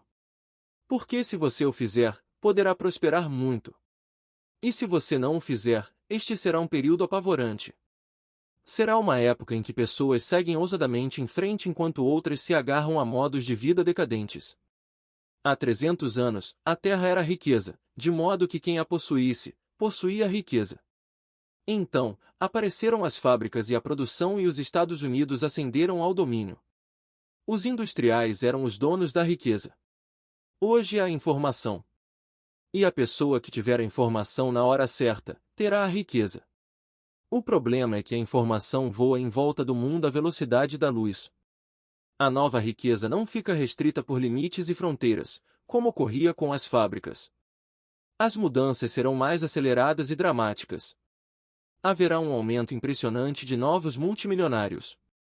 E haverá também os que ficam para trás. Atualmente, vejo tantas pessoas com dificuldades, trabalhando mais arduamente, simplesmente porque se agarram às velhas ideias. Querem que tudo seja como era antes, resistem à mudança. Conheço pessoas que estão perdendo seus empregos e suas casas e que culpam a tecnologia, ou a economia, ou o chefe. Infelizmente, elas não percebem que elas próprias podem ser o problema. Velhas ideias são seu maior passivo. É um passivo simplesmente porque não conseguem perceber que aquela ideia ou maneira de fazer alguma coisa, que era um ativo ontem, não mais existe. Uma tarde estava ensinando a investir utilizando um jogo de tabuleiro, Cacholo, que inventei como uma ferramenta de ensino. Um amigo tinha trazido consigo uma conhecida para assistir à aula. Essa conhecida tinha se divorciado recentemente, sendo grandemente prejudicada pelo acordo feito, agora estava à procura de respostas. Seu amigo pensou que a aula pudesse ajudar. O jogo foi criado de modo a ajudar as pessoas a entender como funciona o dinheiro. Ao jogar, aprendem a interação entre demonstração de renda e balanço. Elas aprendem como o dinheiro flui entre os dois e como a trajetória para a riqueza depende de aumentar o montante gerado mensalmente pela coluna de ativos até o ponto que este supere nossas despesas mensais. Uma vez atingido esse ponto, você pode abandonar a corrida dos ratos e entrar na pista de alta velocidade. Como disse, algumas pessoas odeiam o jogo, outras adoram e algumas não entendem. Essa mulher perdeu uma valiosa oportunidade de aprender. O autor faz aqui um trocadilho intraduzível entre o nome do jogo Cacholo, fluxo de caixa, e Cashflows, que pode ser traduzido como o dinheiro flui. Logo no começo do jogo ela tirou um cartão em que aparecia uma lancha. No início ficou feliz. Oh! Ganhei uma lancha. Então, quando o amigo tentou lhe explicar como funcionavam as contas de sua demonstração de renda e de seu balanço, ela ficou frustrada porque nunca gostara de matemática. O resto dos jogadores de sua mesa ficaram esperando enquanto o amigo lhe explicava a relação entre demonstração de renda, balanço e fluxo de caixa mensal. De repente, ela percebeu como os números se encaixavam e que a lancha estava comendo viva. No correr do jogo, também foi atingida pelo downsizing e teve um filho. Para ela foi um jogo terrível. Depois da aula, seu amigo se aproximou de mim e disse que ela estava perturbada. Viera para a aula pensando em aprender a investir e não gostara do tempo gasto com um jogo bobo. Seu amigo tentou levá-la a pensar se o jogo não teria se refletido nela de alguma forma. Com essa sugestão, a mulher pediu o dinheiro de volta. Disse que a mera ideia de que o jogo pudesse ter algo a ver com ela era ridícula. Seu dinheiro foi rapidamente devolvido e ela foi embora. Desde 1984, ganho milhões simplesmente fazendo o que o sistema de ensino não faz.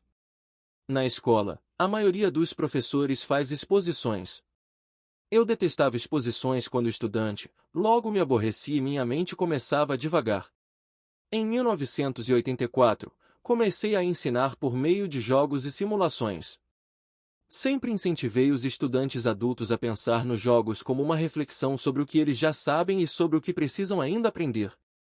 É um sistema de feedback instantâneo. Em lugar de um professor fazendo uma exposição para o aluno, o jogo lhe devolve uma exposição personalizada, feita sob medida para você. O amigo da mulher que foi embora me ligou mais tarde contando o que estava acontecendo. Ele disse que a amiga estava ótima e se acalmara. Depois de mais calma, ela começou a ver alguma relação entre o jogo e sua vida. Embora ela e o marido não possuíssem uma lancha, tinham tudo o que se pode imaginar. Ela estava furiosa depois do divórcio, tanto porque ele a deixará por uma mulher mais nova, quanto pelo fato de em 20 anos de casamento eles terem acumulado poucos ativos. Não havia quase nada a dividir. Os 20 anos de casamento tinham sido muito divertidos, mas tudo que eles tinham acumulado era um monte de badulaques. Ela percebeu, ao fazer as contas, a demonstração de renda e o balanço, que sua raiva decorria do fato de não entendê-las. Ela tinha acreditado que as finanças eram assunto de homem. Ela cuidava da casa e da vida social e ele tratava das finanças.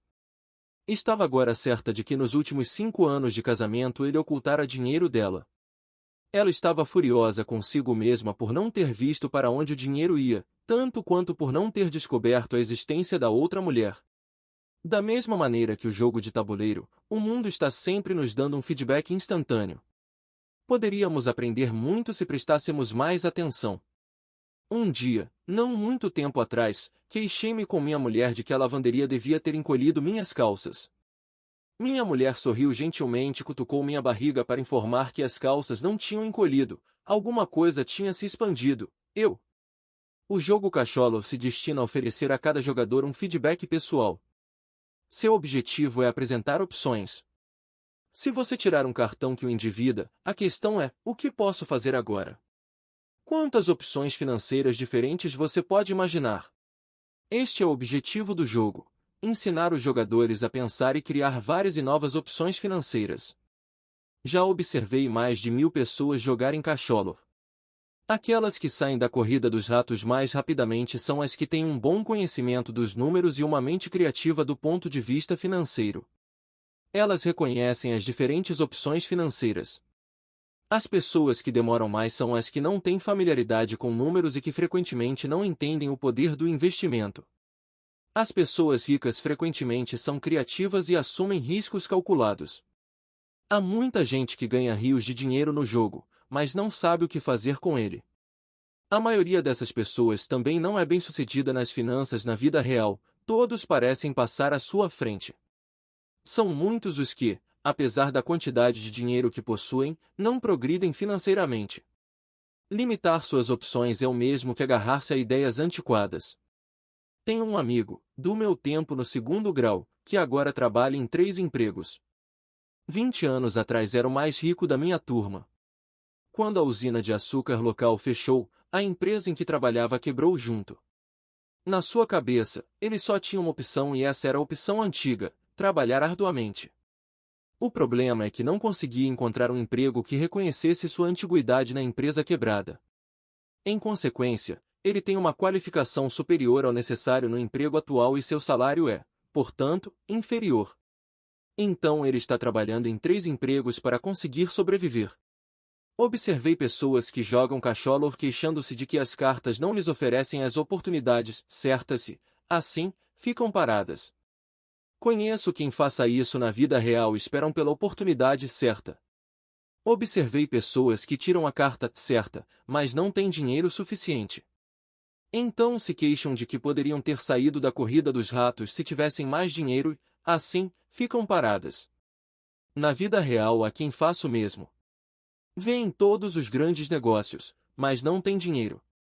E já vi pessoas tirarem uma carta com uma grande oportunidade, lê-la em voz alta e não terem ideia do que se tratava. Tem o dinheiro, a época é oportuna, tem a carta, mas não veem a chance que está à sua frente. Não conseguem ver como isso se encaixa em seu plano financeiro para sair da corrida dos ratos. E há ainda os que parecem todos esses tipos combinados. A maioria tem uma oportunidade única bem na sua frente e não consegue vê-la.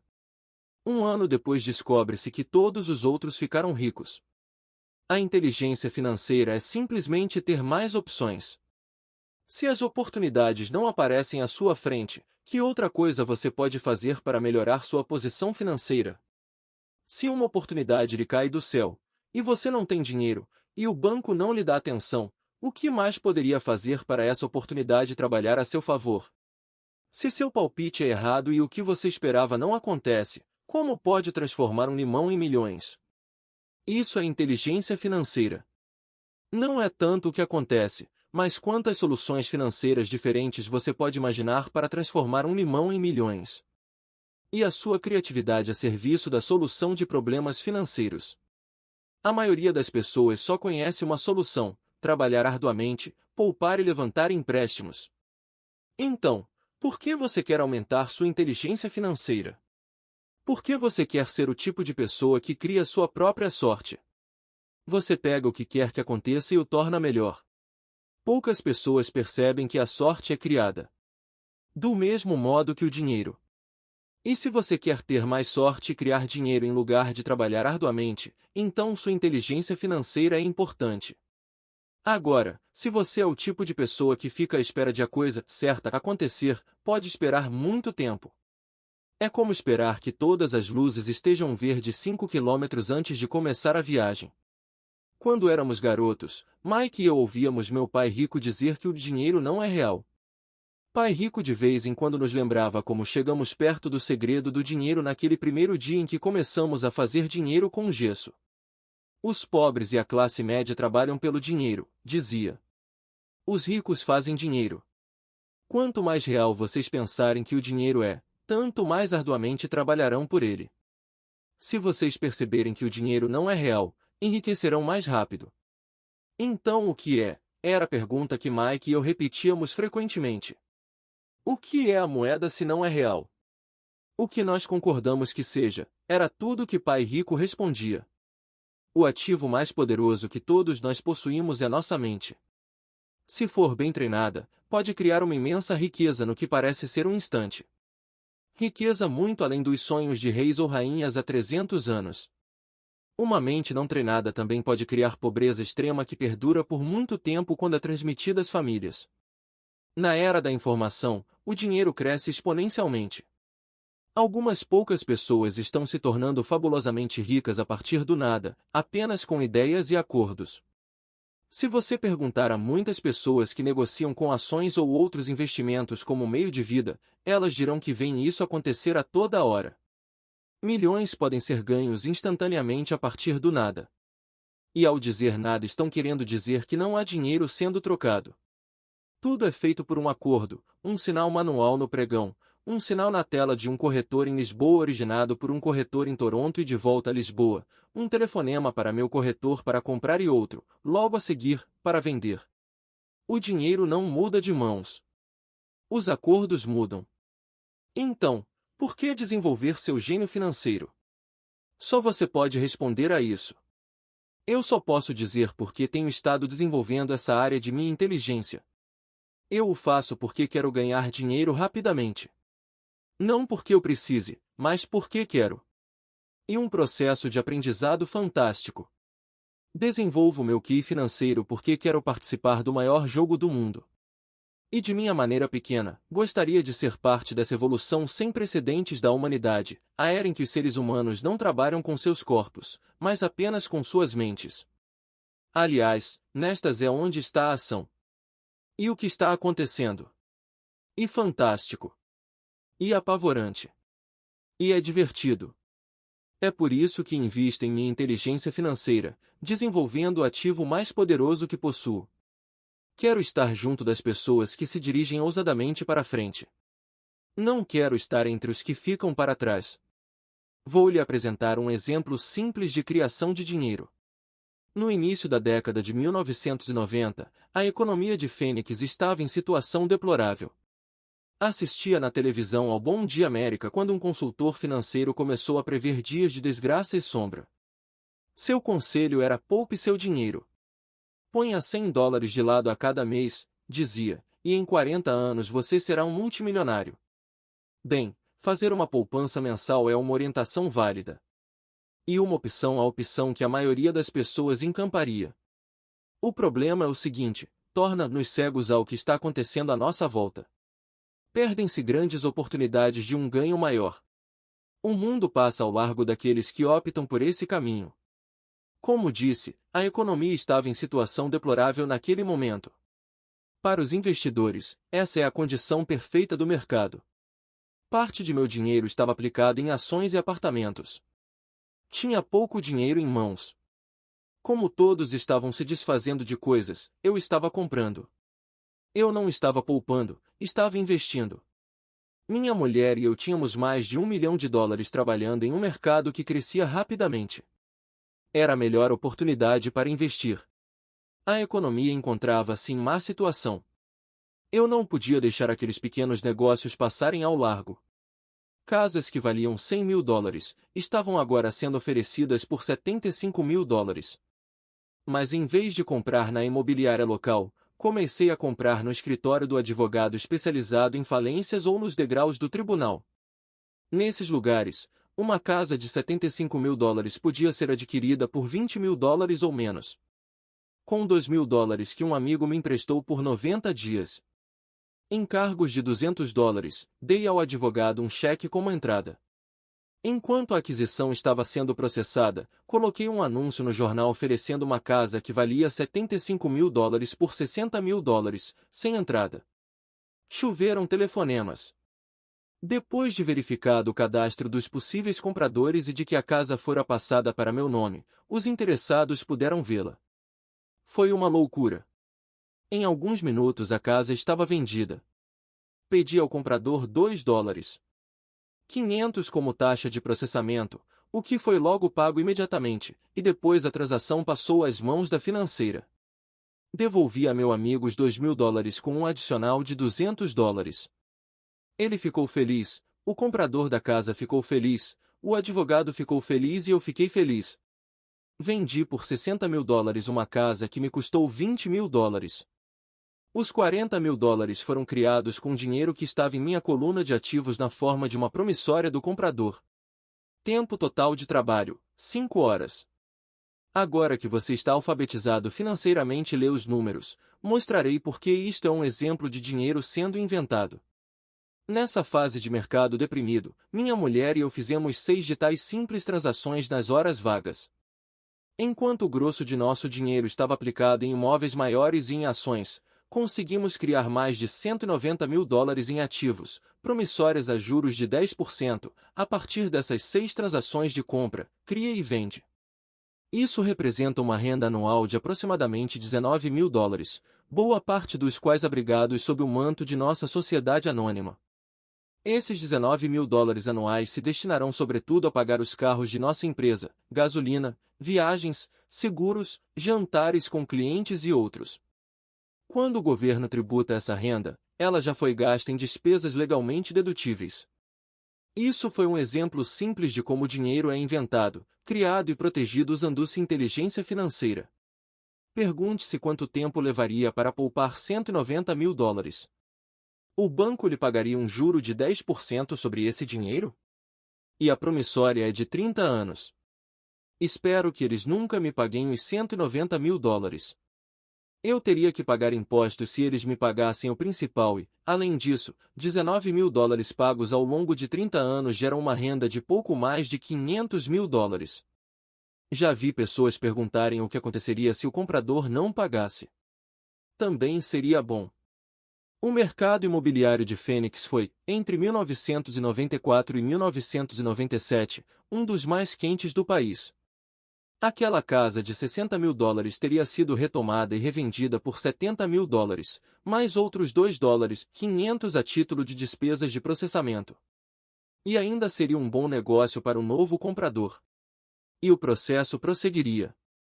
Se você lembra, a primeira vez que vendi essa casa, devolvi os $2 mil, tecnicamente não pus dinheiro na transação. Meu retorno sobre o investimento, ROI, é infinito. Esse é um exemplo de um monte de dinheiro sendo feito a partir do nada. Na segunda transação, quando revendi, eu teria posto $2 mil de meu bolso e renovado o empréstimo por 30 anos. Qual teria sido o ROI se eu recebi dinheiro para fazer dinheiro? Não sei, mas sem dúvida é muito mais do que seria obtido poupando $100 todo mês, o que na verdade acaba sendo equivalente a $150 porque se trata de uma renda, já descontado o imposto durante 40 anos a 5%, e que novamente sofrerá tributação de 5%. Não é algo muito inteligente. Pode ser seguro, mas não é esperto. Atualmente, em 1997, quando estou escrevendo este livro, as condições de mercado são exatamente o oposto do registrado 5 anos atrás.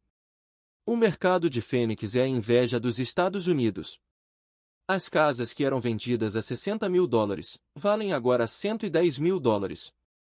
Há ainda oportunidades, mas me custariam um ativo valioso, meu tempo, sair por aí atrás delas. São raras. Mas hoje há milhares de compradores buscando esses negócios e apenas uns poucos fariam sentido financeiramente. O mercado mudou. E tempo de mudar e buscar outras oportunidades para sua coluna de ativos. Você não pode fazer isso aqui. Isso é contra a lei. Você está mentindo. Ouço esses comentários com muito mais frequência do que você pode me mostrar como fazer isso. A matemática é simples. Você não precisa de álgebra ou de cálculo. Não escrevo muito porque a financeira cuida do lado legal da transação e do controle do pagamento. Não preciso consertar tetos ou instalações hidráulicas porque os proprietários cuidam disso. E a casa deles? De vez em quando alguém não paga. E isso é muito bom porque há multas de mora ou eles se mudam e a propriedade é vendida de novo. O sistema judiciário cuida disso. Pode até não funcionar na sua região. As condições de mercado podem ser diferentes. Mas o exemplo ilustra como um processo financeiro simples cria centenas de milhares de dólares com pouco dinheiro e baixo risco. E um exemplo de dinheiro sendo apenas um contrato. Qualquer pessoa com instrução secundária pode fazer isso. Contudo, muita gente não o faz. Muita gente segue o conselho padrão, trabalhe arduamente e poupe dinheiro. Asterisco mantivemos a sigla em inglês ROI, Return ou investimento, por esta ser frequentemente encontrada em publicações financeiras. N. T. Com cerca de 30 horas de trabalho, foram criados aproximadamente 190 mil dólares na coluna de ativos sem se pagar impostos. O que lhe parece mais complicado? 1. Trabalhar arduamente, pagar impostos com alíquota de 50%, poupar o que sobra, suas poupanças rendem 5%, que também são tributados. Ou 2. Despender tempo para desenvolver sua inteligência financeira e dominar o poder de seu cérebro e a coluna dos ativos? Acrescente a isso o tempo, e este é um de seus maiores ativos, que levará para poupar 190 mil dólares se você escolher a opção L. Agora você pode entender por que balanço a cabeça silenciosamente quando ouço pais dizerem: meu filho está indo muito bem na escola e está recebendo uma boa instrução. Pode ser bom, mas é adequado? Sei que a estratégia de investimento acima é pequena. Foi usada para mostrar como o pequeno pode transformar-se em grande. Novamente, meu sucesso reflete a importância de um sólido embasamento financeiro, o que começa com uma boa instrução financeira. Já disse antes, mas vale a pena repetir, a inteligência financeira é constituída por estas 4 habilidades técnicas. 1. Alfabetização financeira. A capacidade de entender números. 2. Estratégias de investimento. A ciência do dinheiro fazendo dinheiro. 3. O mercado. Oferta e demanda.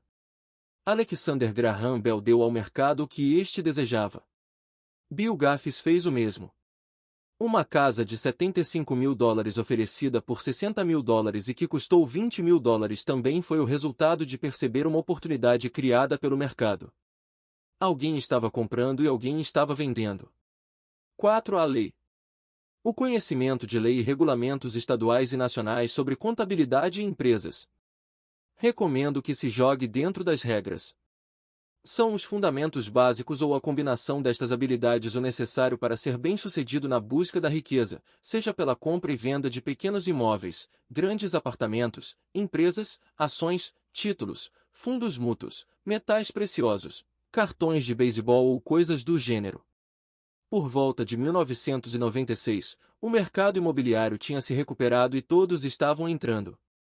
O mercado de ações estava em alta e todos estavam entrando. A economia dos Estados Unidos punha-se de pé novamente. Comecei a vender em 1996 e viajei para Peru, Noruega, Malásia e Filipinas. Os investimentos tinham mudado. Nós estávamos fora do mercado imobiliário, pelo menos no que se referia a compras. Eu apenas observava o aumento dos valores da coluna de ativos e provavelmente começaria a vender mais para o fim do ano. Isto estava dependendo de algumas alterações na legislação serem aprovadas pelo Congresso. Desconfio que alguns desses pequenos negócios imobiliários começarão a ser vendidos e a promissória de $40.000 será convertida em dinheiro. Preciso consultar meus contadores e me preparar para liquidá-la e procurar formas de resguardar o dinheiro. O que desejo ressaltar aqui é que os investimentos vêm e vão, os mercados sobem e descem, as economias melhoram e entram em crise. O mundo está sempre lhe apresentando oportunidades únicas, a cada dia de sua vida, mas, na maior parte das vezes, não conseguimos percebê-las. Mas elas estão lá.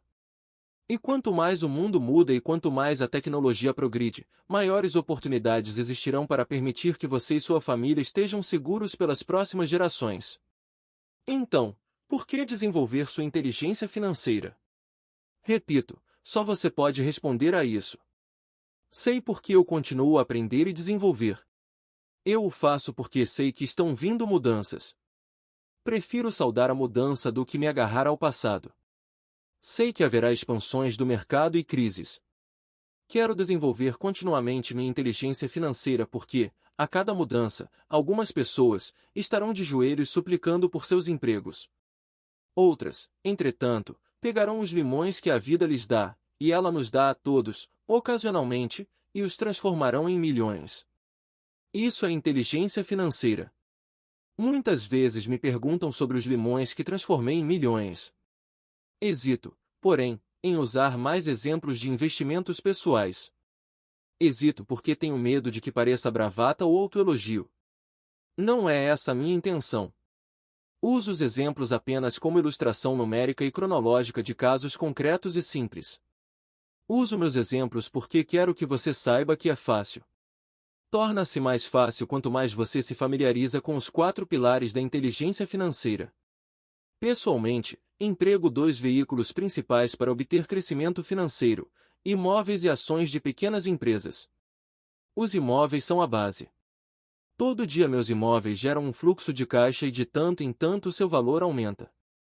As ações são usadas para obter um crescimento rápido. Não recomendo nada do que faço. Os exemplos são apenas isso, exemplos. Se a oportunidade é muito complexa e eu não entendo o investimento, não o faço. Matemática simples e bom senso são tudo de que se necessita para alcançar sucesso financeiro. Há 5 razões para usar os exemplos. 1. Inspirar as pessoas para que aprendam mais. 2. Mostrar às pessoas que tudo é fácil se o embasamento é sólido. 3. Mostrar que qualquer um pode obter uma grande fortuna. 4. Mostrar que há milhões de maneiras de atingir nossos objetivos. 5. Mostrar que isto não é ciência espacial. Em 1989, eu costumava correr numa bela região de Portland, Oregon. Era um subúrbio com lindas casas que pareciam de boneca. Eram pequenas e lindas. Eu quase que esperava encontrar na calçada Chapeuzinho Vermelho a caminho da casa da vovó. Por todo lugar havia cartazes de vende-se. O mercado de toras de madeira estava em crise, o mercado de ações acabará de entrar em colapso e a economia estava deprimida. Numa rua notei um cartaz, que parecia pregado lá há mais tempo que os outros, anunciando a venda de uma casa. Correndo por lá um dia encontrei o dono da casa que tinha um ar preocupado. "Quanto o senhor quer pela casa?" perguntei. O dono se virou e deu um sorriso desanimado. "Faça uma oferta", disse. "Está à venda há um ano. Ninguém mais aparece para vê-la." "Vou olhar", disse eu, e meia hora depois comprava a casa por menos $20.000 do que o proprietário pedirá originalmente. Era uma bela casinha de 2 quartos, com enfeites de madeira em todas as janelas. Sua cor era azul com detalhes cinza e fora construída em 1930. Em seu interior uma lareira de pedra. Uma casa perfeita para se alugar. Dei uma entrada de $5.000 por uma casa de $45.000, mas que realmente valia $65.000, embora ninguém quisesse comprá-la. O proprietário a desocupou em uma semana, feliz de se ver livre dela, e logo chegou meu inquilino, um professor da escola local. Depois de pagar a hipoteca e despesas diversas, eu ficava com $40 ao fim de cada mês. Nada muito empolgante. Um ano depois, o mercado imobiliário deprimido do Oregon começou a se recuperar. Os investidores da Califórnia, cheios de dinheiro obtido em seu mercado imobiliário ainda em expansão, estavam se deslocando para o norte e comprando imóveis no Oregon e em Washington. Vendi a casinha por $95.000 a um casal californiano que achou que estava diante de uma pechincha. Meu ganho de capital de cerca de $40.000 foi empregado numa aplicação amparada pela seção 031* e comecei a dispositivo da legislação tributária americana que trata do adiamento do pagamento de impostos. N. T. Procurar um lugar onde pôr o dinheiro. Em um mês encontrei um prédio com 12 apartamentos perto da fábrica da Intel em Beaverton, Oregon. Seus donos moravam na Alemanha e não tinham ideia de quanto valia o local e, novamente, só queriam se desfazer do imóvel. Ofereci $275.000 por um prédio que valia $450.000. Concordaram com $300.000. Comprei e fiquei com ele por 2 anos. Utilizando o mesmo processo de troca de imóveis com tributação deferida, minha mulher e eu vendemos o prédio por $495.000 e compramos outro com 30 apartamentos, em Phoenix, Arizona. Naquela época nos mudamos para Phoenix, para sair de uma crise, e teríamos que vendê-lo de qualquer maneira. O preço do prédio de 30 apartamentos era de $875.000 com entrada de $225.000. O fluxo de caixa decorrente do aluguel dos 30 apartamentos era de pouco mais de $5.000 ao mês. O mercado de imóveis do Arizona começou a subir e, em 1996, um investidor do Colorado nos ofereceu $2 milhões pelo imóvel. Minha mulher e eu pensamos em vendê-lo, mas decidimos esperar para ver se a legislação relativa a ganhos de capital seria alterada pelo Congresso. Se mudasse o imóvel deveria aumentar, acredito, outros 15% ou 20%. Além disso, os $5.000 ao mês eram um bom fluxo de caixa. Este exemplo mostra como é possível transformar uma pequena soma de dinheiro em outra muito maior. Repito, é uma questão de entender demonstrações financeiras, estratégias de investimento, sentir o mercado e conhecer as leis. Se as pessoas não são versadas nesses tópicos, então tenderão a seguir o dogma padrão, que é buscar a segurança, diversificar e só aplicar em investimentos seguros. O problema é que investimentos seguros muitas vezes são esterilizados. Isto é, são tão seguros que seus ganhos são menores. A maioria das corretoras não tocará em transações especulativas para se proteger a si próprias e a seus clientes. E essa é uma política sábia. Os negócios realmente quentes não são oferecidos aos novatos. Normalmente, os melhores negócios, que tornam os ricos ainda mais ricos, são reservados para aqueles que entendem o jogo. É tecnicamente legal oferecer a alguém que não é considerado sofisticado esses negócios especulativos, mas, naturalmente, acontece. Quanto mais sofisticado me torno, mais oportunidades aparecem no meu caminho. Outro argumento para desenvolver sua inteligência financeira, ao longo da vida, é, simplesmente, que mais oportunidades são apresentadas a você. E quanto maior for sua inteligência financeira, mais fácil será reconhecer um bom negócio.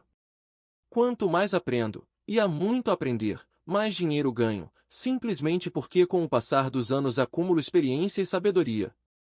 Tenho amigos que se aprisionam à segurança, trabalhando com afinco em suas profissões, e que não conseguem adquirir sabedoria financeira, que leva tempo para ser desenvolvida. De modo geral, minha filosofia é plantar sementes em minha coluna de ativos. Essa é a minha fórmula. Começo com pouco e planto sementes. Algumas se desenvolvem, outras não. Na nossa empresa imobiliária há propriedades que valem muitos milhões. E nosso próprio trust de investimento em imóveis. A maioria desses milhões partiram de investimentos mínimos, da ordem de $5.000 ou $10.000. Todas essas entradas foram beneficiadas por terem ocorrido em momentos de rápida ascensão do mercado, aumentos isentos de imposto, compras e vendas feitas repetidamente ao longo de alguns anos. Também temos um portfólio de ações, abrigado em uma empresa que minha mulher e eu chamamos de nosso fundo mútuo pessoal. Temos amigos que fazem negócios especificamente com investidores como nós, de modo que temos a cada mês dinheiro extra para investir. Compramos ações de empresas de capital fechado, de alto risco, especulativas, que estão próximas de serem listadas em bolsas dos Estados Unidos ou do Canadá. Um exemplo de como é possível obter ganhos rápidos são 100.000 ações compradas a 25 centavos pouco antes da abertura de capital da empresa. 6 meses depois, a empresa estava listada em bolsa e as 100.000 ações agora valem $2 cada uma. Se a empresa for bem administrada, o preço continuará subindo e as ações podem alcançar $20 ou mais, cada uma. Houve ocasiões em que nossos $25.000 se transformaram em 1 milhão em menos de um ano. Se você sabe o que está fazendo, você não está jogando. E jogo quando você põe dinheiro em um negócio e reza para que dê certo. O importante é usar conhecimento técnico, sabedoria e amor ao jogo para minimizar os riscos. Naturalmente, sempre há algum risco. E a inteligência financeira que aumenta as chances. Assim, o que é muito arriscado para uma pessoa é menos arriscado para outra. Essa é a principal razão pela qual incentivo sempre as pessoas a investir mais em sua instrução financeira do que em ações, imóveis ou outros mercados. Quanto mais esperto você for, mais chances terá de reduzir os riscos. As ações nas quais eu invisto são extremamente arriscadas para a maioria das pessoas e não aconselho de forma alguma que outros o façam.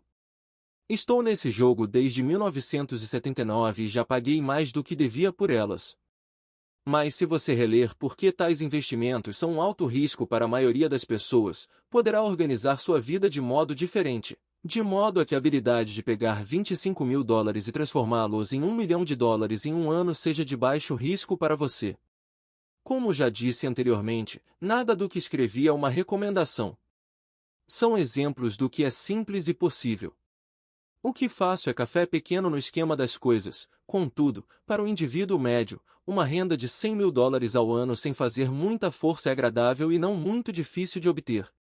Dependendo do mercado e do quanto esperto você for, isso pode ser conseguido num prazo de 5 a 10 anos. Se mantiver suas despesas correntes em um nível modesto, $100.000 como renda adicional é bom, não importando se você trabalha. Você pode trabalhar se quiser ou tirar folga e usar o sistema tributário a seu favor e não contra você. Minha base pessoal são os imóveis. Adoro imóveis porque são estáveis e mudam devagar. Mantenho essa base sólida. O fluxo de caixa é constante, se administrado adequadamente, tem boas chances de ter seu valor aumentado. A beleza de uma sólida base em imóveis é que ela me permite arriscar um pouco mais com as ações especulativas que compro. Se tenho grandes lucros no mercado de ações, pago imposto sobre os ganhos de capital e reinvisto o que sobra em imóveis, garantindo assim o alicerce de meus ativos. Uma última palavra sobre imóveis. Tenho viajado por todo o mundo ensinando a investir. Em todas as cidades ouço as pessoas dizerem que não há imóveis baratos. Não é essa a minha experiência. Mesmo em Nova York ou Tóquio, ou mesmo nos arredores das cidades, há pechinchas desprezadas pela maioria das pessoas. Em Singapura, que atualmente registra uma alta no preço dos imóveis, podem-se encontrar ainda pechinchas em locais não muito distantes. Logo, sempre que ouço alguém me dizer "você não pode fazer isso aqui", respondo que talvez a afirmação adequada seja "não sei como fazer isso aqui, ainda". As grandes oportunidades não são vistas com os olhos. São vistas com a mente. Muita gente não ficará rica nunca simplesmente porque não tem o treinamento financeiro para reconhecer oportunidades que estão bem à sua frente. Muitas vezes me perguntam, como começo? No último capítulo, mostro 10 passos que segui na trajetória para minha independência financeira. Mas sempre lembro que é preciso que seja divertido. E apenas um jogo. Algumas vezes você ganha e outras aprende. Mas divirta-se. A maioria das pessoas nunca ganha porque tem medo de perder. E por isso que a escola é tão tola. Na escola aprendemos que os erros são maus e somos punidos por cometê-los. Contudo, se você prestar atenção à maneira como os seres humanos aprendem, verá que aprendemos errando. Aprendemos a andar, caindo. Se nunca cairmos, não andaremos nunca. O mesmo quanto a andar de bicicleta. Ainda tenho cicatrizes nos joelhos, mas hoje ando de bicicleta sem pensar. O mesmo vale para enriquecer. Infelizmente, a principal razão pela qual a maioria das pessoas não é rica é por seu pavor de perder. Os vencedores não têm medo de perder. Mas os perdedores, sim. Os fracassos são parte do processo do sucesso. As pessoas que evitam os fracassos também evitam os sucessos. Penso no dinheiro de forma semelhante ao meu jogo de tênis. Jogo muito, erro, corrijo, erro mais, volto a corrigir e melhoro o meu jogo. Se eu perder o jogo, vou até a rede e aperto a mão de meu adversário, sorrio e digo: até sábado. Há dois tipos de investidor. O primeiro e mais comum são as pessoas que compram um investimento empacotado. Eles procuram um varejista, seja uma imobiliária, seja um corretor ou um consultor financeiro e compram alguma coisa. Pode ser um fundo mútuo, um trust de investimentos imobiliários, ações ou títulos. E uma forma bem limpa e simples de investir. Pode ser comparado à pessoa que vai à loja e compra um computador direto da prateleira. 2. O segundo são os investidores que criam investimentos. Este investidor em geral organiza o negócio de forma semelhante às pessoas que compram os componentes e montam seu computador. É algo sob medida. Eu não sei como juntar componentes de computador. Mas sei como juntar oportunidades ou conheço gente que sabe. É este segundo tipo que tem mais probabilidade de se tornar um investidor profissional. Algumas vezes são necessários anos para se juntarem todas as peças. E às vezes nunca se consegue isso. Meu pai rico me incentivou a ser este tipo de investidor. É importante aprender a juntar as peças porque é aí onde estão os grandes ganhos, e, se a maré é adversa, as grandes perdas. Se você quer ser o segundo tipo de investidor, precisa desenvolver 3 habilidades principais. Estas se somam àquelas necessárias para se adquirir a inteligência financeira. L. Como encontrar uma oportunidade que ninguém mais viu? Você vê com sua mente o que os outros veem com os olhos. Por exemplo, um amigo comprou uma casa caindo aos pedaços. Era assustador olhar para ela. Todos se perguntavam por que ele a teria comprado. O que ele viu e nós não vimos foi que junto com a casa, a compra envolvia mais 4 lotes de terreno vazio. Ele verificou isso indo à imobiliária. Depois de comprar a casa, ele a demoliu e vendeu os 5 lotes para um construtor por 3 vezes o que tinha pagado. Ele ganhou $75.000 em 2 meses de trabalho. Não é muito dinheiro, mas sem dúvida é muito mais do que o salário mínimo, e não há muitas dificuldades técnicas. 2. Como conseguir dinheiro? Em geral, as pessoas só procuram o banco. Esse segundo tipo de investidor precisa saber onde levantar recursos e há muitas formas de fazê-lo sem ir ao banco. Para começar, aprendi a comprar imóveis. Sem precisar de banco. Não é tanto pelos imóveis, mas pela aprendizagem de como conseguir o dinheiro, o que não tem preço. Muito frequentemente ouço as pessoas dizerem: o banco não me dá um empréstimo, ou não tenho dinheiro para comprar isso. Se você quiser se tornar um investidor do tipo 2, precisará aprender a fazer o que atrapalha tanta gente. Em outras palavras, a maioria das pessoas deixa que a falta de dinheiro as impeça de fechar um negócio. Se você puder evitar esse obstáculo, estará milhões à frente dos que não aprenderam essas habilidades. Muitas vezes adquiri uma casa ou ações ou um prédio de apartamentos sem ter um tostão no banco. Uma vez comprei um prédio por $1, 2 milhões. O que eu fiz é chamado amarrar a transação com um contrato escrito entre comprador e vendedor. Então, consegui o necessário para pagar o depósito de $100.000, o que me permitiu obter 90 dias para levantar o resto do dinheiro. Por que eu fiz isso? Simplesmente sabia que o prédio valia $2 milhões. Nunca levantei o dinheiro. Em lugar disso, a pessoa que depositou os $100.000 me deu $50.000 por ter encontrado o prédio, assumiu minha posição e eu saí do negócio. Total de tempo de trabalho, 3 dias. Repito, conta mais o que você sabe do que o que você compra. Investir não é comprar. E conhecer. 3. Como organizar pessoas espertas. Pessoas inteligentes são aquelas que trabalham com, ou contratam, uma pessoa mais inteligente do que elas. Quando você precisar de orientação, assegure-se de escolher sabiamente seu conselheiro. Há muito o que aprender, mas a recompensa pode ser astronômica. Se você não quer aprender estas habilidades, então é aconselhável ser um investidor do tipo L.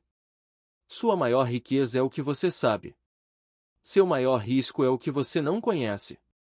Sempre há risco, de modo que aprenda a administrá-lo em vez de evitá-lo. Capítulo 7. Lição 6. Trabalhe para aprender, não trabalhe pelo dinheiro. Em 1995, concedi uma entrevista a um jornal de Singapura. A jovem repórter chegou na hora e, imediatamente, começou a entrevista. Sentamos no hall de entrada de um hotel luxuoso, tomamos café e falamos do objetivo de minha visita à cidade. Eu devia dividir o palco com Zig Ziglar. Ele falaria de motivação e eu dos segredos dos ricos. Gostaria de ser, um dia, uma autora de best-sellers como o senhor, disse ela. Eu já lera alguns de seus artigos de jornal e ficará impressionado. Ela tinha um estilo forte e claro. Seus artigos atraíam o interesse do leitor. A senhora tem ótimo estilo, respondi.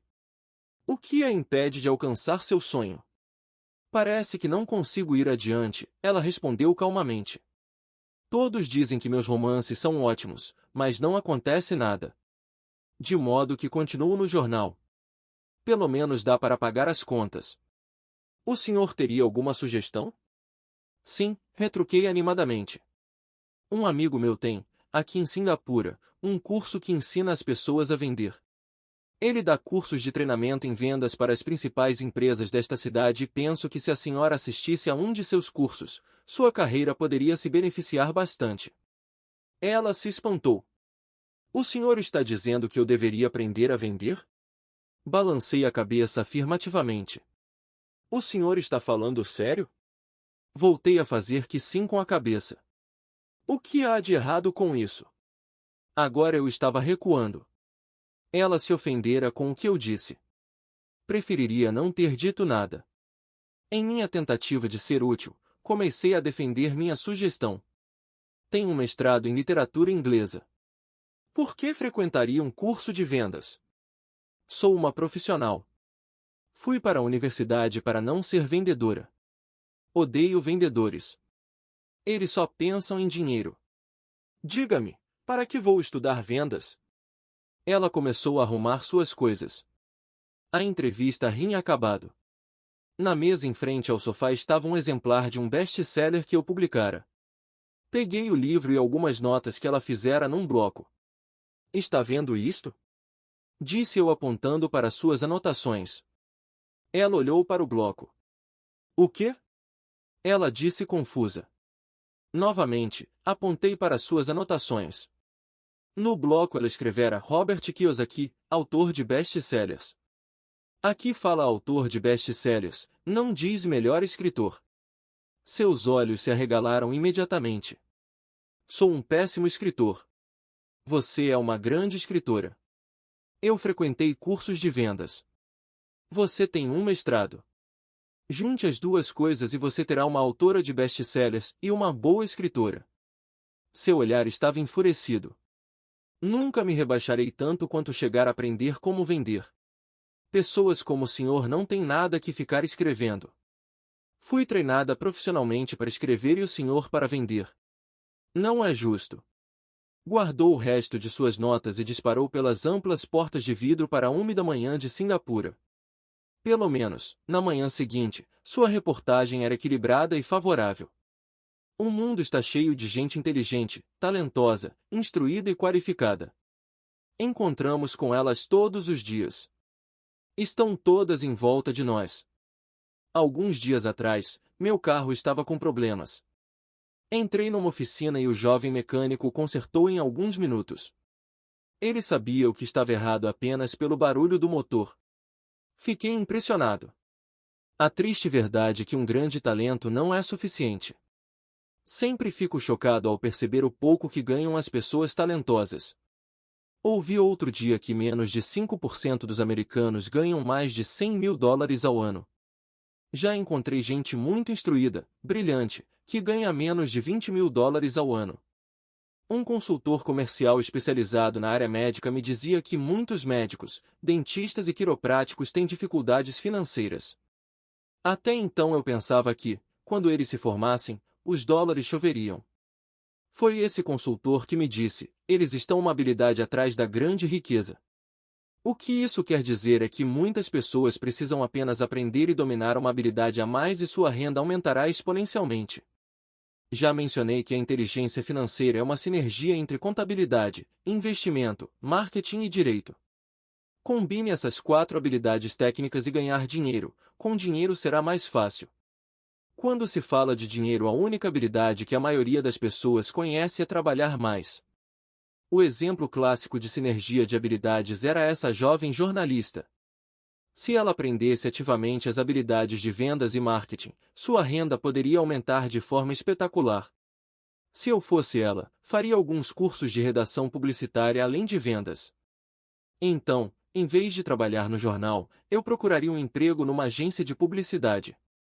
Mesmo se seu salário se reduzisse, ela aprenderia a comunicar-se sinteticamente como se faz com tanto sucesso na publicidade.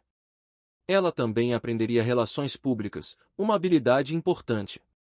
Aprenderia a como obter milhões em publicidade gratuita. Então, de noite e nos fins de semana ela poderia escrever seu grande romance. E quando este estivesse terminado, ela estaria mais apta a vender seu livro. E, assim, em pouco tempo, ela poderia ser autora de best-sellers. Quando publiquei meu primeiro livro, If You Want to Be Rich and Happy, Don't Go to School. Se você quer ser rico e feliz, não vá para a escola, um editor sugeriu que eu mudasse o título para a Economia da Educação.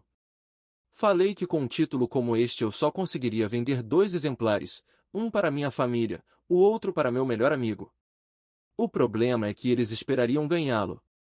O agressivo título foi escolhido porque eu sabia que assim obteria toneladas de publicidade. Sou favorável à educação e acredito em reforma educacional. De outra forma, por que continuaria eu a pressionar por mudanças em nosso sistema de ensino antiquado? Por isso, escolhi um título que me permitisse ir a mais apresentações de televisão e rádio, simplesmente por causa da controvérsia. Muitas pessoas pensaram que eu era louco, mas o livro vendeu muito bem. Quando me formei na Academia de Marinha Mercante dos Estados Unidos, em 1969, meu pai instruído ficou feliz. A Standard Oil da Califórnia me contratara para sua frota de navios tanque. Eu era terceiro imediato e o salário era baixo em comparação ao de meus colegas, mas era um bom emprego para um recém-formado. Meu salário inicial era de cerca de $42.000 ao ano, incluindo as horas extras, e eu só trabalhava durante 7 meses. Tinha 5 meses de férias. Se eu quisesse, poderia ter ido para o Vietnã com uma empresa de navegação subsidiária e teria com facilidade dobrado meu salário em vez de descansar nas férias. Tinha uma grande carreira à minha frente, contudo me demiti 6 meses depois e fui para a Marinha dos Estados Unidos para aprender a voar. Meu pai instruído ficou arrasado. Pai rico me deu os parabéns. Na escola e no local de trabalho estava em moda especialização. Isto é, para ganhar mais ou obter uma promoção era necessário especializar-se. E por isso que os médicos imediatamente procuram especializar-se em algo como ortopedia ou pediatria. O mesmo se aplica a contadores, arquitetos, advogados, pilotos e outros. Meu pai instruído acreditava no mesmo dogma e ficou empolgado quando finalmente obteve seu doutorado. Ele muitas vezes admitia que as escolas recompensam as pessoas que estudam mais e mais a respeito de menos e menos. Pai rico me incentivava a fazer exatamente o oposto. Você precisa saber um pouco sobre várias coisas, era a sua sugestão. É por isso que durante anos trabalhei em diferentes áreas de suas empresas. Por um tempo, trabalhei no departamento de contabilidade. Embora eu provavelmente nunca chegasse a ser um contador, ele queria que eu aprendesse por osmose. Pai rico sabia que eu pegaria o jargão e o sentimento daquilo que é importante e do que não é importante. Também trabalhei como ajudante de garçom e como operário na construção, bem como em vendas, reservas e marketing. Ele estava preparando Mike e eu. Ele insistia em que nos sentássemos para assistir a seus encontros com diretores de banco, advogados, contadores e corretores. Queria que conhecêssemos um pouco sobre cada aspecto de seu império. Quando abandonei meu emprego bem pago na Standard Oil, meu pai instruído teve uma conversa séria comigo. Ele estava perturbado. Ele não podia entender minha decisão de largar uma carreira que oferecia salário alto, grandes benefícios, muito tempo de folga e oportunidades de promoção. Quando me perguntou certa noite por que você se demitiu, eu não consegui, por mais que tentasse, explicar para ele. Minha lógica não encaixava com a lógica dele. O grande problema é que minha lógica era a lógica de meu pai rico. A segurança no emprego era tudo para meu pai instruído. Aprender era tudo para meu pai rico. Meu pai instruído pensou que eu tivesse ido para o curso para aprender a ser um comandante de navio. Pai rico sabia que eu estava lá para estudar comércio internacional. Enquanto estudava fiz transporte de cargas, naveguei em grandes cargueiros, em navios-tanque e em navios de passageiros pelo Extremo Oriente e pelo Pacífico Sul. Pai rico me incentivava a navegar pelo Pacífico em lugar de ir para a Europa porque sabia que as nações emergentes estavam na Ásia e não no velho continente. A maioria de meus colegas de turma, incluindo Mike, ainda participava de festas nas suas fraternidades, e eu já estudava comércio, gente, estilos de negócio e culturas no Japão, Taiwan, Tailândia, Singapura, Hong Kong, Vietnã, Coreia, Tahiti, Samoa e Filipinas. Eu também frequentava festas, mas não em fraternidades.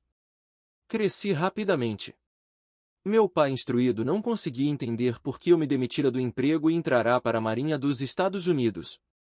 Disse-lhe que queria aprender a voar, mas realmente queria aprender a comandar tropas.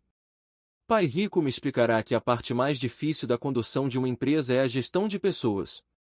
Ele passará 3 anos no exército, meu pai instruído tinha sido isento do serviço militar. Pai rico me falou do valor de aprender a liderar pessoas em situações difíceis. Liderança é o que você precisa aprender agora, dizia. Se você não for um bom líder, receberá um tiro pelas costas, como ocorre nos negócios. Ao voltar do Vietnã, em 1973, me desliguei embora adorasse voar. Consegui um emprego na Xerox Corp. Fui para lá por uma razão, e esta não estava nos benefícios. Eu era bastante tímido e a ideia de vender me parecia a coisa mais apavorante do mundo. A Xerox tem um dos melhores programas de treinamento em vendas dos Estados Unidos. Pai rico ficou muito orgulhoso de mim. Meu pai instruído ficou envergonhado. Sendo um intelectual, considerava que os vendedores estavam abaixo dele. Trabalhei na Xerox durante 4 anos, até que superei o medo de bater as portas e ser rejeitado. Ao alcançar, permanentemente, um lugar entre os 5 maiores vendedores, me demiti e fui em frente deixando atrás de mim outra grande carreira em uma ótima empresa. Em 1977 formei minha primeira empresa. Pai rico preparara Mike e eu para assumirmos empresas. De modo que agora eu precisava formá-las e pô-las a funcionar. Meu primeiro produto, uma carteira de nylon e velcro, era fabricado no Extremo Oriente e remetido a um armazém em Nova York, perto da escola que eu frequentava. Minha educação formal estava completa e era tempo de testar minhas asas. Se eu fracassasse, estaria falido. Pai rico achava que era melhor quebrar antes dos 30. Você ainda tem tempo de se recuperar, era seu conselho. Na véspera de meu 30º aniversário, a primeira remessa saiu da Coreia para Nova York. Hoje, ainda faço negócios internacionais. E conforme me incentivou Pai rico, procuro os países emergentes. Minha empresa de investimentos opera na América do Sul, Ásia, Noruega e Rússia. Asterisco nos Estados Unidos, grande parte dos estudantes do ensino superior está associada a fraternidades que são uma espécie de clube e que com frequência também funcionam como uma espécie de república estudantil onde residem. N. T. Há um velho dito segundo o qual o emprego é a sigla de quase quebrado, asterisco e, infelizmente, eu diria que isso se aplica a milhões de pessoas. Como a escola não acha que inteligência financeira seja inteligência, a maioria dos trabalhadores vive dentro de suas posses. Trabalham e pagam as contas. Há outra terrível teoria da administração que diz: os empregados trabalham apenas o suficiente para não serem demitidos e os empregadores pagam apenas o suficiente para que os trabalhadores não vão embora.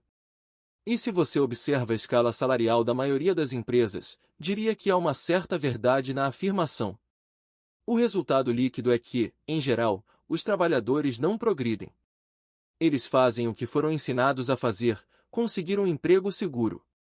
A maioria dos empregados se concentra em salários e benefícios que os remuneram no curto prazo, mas que são frequentemente desastrosos no longo prazo. Já eu recomendo aos jovens que procurem emprego pelas oportunidades de aprendizado, mais do que pelo que possam receber.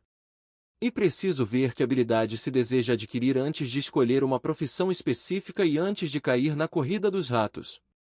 Uma vez aprisionadas num processo permanente de pagamento de contas, as pessoas se tornam como os pequenos hamsters correndo em suas gaiolas.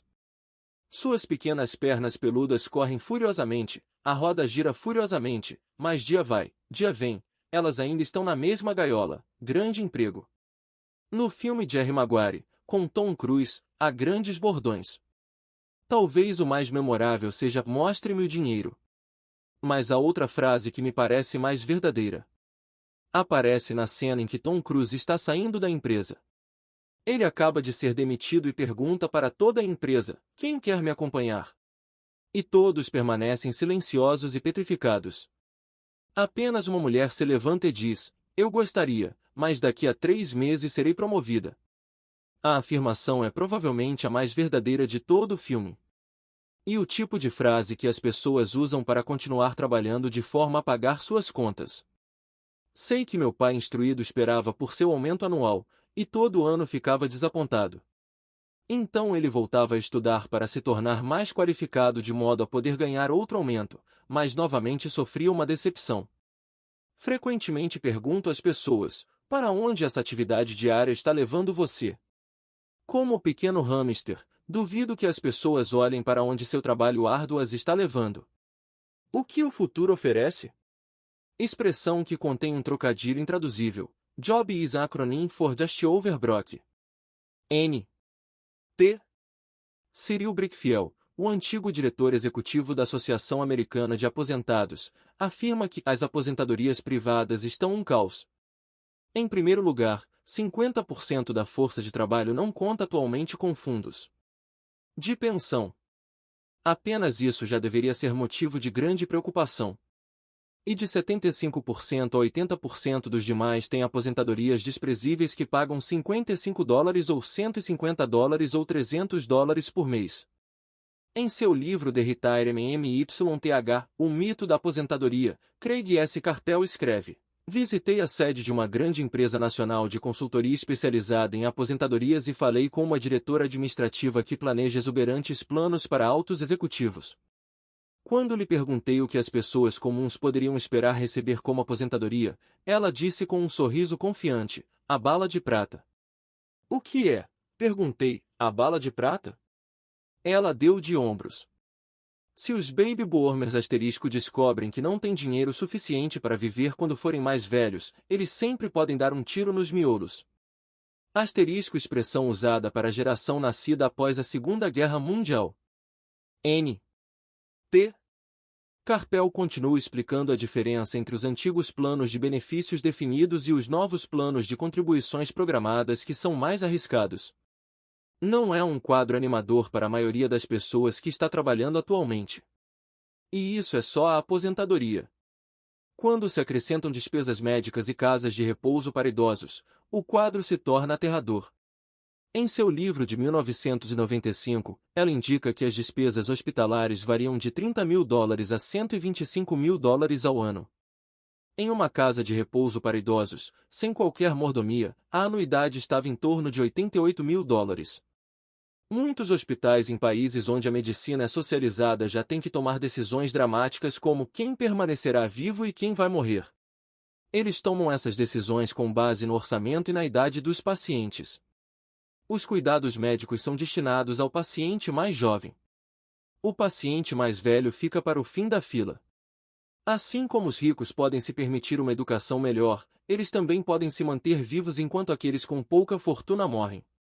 Fico imaginando se há trabalhadores pensando no futuro ou se eles apenas se preocupam com o próximo contra-cheque sem questionar-se sobre o que virá mais adiante. Quando falo para adultos que querem ganhar mais dinheiro, sempre dou o mesmo conselho. Sugiro que pensem no longo prazo. Em lugar de trabalhar simplesmente pelo dinheiro e pela segurança que são, admito, importantes, sugiro que procurem um segundo emprego onde possam aprender outra habilidade. Muitas vezes recomendo que se integrem a uma empresa de marketing de rede, também chamado de marketing multinível, se quiserem adquirir habilidades de venda. Algumas dessas empresas têm excelentes programas de treinamento que ajudam as pessoas a superar o medo do fracasso e da rejeição, que são as principais razões pelas quais a maioria das pessoas não é bem-sucedida. A instrução vale mais do que o dinheiro, no longo prazo. Quando ofereço esta sugestão, ouço muitas vezes: "Ah, isso é muito trabalhoso" ou "só quero fazer o que me interessa". Quanto à primeira resposta, retruco: então o senhor prefere passar a vida entregando 50% do que ganha ao governo? Quanto à segunda observação, digo: eu não tenho interesse em ir à academia de ginástica, mas vou para me sentir melhor e viver mais. Infelizmente, a verdade no velho adágio: não se podem ensinar truques novos a um cachorro velho. A menos que a pessoa esteja acostumada a mudar, é difícil mudar. Mas para aqueles que ainda estão sobre o muro em relação à ideia de trabalhar para aprender algo novo, ofereço esta palavra de incentivo: a vida se parece muito com ir à academia. A parte mais difícil é se decidir a começar. Uma vez feito isso, fica fácil. Em muitas ocasiões, ficava temeroso de ir para a academia, mas chegando lá, em movimento, era ótimo. Depois dos exercícios, fico feliz de ter me decidido a ir. Se você não está disposto a trabalhar para aprender algo novo e insiste em se especializar em sua área, assegure-se de trabalhar em uma empresa sindicalizada. Os sindicatos foram planejados para proteger especialistas. Meu pai instruído, depois de ter caído em desgraça junto ao governador, tornou-se presidente do Sindicato de Professores do Havaí. Ele dizia que esse era o trabalho mais pesado que já tivera na vida.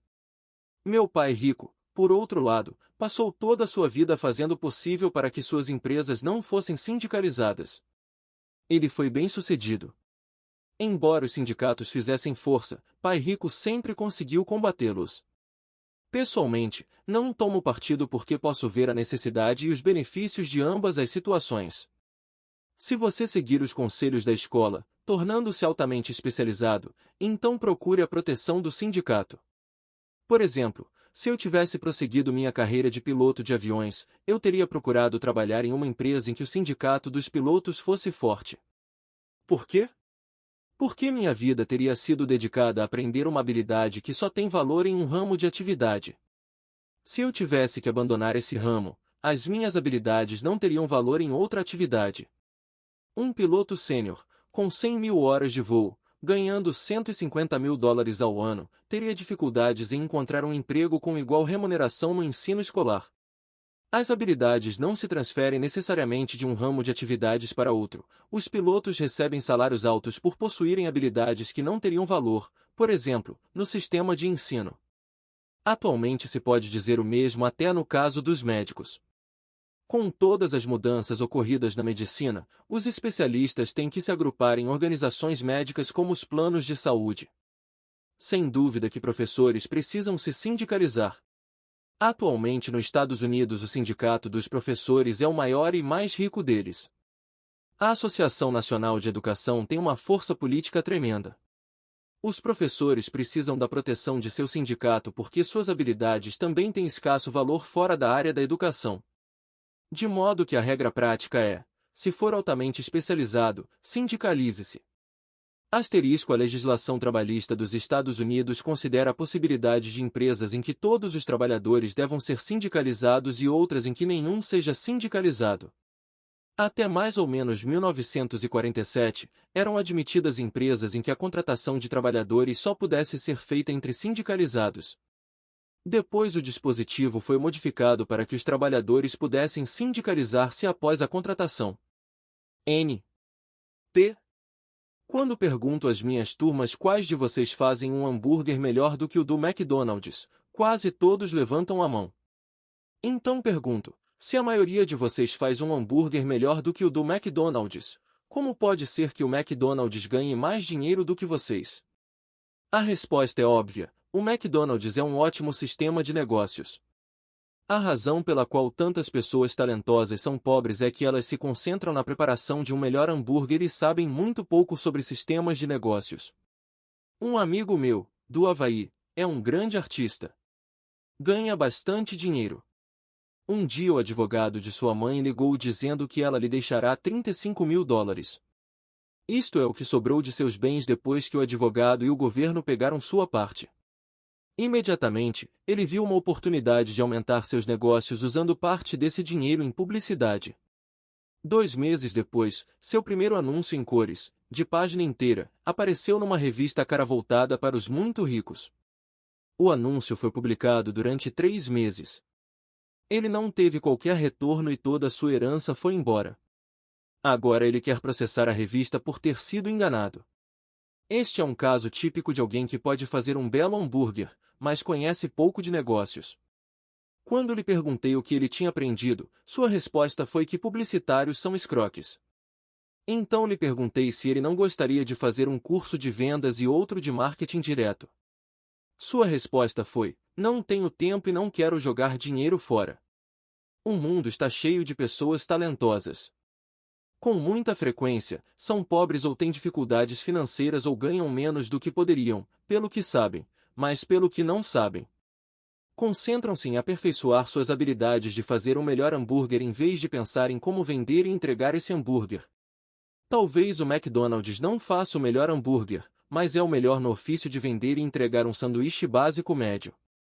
Pai pobre queria que eu me especializasse. Era assim que ele achava que se ganhava mais. Mesmo depois de ouvir do governador do Havaí que não poderia mais trabalhar no governo do estado, meu pai instruído continuou me incentivando a me especializar. Pai pobre então encampou a causa do sindicato dos professores, fazendo campanhas por mais proteção e maiores benefícios para esses profissionais altamente especializados e instruídos. Ele nunca entendeu que quanto mais especializado você se torna, mais você fica amarrado e dependente dessa especialização. Pai rico aconselhava Mike e eu a nos prepararmos. Muitas grandes empresas fazem ao mesmo. Procuram jovens recém-formados nas faculdades e começam a preparar essas pessoas para exercer, um dia, altos cargos na organização. Esses jovens brilhantes não se especializam em um departamento, eles percorrem os vários departamentos para aprender todos os aspectos dos sistemas de negócios. Os ricos frequentemente preparam seus filhos ou os filhos dos outros. Ao fazê-lo, seus filhos adquirem uma visão geral das operações da empresa e conhecem a inter-relação entre os vários departamentos. A geração da Segunda Guerra Mundial considerava ruim ficar trocando de emprego. Hoje considera-se uma atitude inteligente. Já que as pessoas ficarão mudando de emprego em lugar de buscar maior especialização, por que não pensar em aprender mais do que em ganhar? No curto prazo, você pode ganhar menos. No longo prazo, resultará em grandes dividendos. As principais habilidades administrativas necessárias para o sucesso são: 1. Gestão do fluxo de caixa. 2. Gestão de sistemas, incluindo você e o tempo dedicado à família. 3. Gestão de pessoal. As habilidades especializadas mais importantes são vendas e compreensão da comercialização. E a habilidade de vender, portanto, de comunicar-se com outro ser humano, seja cliente, funcionário, chefe, cônjuge ou filho, a básica para o sucesso pessoal. São habilidades de comunicação como redigir, falar e negociar que são cruciais para uma vida de sucesso. São habilidades que exercito constantemente, fazendo cursos ou comprando fitas educativas para expandir meu conhecimento. Como já mencionei, meu pai instruído trabalhava cada vez mais arduamente quanto mais competente se tornava. Ele também se via cada vez mais encurralado quanto mais se especializava. Embora seu salário aumentasse, suas escolhas diminuíam. Pouco depois de ter sido mandado embora do trabalho no governo, descobriu como era vulnerável profissionalmente. É semelhante ao que ocorre com os atletas profissionais que de repente sofrem uma lesão ou ficam velhos demais para o esporte. Sua posição bem remunerada é perdida e eles têm habilidades limitadas às quais recorrer. Penso que é por isso que meu pai instruído se envolveu tanto com os sindicatos a partir daí. Ele percebeu quanto o sindicato poderia ter favorecido. Atualmente, encontro os professores ganhando centenas de milhares de dólares ao ano.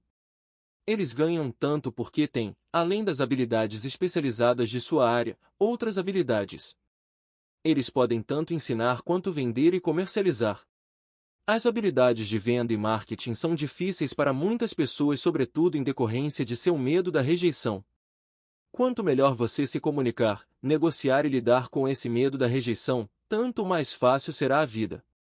Da mesma maneira que aconselhei aquela jornalista que queria tornar-se autora de best-sellers, repito isso para todos: ter uma especialização técnica tem seus pontos fortes e fracos. Tenho amigos que são gênios, mas não conseguem comunicar-se efetivamente, em consequência, seus ganhos são lamentáveis. Eu os aconselho a passar um ano aprendendo a vender. Mesmo se não ganharem nada, sua capacidade de comunicação melhorará. E isso não tem preço. Além de sermos bons aprendizes e vendedores e de entendermos de marketing, devemos ser tanto bons professores quanto bons alunos. Para sermos verdadeiramente ricos, devemos ser capazes tanto de dar quanto de receber. Em casos de dificuldades financeiras, frequentemente, o que falta é dar e receber. Sei de muita gente que é pobre porque não é nem bom estudante nem bom mestre. Ambos os meus pais eram homens generosos. Ambos tinham como regra primeiro dar. A educação era uma de suas formas de doação. Quanto mais davam, mais recebiam. Uma diferença evidente estava na doação de dinheiro. Meu pai rico doava altos montantes. Doava para a igreja, para instituições de caridade, para sua fundação. Ele sabia que para receber dinheiro, você deve dar dinheiro. A doação de dinheiro é o segredo da maioria das grandes famílias ricas. E por isso que existem instituições como a Fundação Rockefeller e a Fundação Ford. São organizações destinadas a tomar a própria riqueza e aumentá-la, bem como a distribuí-la perpetuamente. Meu pai instruído costumava dizer sempre: quando tiver algum dinheiro extra, vou doá-lo. O problema é que nunca havia um extra. Trabalhava sempre mais para conseguir mais dinheiro em lugar de concentrar-se na principal lei do dinheiro: dai e recebereis. Ele acreditava no contrário. Recebe e darás. Concluindo, tornei-me ambos os pais. Uma parte de mim é um capitalista convicto que adora o jogo do dinheiro fazendo dinheiro. A outra é o do mestre socialmente responsável que está profundamente preocupado com o crescente ato que separa os que têm dos que não têm. Acredito que o principal responsável por esse ato crescente é o sistema de ensino arcaico. Início. Capítulo 8. Como superar obstáculos. Mesmo que as pessoas tenham estudado e se alfabetizado do ponto de vista financeiro, elas ainda podem enfrentar obstáculos para se tornar financeiramente independentes. Há 5 razões principais que levam pessoas financeiramente alfabetizadas a não desenvolver uma coluna de ativos significativa, que poderia render grandes montantes de fluxo de caixa. Colunas de ativos que as poderiam libertar para viver a vida sonhada em lugar de trabalhar em tempo integral apenas para pagar as contas. Essas 5 razões são: 1. Medo. 2. Ceticismo. 3. Preguiça. 4. Maus hábitos. 5. Arrogância. Razão no. L. Superar o medo de perder dinheiro. Nunca encontrei alguém que gostasse realmente de perder dinheiro. E em toda a minha vida nunca encontrei uma pessoa rica que nunca tivesse perdido dinheiro. Mas encontrei uma porção de gente pobre que nunca perdeu um tostão investindo. O medo de perder dinheiro é real. Todo mundo tem. Mesmo os ricos. Mas o problema não está no medo, está na maneira de lidar com as perdas. E a maneira de lidar com o fracasso que faz a diferença na vida da gente. Isso serve para qualquer coisa, não apenas para o dinheiro. A principal diferença entre uma pessoa rica e outra pobre está em como elas lidam com esse medo. Não há nada errado com ter medo. E é aceitável ser um covarde quando se trata de dinheiro. Você ainda pode ser rico. Somos todos heróis em algumas circunstâncias e covardes em outras. Uma amiga de minha esposa é enfermeira de um pronto-socorro. Quando vê sangue, entra em ação. Quando fala em investir, ela sai correndo. Quando eu vejo sangue, não fujo. Desmaio. Meu pai rico entendia as fobias relativas ao dinheiro. Algumas pessoas têm pavor de cobra. Algumas pessoas têm pavor de perder dinheiro. Ambas são fobias, dizia. Sua solução para a fobia de perder dinheiro era um pequeno verso. Se você odeia risco e preocupação, comece cedo. E por isso que os bancos aconselham iniciar o hábito da poupança desde a juventude. Se você começar jovem, será fácil ser rico. Não vou me estender sobre isso, mas há uma grande diferença entre pessoas que começam a poupar aos 20 anos e as que começam aos 30. Uma diferença apreciável. Disse que um dos assombros do mundo é o poder dos juros compostos. A aquisição da ilha de Manhattan é considerada uma das maiores pechinchas de todos os tempos. Nova York foi comprada por $24 em badulaques e contas de vidro. Contudo, se esses $24 tivessem sido investidos a juros de 8% ao ano, esses $24 estariam valendo mais de 28 trilhões de dólares em 1995. Manhattan poderia ser recomprada e ainda sobraria dinheiro para comprar boa parte de Los Angeles, especialmente com os preços de imóveis vigentes em 1995. Meu vizinho trabalha para uma grande empresa de computadores. Está lá há 25 anos. Em 5 anos ele deixará a empresa com 4 milhões de dólares em seu fundo de pensão privado. O dinheiro está aplicado em fundos mútuos altamente rentáveis, que ele converterá em títulos e papéis do governo. Ao aposentar-se ele estará com 55 e terá um fluxo de caixa de cerca de $300 mil ao ano, mais do que o seu salário atual. Isto quer dizer que é possível fazer, mesmo se você não quer perder ou odeia riscos. Mas precisa começar cedo e fazer um plano de pensão. Além disso, você deveria contratar um consultor financeiro em quem confie antes de investir. Mas se não tiver muito tempo pela frente ou se quiser aposentar-se mais cedo, como você lida com o medo de perder dinheiro? Meu pai pobre não fez nada. Ele simplesmente evitava o assunto, recusando-se a discuti-lo. Pai rico, por outro lado, recomendava que eu pensasse como um texano. Gosto do Texas e dos texanos, falava. No Texas tudo é maior. Quando os texanos ganham, elas ganham muito. E quando perdem, é espetacular. Eles gostam de perder? Perguntei. Não estou dizendo isso. Ninguém gosta de perder. Mostre-me um perdedor feliz e eu lhe mostro um fracassado, respondeu o pai rico. É da atitude dos texanos em face do risco, da recompensa e do fracasso que estou falando. É como eles encaram a vida. Eles vivem grande. Não como a maioria do pessoal daqui que vive como baratas quando se trata de dinheiro. Baratas com medo que alguém jogue um facho de luz em cima delas. Gente que se lamúria quando o empregado do armazém erra o troco por 20 centavos. Pai rico continuou explicando. O que eu mais gosto é da atitude dos texanos. Eles se orgulham de ganhar e se gabam quando perdem.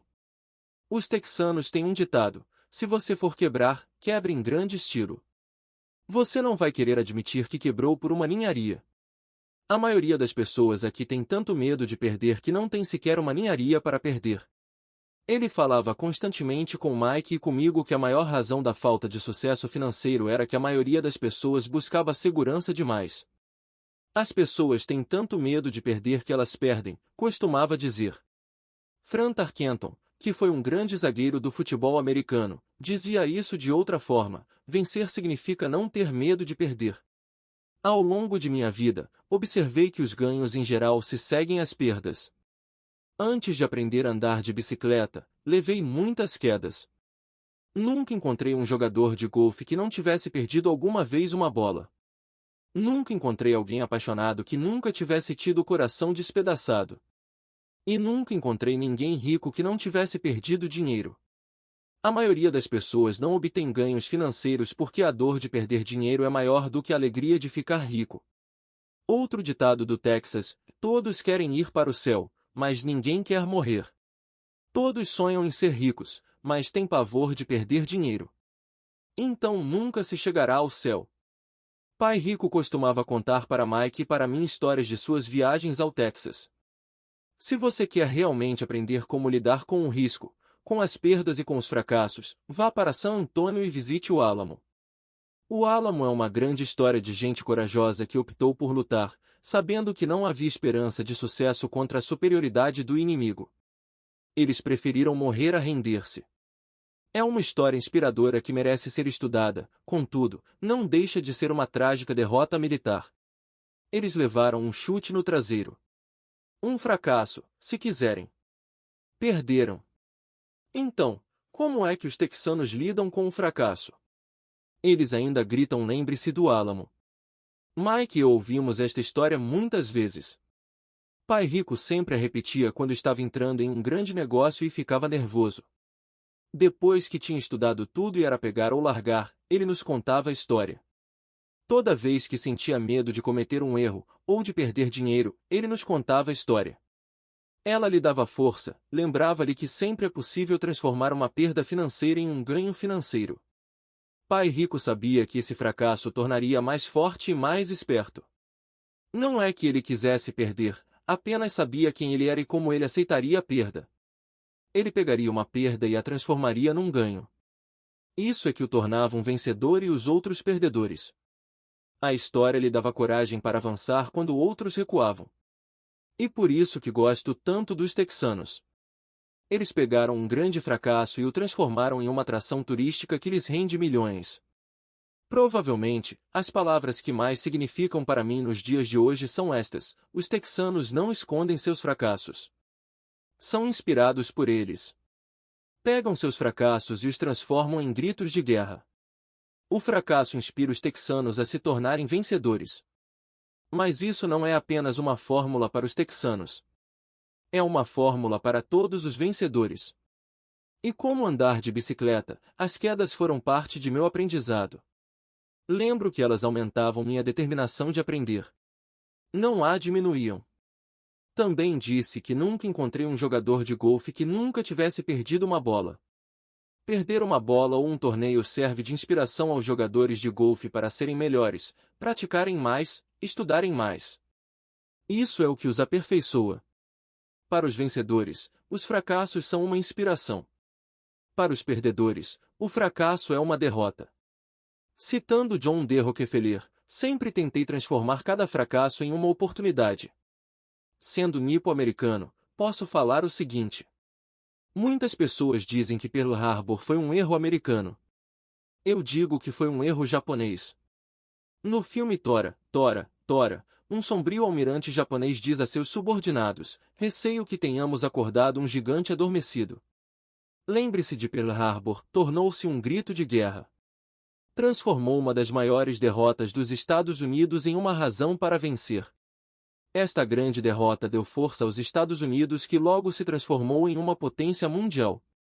O fracasso inspira os vencedores.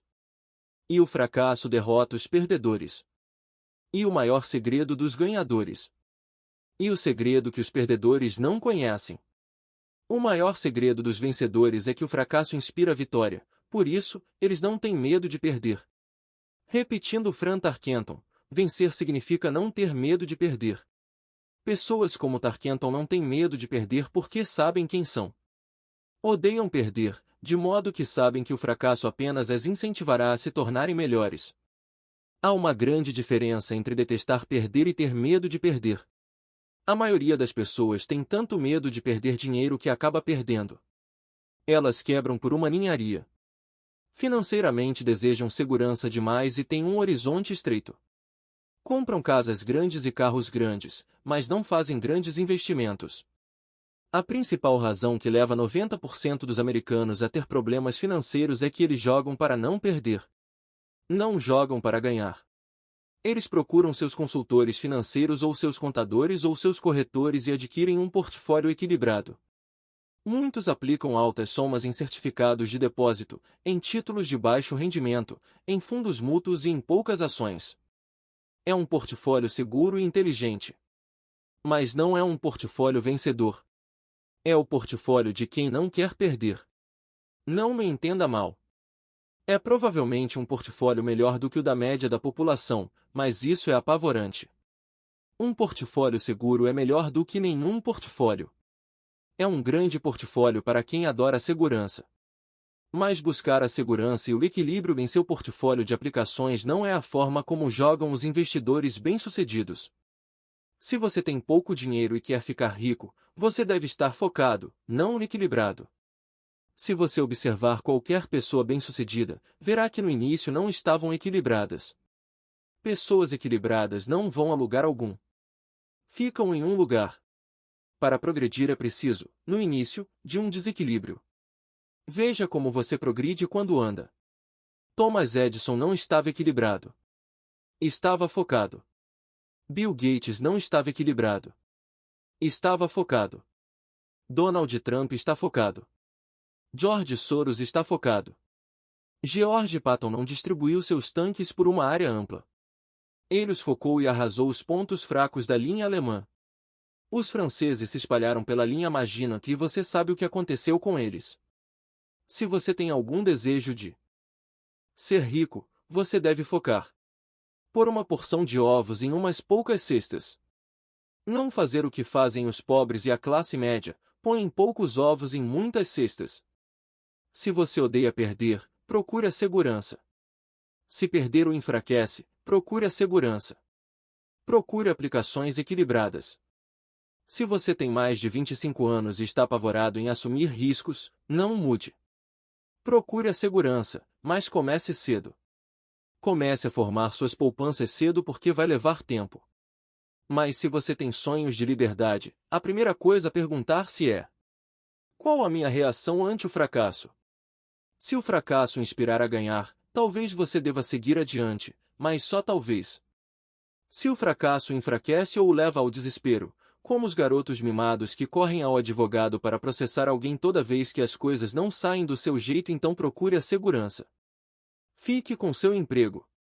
Ou compre títulos ou fundos mútuos. Mas lembre que esses instrumentos financeiros também têm seus riscos, mesmo sendo mais seguros. Digo tudo isso, citando os texanos e Fran Tarkenton, porque aumentar a coluna de ativos é fácil. E realmente um jogo que não exige grandes atitudes. Não exige muita instrução. A matemática do primeiro grau resolve. Mas aumentar a coluna de ativos é um jogo de atitude. Exige garra, paciência e resistência ante o fracasso. Os perdedores evitam o fracasso. E o fracasso transforma perdedores em vencedores. Lembre-se do Álamo. Razão no 2. Superar o ceticismo. O céu está caindo. O céu está caindo. Todos nós conhecemos a história da galinha pessimista, que corria em torno do terreiro anunciando o fim do mundo. Todos conhecemos gente assim.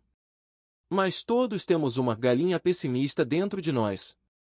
Como já disse em outra ocasião, o cético é verdadeiramente uma galinha pessimista. Todos nós parecemos com a galinha pessimista quando o medo e a dúvida toldam nossos pensamentos. Todos nós temos dúvidas. Não sou inteligente. Não sou tão bom assim. Fulano é melhor do que eu. Nossas dúvidas muitas vezes nos paralisam. Jogamos o jogo do e se. E se a economia entrar em colapso logo depois de eu fazer o investimento?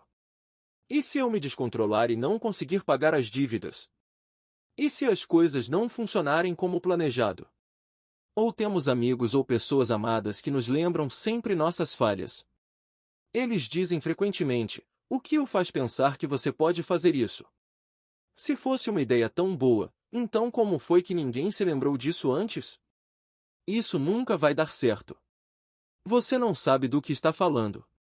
Essas palavras de dúvida muitas vezes calam tão profundamente que deixamos de agir. Um sentimento horrível aperta nosso estômago. Às vezes não conseguimos dormir. Não andamos para frente, de modo que ficamos com a segurança e abandonamos as oportunidades. Observamos a vida passando por nós enquanto sentamos imobilizados com um frio no corpo. Todos já passamos por isso na vida, alguns mais do que outros. Peter Lynch, do Fidelity Magellan, um conhecido fundo mútuo, faz advertências sobre o céu que despenca como um ruído e todos nós o ouvimos. O ruído pode ser criado dentro de nossa cabeça ou vir de fora. Muitas vezes de amigos, familiares, colegas ou da mídia. Lynch lembra o tempo, na década de 1950, em que a ameaça de uma guerra nuclear era tão comum no noticiário que as pessoas começaram a construir abrigos antinucleares e a estocar alimentos e água. Se elas investissem esse dinheiro sabiamente no mercado, em lugar de construir os abrigos, provavelmente teriam atingido a independência financeira nos dias de hoje. Quando explodiram os motins em Los Angeles há alguns anos, as vendas de armas aumentaram em todo o país. Uma pessoa morreu depois de ter ingerido um hambúrguer mal passado no estado de Washington e o Departamento de Saúde do Arizona determinou que os restaurantes preparassem somente carne bem passada. Uma empresa farmacêutica divulgou nacionalmente um anúncio de televisão mostrando pessoas gripadas. O anúncio foi divulgado em fevereiro. Os casos de gripe aumentaram bem como as vendas do medicamento anunciado. A maioria das pessoas é pobre porque, quando se trata de investir, o mundo está cheio de galinhas pessimistas que correm gritando: o céu está caindo. O céu está caindo. E as galinhas pessimistas atingem seus objetivos porque todos temos um pouco de galinha pessimista. Muitas vezes é necessário coragem para não permitir que rumores e anúncios de desastres afetem nossas dúvidas e medos. Em 1992, um amigo chamado Richard foi de Boston a Phoenix para visitar minha mulher e eu. Ele estava impressionado com o que tínhamos feito por meio de ações e imóveis. Os preços dos imóveis em Phoenix estavam deprimidos. Passamos 2 dias mostrando-lhe o que considerávamos excelentes oportunidades de geração de fluxo de caixa e de valorização de capital. Minha mulher e eu não somos verdadeiramente corretores imobiliários. Somos apenas investidores. Depois de identificar uma unidade em um condomínio de lazer, chamamos o corretor que a vendeu para Richard naquela mesma tarde. O preço era de apenas $42.000 para uma casa de 2 quartos. Unidades semelhantes estavam sendo vendidas a $65.000. Meu amigo achou que era uma pechincha, fechou o negócio e voltou a Boston. 2 semanas depois o corretor ligou dizendo que meu amigo tinha voltado atrás. Liguei imediatamente para ele a fim de saber o que ocorrerá. Tudo o que ele disse foi que falou com um vizinho e este lhe disse que era um mau negócio. O preço era alto demais. Perguntei a Richard se o vizinho era um investidor. Richard respondeu não. Quando lhe perguntei por quê, então, lhe dava ouvidos, meu amigo partiu para a defensiva e simplesmente disse que preferia procurar um pouco mais. O mercado imobiliário de Phoenix se recuperou e, por volta de 1994, aquela pequena unidade estava sendo alugada por $1.000 mensais, $2, 5.000 nos meses de inverno. Seu valor alcançava, em 1995, $95.000. Tudo o que Richard teria precisado era dar uma entrada de $5.000 e já teria dado o primeiro passo para sair da corrida dos ratos. Até hoje ele não fez nada. E as pechinchas de Phoenix ainda estão aí, só que agora é preciso procurar bem mais. O recuo de Richard não me surpreendeu. É chamado remorso do comprador e afeta a todos. São essas dúvidas que atrapalham. A galinha pessimista ganhou e perdeu-se uma chance de libertação. Outro exemplo. Uma pequena parte de meus ativos está aplicada em certificados de gravame de impostos em lugar de certificados de depósitos. Assim, meu dinheiro rende 16% ao ano, o que sem dúvida é melhor do que os 5% que o banco oferece. Esses certificados são garantidos por imóveis e são estabelecidos por leis estaduais, o que também é melhor do que o que a maioria dos bancos oferece. A fórmula em que estão embasados os torna seguros. Eles só não têm liquidez. De modo que eu os considero certificados de depósito com prazo de 2 a 7 anos. Sempre que menciono para alguém, especialmente para aqueles que aplicam em certificados de depósito, que também aplico daquela forma, ouço dizer que se trata de uma opção arriscada. Dizem que eu não deveria aplicar nesses títulos.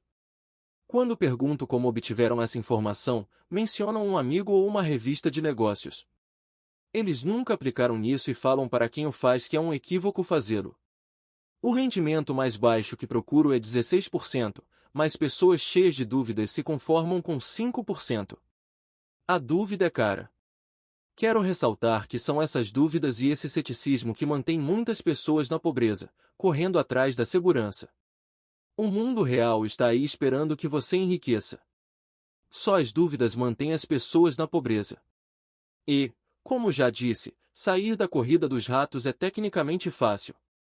Não requer muita instrução, mas as dúvidas são um obstáculo para muita gente. Os céticos nunca ganham, dizia Pai Rico. A dúvida não esclarecida e o medo criam o cético. Os céticos criticam e os vencedores analisam era outra de suas frases favoritas. Pai Rico explicava que a crítica cegava enquanto a análise abria os olhos. A análise permitia que os vencedores vissem que os críticos eram cegos e que percebessem oportunidades que todos os demais não percebiam. E encontrar o que os outros não veem é a chave para qualquer sucesso. Os imóveis são uma poderosa ferramenta de investimento para quem esteja em busca da independência financeira. É um instrumento único. Contudo, sempre que menciono os imóveis como uma aplicação, ouço alguém dizer: "Não quero consertar vasos sanitários." Isso é o que Peter Lynch chama de ruído. É o que Pai Rico chamava de conversa de cético. Alguém que critica e não analisa. Alguém que deixa que suas dúvidas e medos fechem sua mente em vez de abrir seus olhos. Quando alguém fala: "Não quero consertar vasos sanitários", tenho vontade de retrucar: "E o que o faz pensar que eu quero?" Eles estão dizendo que um vaso é mais importante do que aquilo que eles querem. Eu falo de liberação da corrida dos ratos, e eles pensam em vasos sanitários. Esse é o padrão de pensamento que mantém muita gente na pobreza. Criticam em vez de analisar. A chave de seu sucesso está nos "não quero", dizia Pai Rico. Eu também não estou a fim de consertar vasos sanitários, procuro sempre um bom administrador de imóveis que conserte os vasos. E ao encontrar um bom administrador que cuide bem dos imóveis, meu fluxo de caixa aumenta. Mais importante ainda, um bom administrador de imóveis me permite comprar ainda mais imóveis, pois não preciso me preocupar com o conserto dos vasos sanitários. Um bom administrador de imóveis é a chave para o sucesso com imóveis. Achá-lo é mais importante do que o próprio imóvel. Um bom administrador muitas vezes sabe de bons negócios antes dos corretores, o que os torna ainda mais valiosos. E isso que meu pai rico queria dizer quando falava: "A chave de seu sucesso está nos "não quero". Como eu também não quero consertar vasos, descobri uma forma de comprar mais imóveis e apressar minha saída da corrida dos ratos. As pessoas que continuam falando: "Não quero consertar vasos sanitários", muitas vezes se privam deste poderoso instrumento de investimento. Os vasos são mais importantes que sua liberdade. No mercado de ações ouço muita gente declarar: "Não quero perder dinheiro." Bom, e o que os leva a pensar que eu, ou qualquer outra pessoa, gosta de perder dinheiro? Eles não ganham dinheiro porque optam por não perder dinheiro. Em lugar de analisar, fecham suas mentes a outro poderoso meio de investimento, o mercado de ações. Em dezembro de 1996, estava passando com um amigo pelo posto de gasolina do bairro. Ele olhou e viu que o preço da gasolina estava aumentando. Meu amigo é um cara encucado, uma galinha pessimista. Para ele o céu está sempre a ponto de cair, e em geral cai sobre sua cabeça. Quando chegamos em casa, ele me expôs todas as estatísticas que mostravam por que o preço do petróleo deveria aumentar nos próximos anos. Estatísticas que eu nunca vira antes, mesmo quando eu já tinha um substancial bloco de ações de uma empresa petrolífera. Com essa informação em mãos comecei a procurar e achei uma nova empresa petrolífera que estava a ponto de descobrir algumas jazidas. Meu corretor ficou entusiasmado com essa nova empresa e eu comprei 15.000 ações por 65 centavos cada uma. Em fevereiro de 1997, enquanto escrevo este livro, o mesmo amigo e eu passamos pelo mesmo posto de gasolina e, de fato, o preço do combustível subira cerca de 15%. Novamente, a galinha pessimista se preocupou e se queixou. Eu sorri porque em janeiro desse mesmo ano, o preço daquelas ações da pequena empresa petrolífera já valiam $3 cada uma. E o preço da gasolina deverá continuar aumentando, se o que meu amigo diz for verdade.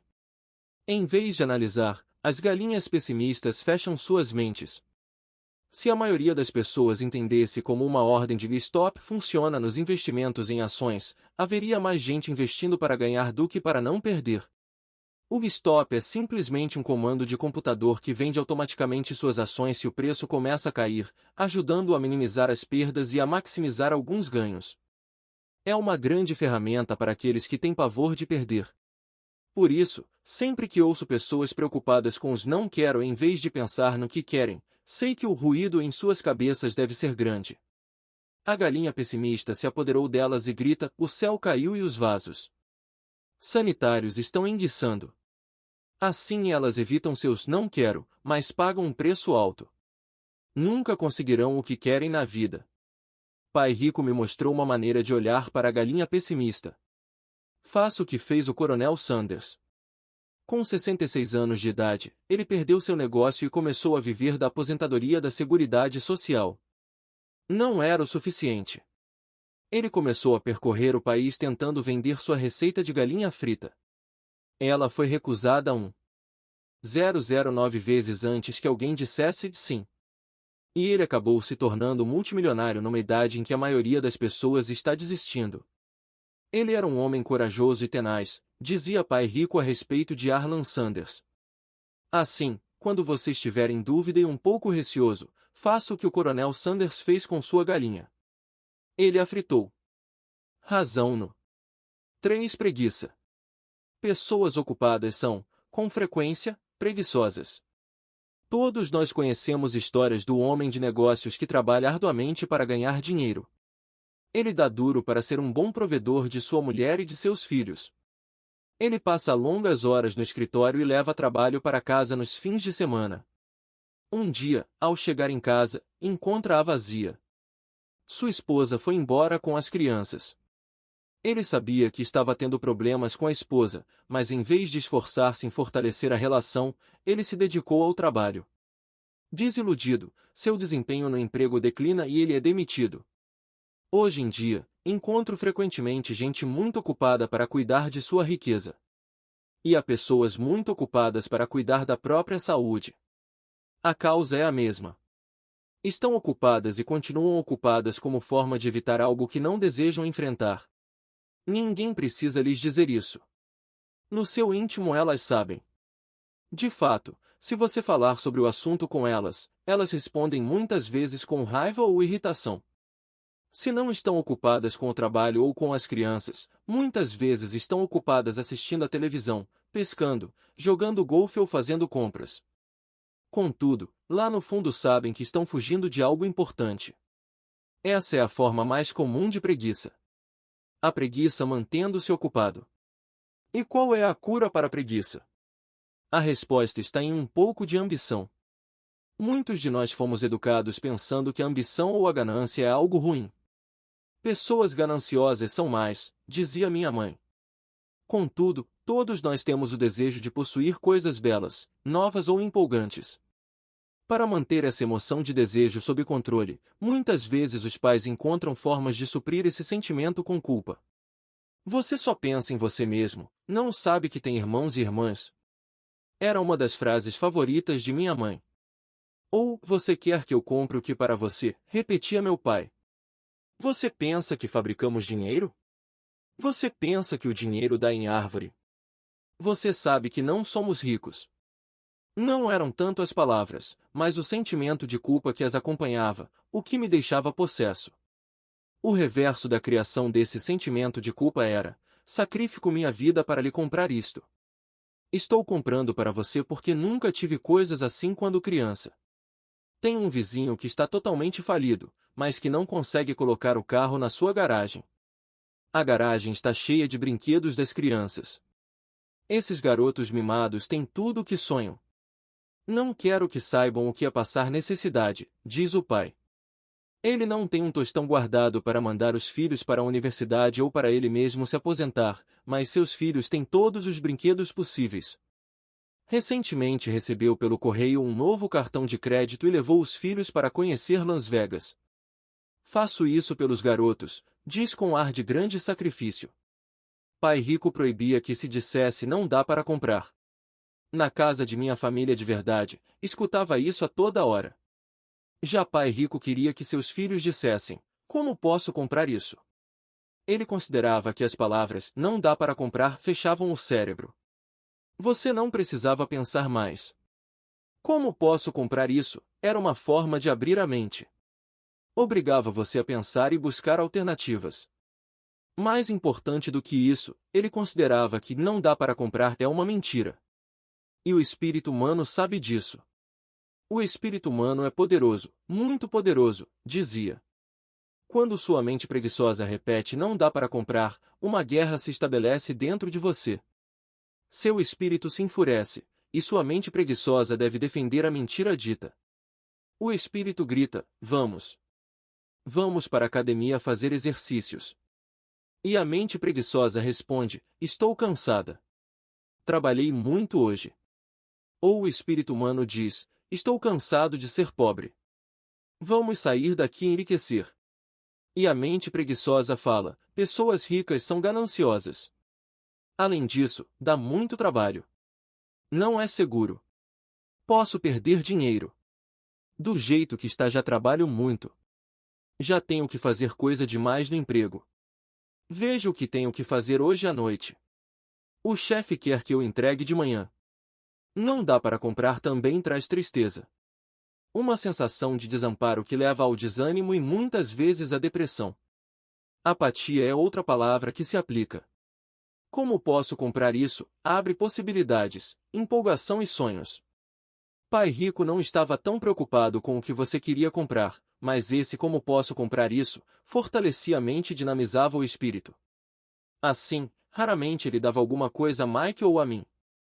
Em vez disso, perguntava como você pode comprar isso, e isso incluía a mensalidade da universidade que nós tínhamos que pagar com nosso dinheiro.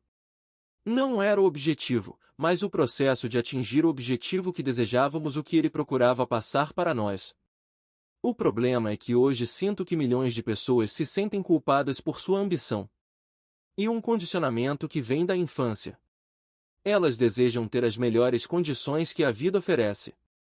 A maioria foi condicionada, entretanto, a dizer subconscientemente: você não pode ter isso ou você não conseguirá comprar isso nunca. Quando decidi sair da corrida dos ratos, havia uma questão simples. Como posso conseguir não voltar a trabalhar mais? E minha mente começou a disparar respostas e soluções. A parte mais difícil foi romper com os dogmas de minha família de verdade.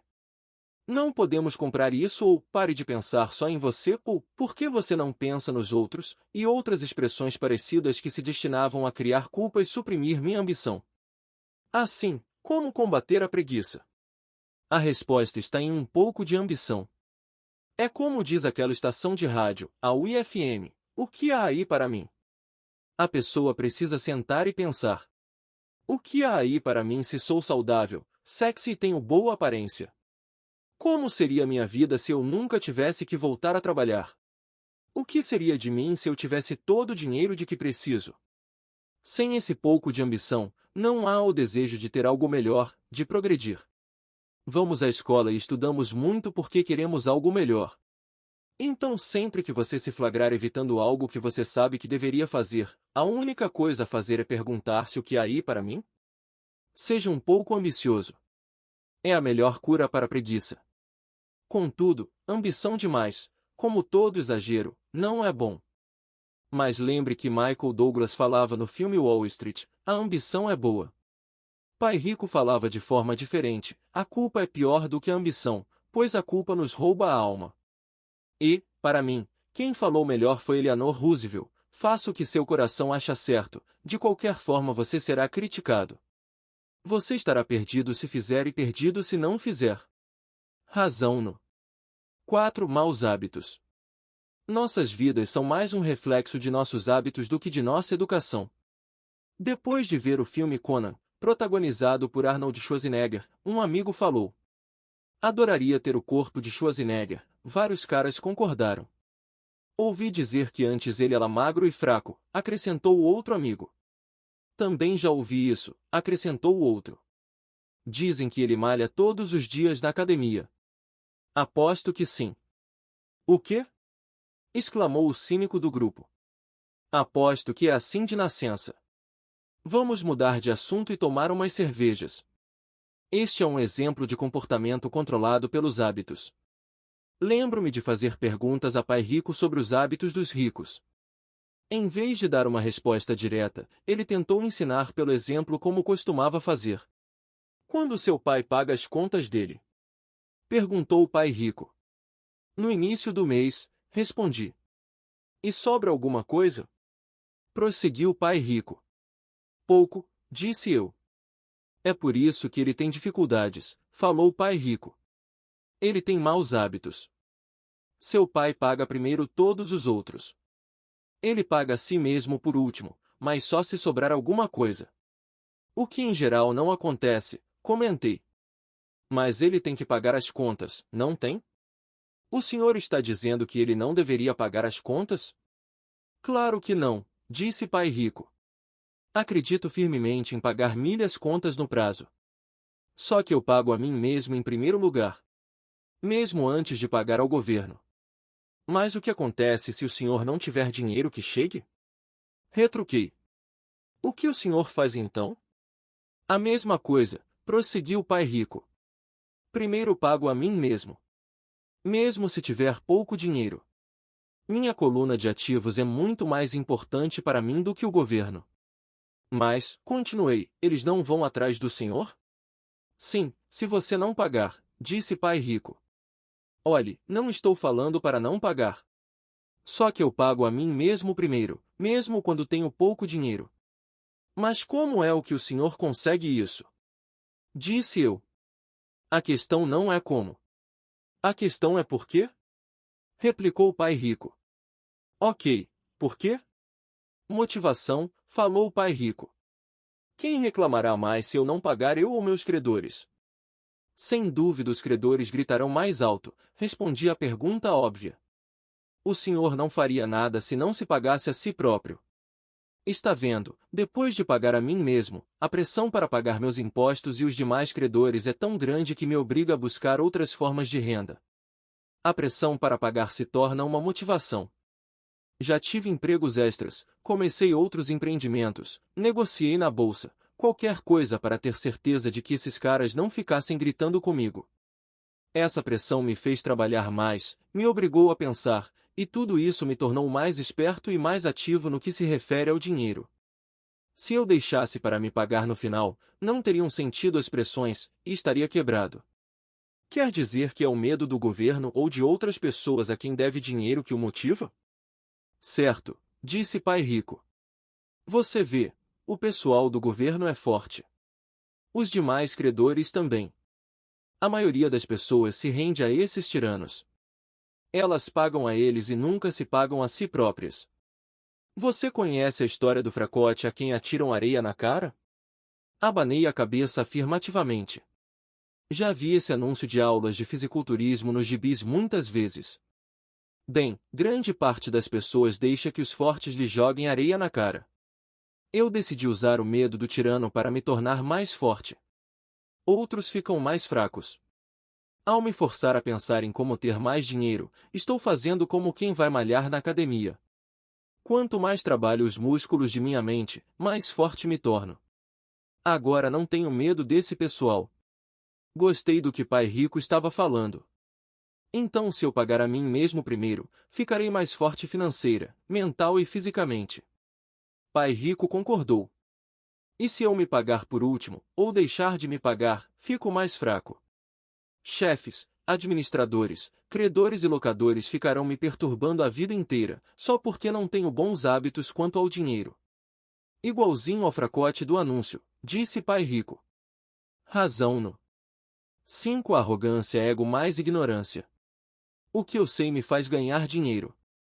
O que eu não sei me faz perder dinheiro. Toda vez que fui arrogante, perdi dinheiro, porque quando sou arrogante, acredito mesmo que o que não sei não é importante, repetia frequentemente pai rico. Descobri que muita gente usa a arrogância para tentar esconder a própria ignorância. Isso costuma acontecer quando discuto demonstrações financeiras com contadores ou até com outros investidores. Eles tentam forçar caminho na discussão. Para mim, fica claro que não sabem do que estão falando. Não estão mentindo, mas também não estão falando a verdade.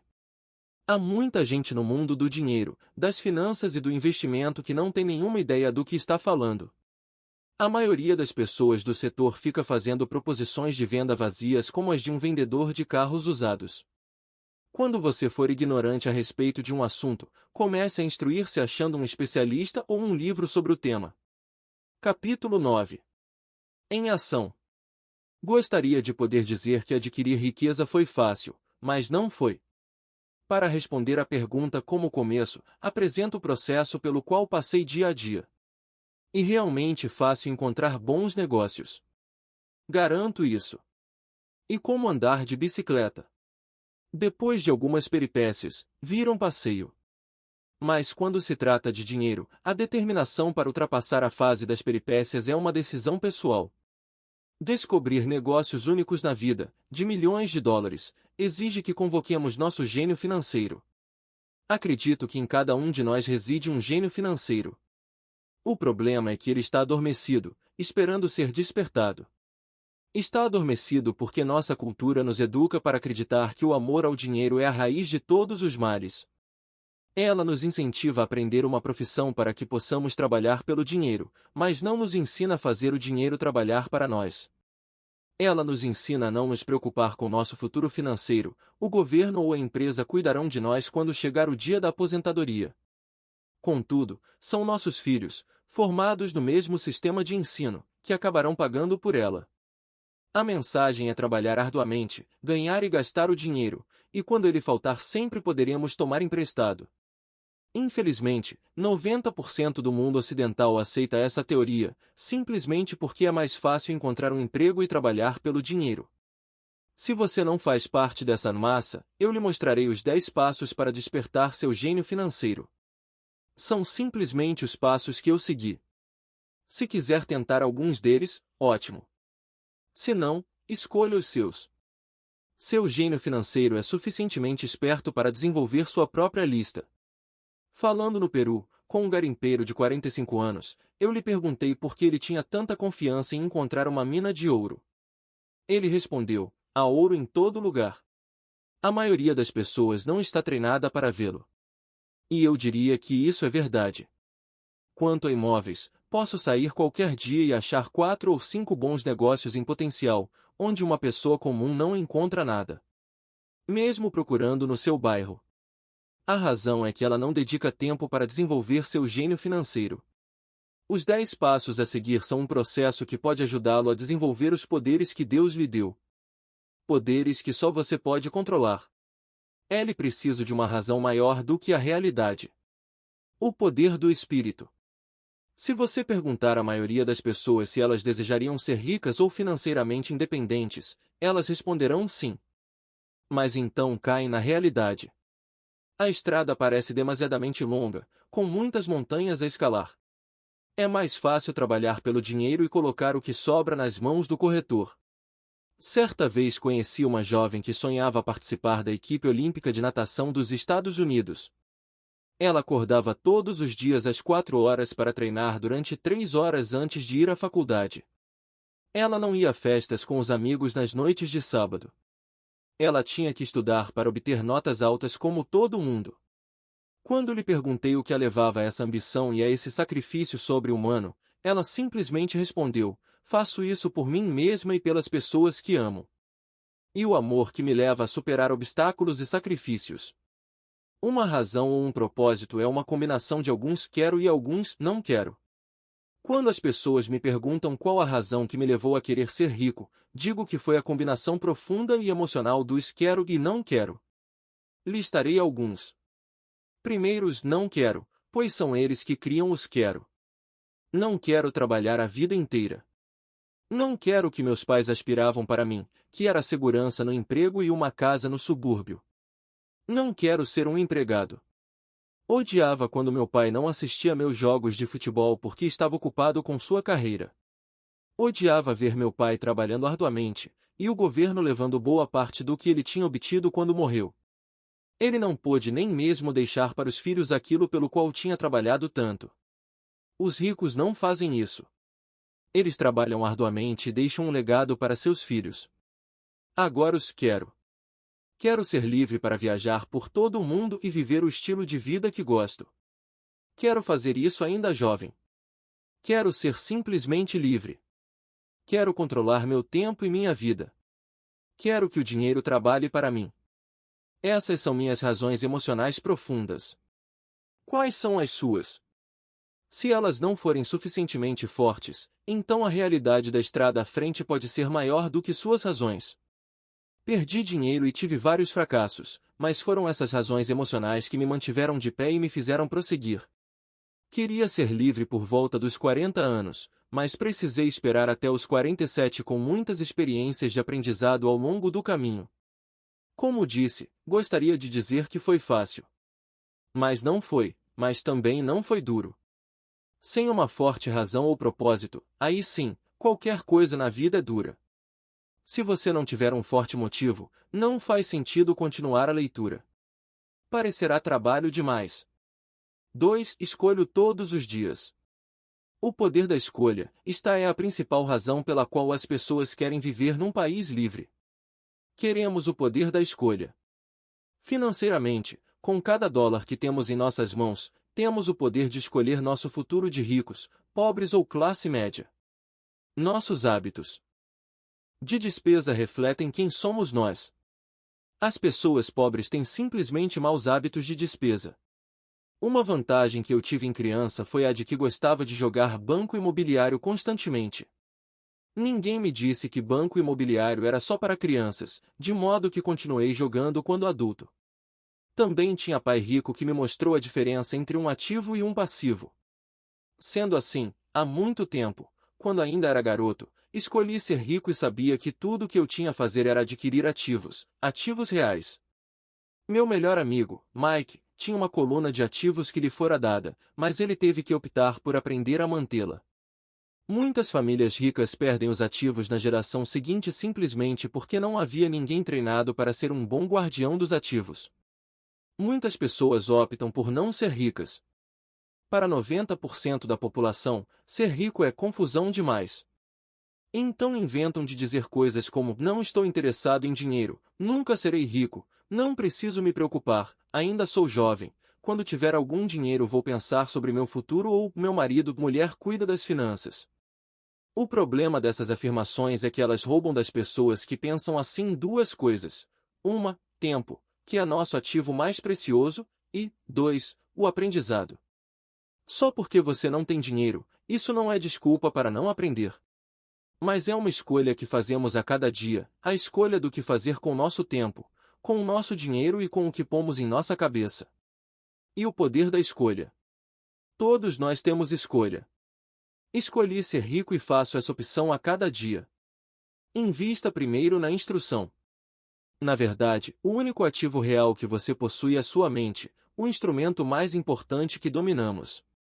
Como disse, cada um de nós pode escolher o que põe em sua mente, irmã. Vez alcançada a idade suficiente. Você pode ficar assistindo a MTV o dia inteiro, ou ler revistas de golfe, ou fazer um curso de cerâmica ou um curso de planejamento financeiro. Você escolhe. A maioria das pessoas simplesmente compra investimentos em lugar de aprender a investir. Uma de minhas amigas, uma mulher rica, teve recentemente seu apartamento roubado. Os ladrões levaram o aparelho de televisão e o videocassete e deixaram todos os seus livros. Nós todos temos essa escolha. Novamente, 90% da população compra aparelhos de televisão e somente uns 10% compram livros de negócios ou fitas sobre investimento. Então, o que é que eu faço? Vou a seminários. Gosto quando eles duram pelo menos 2 dias porque gosto de me aprofundar num tema. Em 1973, estava assistindo à televisão e vi o anúncio de um seminário de 3 dias sobre como comprar imóveis sem precisar de dar entrada. Gastei $385 e o curso me permitiu ganhar pelo menos $2 milhões, talvez mais. Porém, mais importante, me comprou vida. Não preciso de trabalhar pelo resto da vida por causa daquele curso. Faço pelo menos 2 desses seminários por ano. Adoro fitas de áudio. A razão, posso voltar para trás rápido. Estava ouvindo uma fita de Peter Lynch e ele disse algo do qual discordei completamente. Em vez de me mostrar arrogante e crítico, simplesmente apertei o botão de retrocesso e ouvi aquele trecho da fita umas 20 vezes. Talvez até mais. De repente, mantendo minha mente aberta, entendi por que ele estava falando aquilo. Foi como uma mágica. Senti como se tivesse uma janela para a mente de um dos maiores investidores do nosso tempo. Ganhei uma tremenda profundidade e percepção dos vastos recursos de seu conhecimento e de sua experiência. Resultado líquido, ainda tenho minha velha maneira de pensar e tenho a forma do Peter de ver o mesmo problema ou situação. Tenho 2 pensamentos em vez de um. Mais de uma forma de analisar um problema ou tendência, e isso não tem preço. Hoje me pergunto muitas vezes, como Peter Lynch faria isso, ou Donald Trump, ou Warren Buffett ou George Soros? A única maneira pela qual posso acessar seu vasto poder mental é sendo suficientemente humilde para ler ou ouvir o que eles têm a dizer. Pessoas arrogantes e críticas são muitas vezes pessoas com baixa autoestima que têm medo de assumir riscos. Veja, se você aprende algo novo, terá que errar a fim de entender totalmente o que aprendeu. Se você leu até aqui, a arrogância não é um de seus problemas. Pessoas arrogantes raramente leem ou compram fitas. Por que elas o fariam? Elas são o centro do universo. Há pessoas inteligentes que discutem ou se defendem quando uma ideia nova se choca com o que pensam. Neste caso, sua assim chamada inteligência combinada com a arrogância se torna ignorância. Cada um de nós conhece alguém muito instruído, ou que se acredita esperto, mas cujo balanço mostra outra coisa. Uma pessoa verdadeiramente inteligente saúda as novas ideias, porque novas ideias podem aumentar a sinergia de outras ideias acumuladas. Ouvir é mais importante do que falar. Se isso não fosse verdade, Deus não teria nos dado 2 ouvidos e apenas uma boca. Gente demais pensa com a boca, em vez de ouvir para assimilar novas ideias e possibilidades. Discute-se em lugar de se perguntar. Penso em minha riqueza a longo prazo. Não sou partidário da mentalidade do fique rico depressa de muitos compradores de bilhetes de loteria ou frequentadores de cassinos. Posso comprar e vender ações, mas sempre compro instrução. Se você quer pilotar um avião, aconselho a tomar aulas antes. Sempre fico chocado com gente que compra ações ou imóveis, mas nunca investe em seu maior ativo, sua mente. O fato de ter comprado 1 ou 2 imóveis não o torna um especialista em imóveis. 3. Escolha os amigos com cuidado. O poder da associação. Em primeiro lugar, não escolho meus amigos levando em conta suas demonstrações financeiras. Tenho amigos que fizeram, de fato, voto de pobreza, bem como amigos que ganham milhões todo ano. O importante é que aprendo com todos eles e faço um esforço consciente para isso. Admito que há pessoas que procurei porque têm dinheiro. Mas eu não estava atrás de seu dinheiro, queria seu conhecimento. Em alguns casos, essas pessoas de vastas posses se tornaram amigos queridos, mas nem todos. Há uma diferença que gostaria de destacar. Observei que meus amigos ricos falam de dinheiro. E não estou querendo dizer que se gabem. Eles se interessam pelo assunto. Já os amigos que sei estarem em dificuldades financeiras não gostam de falar de dinheiro, negócios ou investimentos. Muitas vezes pensam que isso não é educado ou que é anti-intelectual. Ou seja, também aprendo com os amigos que têm dificuldades financeiras, descubro o que não fazer. Tenho vários amigos que obtiveram mais de $1 bilhão durante suas breves vidas. 3 deles observam o mesmo fenômeno. Seus amigos que não têm dinheiro nunca lhes perguntaram como eles o conseguiram. Mas eles pedem 2 coisas, dinheiro emprestado ou um emprego. Advertência, não ouça as pessoas pobres ou apavoradas. Tenho amigos assim, e gosto muito deles, mas são galinhas pessimistas na vida. Quando se trata de dinheiro, especialmente investimentos, o céu está sempre caindo. Eles sempre sabem por que as coisas não funcionam. O problema é que as pessoas as ouvem, mas aquelas que aceitam cegamente essas informações pessimistas são também galinhas pessimistas. E, como diz o velho ditado, galinhas da mesma plumagem concordam entre si. Se você assiste a CNBC, uma mina de ouro de informações sobre investimentos, sabe que eles apresentam frequentemente uma mesa redonda dos chamados especialistas. Um deles diz que o mercado está a ponto de desabar e outro afirma que está em ascensão. Se você for esperto, ouvirá os dois. Mantenha sua mente aberta porque ambos têm razões válidas. Infelizmente, a maioria das pessoas ouve apenas as galinhas pessimistas. Alguns amigos próximos procuraram me fazer desistir de algum negócio ou investimento. Alguns anos atrás, um amigo me contou que estava empolgado porque descobriram um certificado de depósito que rendia 6% ao ano. Contei então que estava ganhando 16% com títulos do governo estadual. No dia seguinte ele me enviou um artigo que mostrava por que minha aplicação era perigosa. Há anos estou obtendo os 16% e ele continua com os 6%. Diria que o mais difícil quanto à formação de uma fortuna é ser fiel a si mesmo e estar disposto a não acompanhar a multidão. No mercado é muito comum que seja a manada a chegar tarde e ser abatida. Se um grande negócio está nas manchetes, na maioria dos casos é tarde demais. Procure um negócio novo. Como dizem os surfistas, sempre há outra onda. As pessoas que correm e pegam a onda à tarde são em geral as que se dão mal. Investidores espertos não se afobam. Se perdem uma onda, esperam pela próxima e se preparam. Isto é difícil para a maioria dos investidores porque comprar o que não é popular lhes parece apavorante. Os investidores tímidos gostam de acompanhar a multidão. Sua ganância os leva para as aplicações somente quando os investidores sábios já auferiram seus lucros e se retiraram. Investidores sábios aplicam quando o negócio ainda não é popular. Eles sabem que seus ganhos são gerados quando compram e não quando vendem. Esperam pacientemente. Como já disse, eles não se afobam.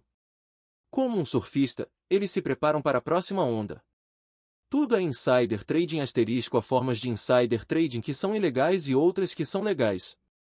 Mas de qualquer forma é insider trading. A única distinção é quanto você está distante do por dentro. A razão pela qual você quer ter amigos ricos que estão por dentro é porque o dinheiro é ganho aí. Informação fabricada.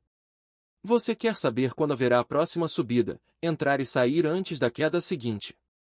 Não estou dizendo para fazer nada ilegal, mas quanto mais cedo você souber, maiores são as chances de lucro com risco mínimo. Para isso existem os amigos. E isso é inteligência financeira. 4. Domine uma fórmula e então aprenda outra. O poder do aprendizado rápido. Para fazer o pão, todo padeiro segue uma receita, mesmo que esta só exista em sua cabeça. O mesmo se pode dizer quanto a ganhar dinheiro. Por isso, na gíria, o dinheiro é muitas vezes chamado de massa. Muitos de nós já ouvimos a expressão "você é o que você come". Eu tenho uma variação: você se torna o que você estuda. Em outras palavras, seja cuidadoso com o que você estuda e aprende, porque sua mente é tão poderosa que você se torna aquilo que você põe em sua cabeça. Por exemplo, se você estuda culinária, você tende a ser cozinheiro. Se você não quer continuar sendo cozinheiro, precisará estudar outra coisa. Digamos, um professor. Depois de estudar para o magistério, você muitas vezes se torna professor. E assim por diante. Escolha cuidadosamente o que você estuda. Quando se trata de dinheiro, as massas têm uma fórmula básica aprendida na escola. E essa é: trabalhe pelo dinheiro. A fórmula que vejo predominar no mundo é que todos os dias milhões de pessoas acordam e vão trabalhar, ganham dinheiro, pagam contas, conferem seus talões de cheque, compram alguns fundos mútuos e voltam ao trabalho. Essa é a fórmula, ou receita, básica. Se você está cansado do que está fazendo ou se não ganha o suficiente, é simplesmente o momento de mudar a fórmula com a qual você ganha dinheiro. Expressão JC difícil tradução C geralmente usada, em inglês, pelo mercado. Refere-se a negócios entre pessoas que estão por dentro, administradores ou membros do conselho de sociedades anônimas de capital aberto que compram e ou vendem ações da própria empresa, em geral com conhecimentos do que ocorre nas empresas, mas não vêm a público. N. T. Quando eu tinha 26 anos, fiz um curso de fim de semana chamado Como Comprar Imóveis Executados Judicialmente. Aprendi a fórmula. O passo seguinte foi ter a disciplina para pôr em ação o que eu tinha aprendido. E aí que a maioria das pessoas para. Durante 3 anos, enquanto eu trabalhava na Xerox, passava minhas horas de folga aprendendo a arte de comprar imóveis executados. Ganhei vários milhões de dólares usando essa fórmula, mas hoje isso é muito lento e há muita gente que faz o mesmo. Então, depois de ter dominado a fórmula, passei a procurar outras fórmulas. Em muitos dos casos não usei de forma direta a informação que obtive, mas sempre aprendi algo novo. Já fiz cursos destinados a corretores especializados em derivativos, um curso de negociação de opções de commodities e um curso sobre a ciência do caos. Neste, estava fora de meu ambiente, em uma sala cheia de gente com doutorado em física nuclear e ciência espacial. Contudo, aprendi uma porção de coisas que tornaram meus investimentos em imóveis e ações mais significativos e lucrativos. Muitas instituições comunitárias de ensino superior têm cursos de planejamento financeiro e aquisição de investimentos tradicionais. São lugares ótimos para se começar. Sempre procuro a fórmula mais rápida. É por isso que, com bastante regularidade, faço mais em um dia do que muitas pessoas fazem em toda a sua vida. Outra observação secundária. No mundo em rápida mudança de nossos dias, a questão não é tanto o que você sabe, porque com frequência o que você sabe já está ultrapassado. É a rapidez com que você aprende. Esta habilidade não tem preço. Não tem preço para encontrar fórmulas, receitas, se preferir, mais rápidas de fazer dinheiro. Trabalhar arduamente pelo dinheiro é uma fórmula velha nascida nos dias do homem das cavernas. 5. Pague a si mesmo primeiro. O poder da autodisciplina. Se você não pode se controlar, não tente ficar rico. Talvez fosse bom entrar para a marinha ou alguma ordem religiosa para aprender a se controlar. É a falta de autodisciplina que leva à falência muitos ganhadores de loteria pouco depois de eles terem ganhado milhões. E a falta de autodisciplina que leva pessoas que acabaram de obter um aumento a comprar um carro novo ou fazer um cruzeiro. E difícil dizer qual dos 10 passos é o mais importante. Mas de todos este é possivelmente o mais difícil de dominar, se já não for parte de sua personalidade. Eu arriscaria dizer que é a falta de autodisciplina que se constitui no fator número 1 a separar ricos, pobres e classe média. Dito de forma simples, pessoas que têm baixa autoestima e reduzida tolerância à pressão financeira não poderão nunca, e quero dizer isso mesmo, nunca, ser ricas. Como já disse, uma lição aprendida com um pai rico foi que o mundo vai bater em você. O mundo bate nas pessoas não porque as outras pessoas sejam ruins, mas porque os indivíduos não têm controle interno e disciplina. Quem não tem força interior muitas vezes se torna vítima daqueles que têm autodisciplina. Nos cursos para empreendedores onde leciono, lembro constantemente aos participantes que não devem focar seu produto, serviço ou atividade, mas o desenvolvimento de habilidades de gestão. As 3 habilidades de gestão mais importantes para se iniciar um negócio próprio são: 1. Gestão do fluxo de caixa. 2. Gestão de pessoal. 3. Gestão pessoal do tempo. Diria que essas habilidades de gestão se aplicam a qualquer coisa, não apenas a empreendedores. As 3 têm importância para a forma como você vive sua vida como indivíduo, ou como parte de uma família, um negócio, uma organização de caridade, uma cidade ou uma nação. Cada uma dessas habilidades é realçada pelo domínio da autodisciplina. Levo a sério o dito pague-se a si próprio em primeiro lugar. Henry Chestman em Babylon, asterisco de George Clason, é onde encontrei a expressão pague-se a si próprio em primeiro lugar. O livro vendeu milhões de exemplares, mas embora milhões de pessoas repitam livremente essa afirmação poderosa, poucas seguem o conselho. Como disse, a alfabetização financeira nos permite ler os números e estes contam a história. Vendo a demonstração de renda e o balanço de uma pessoa, posso ver facilmente se a pessoa que diz pague-se a si próprio em primeiro lugar está praticando o que prega. Uma imagem vale 1000 palavras. Comparemos então as demonstrações financeiras de pessoas que pagam a si mesmas em primeiro lugar e as que não o fazem. Asterisco: o homem mais rico da Babilônia. O livro ensina a investir por meio da história de um rei da Babilônia que manda o homem mais rico do reino ensinar aos pobres o que fazer. Segundo a história, isso levou o reino a um período de fartura. N. T. Pessoas que se pagam em primeiro lugar. Estude os diagramas e observe se você pode notar algumas diferenças. Repito, tem a ver com o entendimento do fluxo de caixa, que conta a história. Se você pode realmente começar a compreender o poder do fluxo de caixa, perceberá rapidamente o que há de errado com o diagrama seguinte. Ou seja, por que 90% das pessoas trabalham arduamente durante toda a vida e precisam de apoio do governo, a Seguridade Social, quando não podem mais trabalhar? Está vendo? O diagrama anterior reflete as ações de uma pessoa que opta por pagar a si mesma em primeiro lugar. Todo mês ela destina dinheiro para sua coluna de ativos antes de pagar as despesas mensais.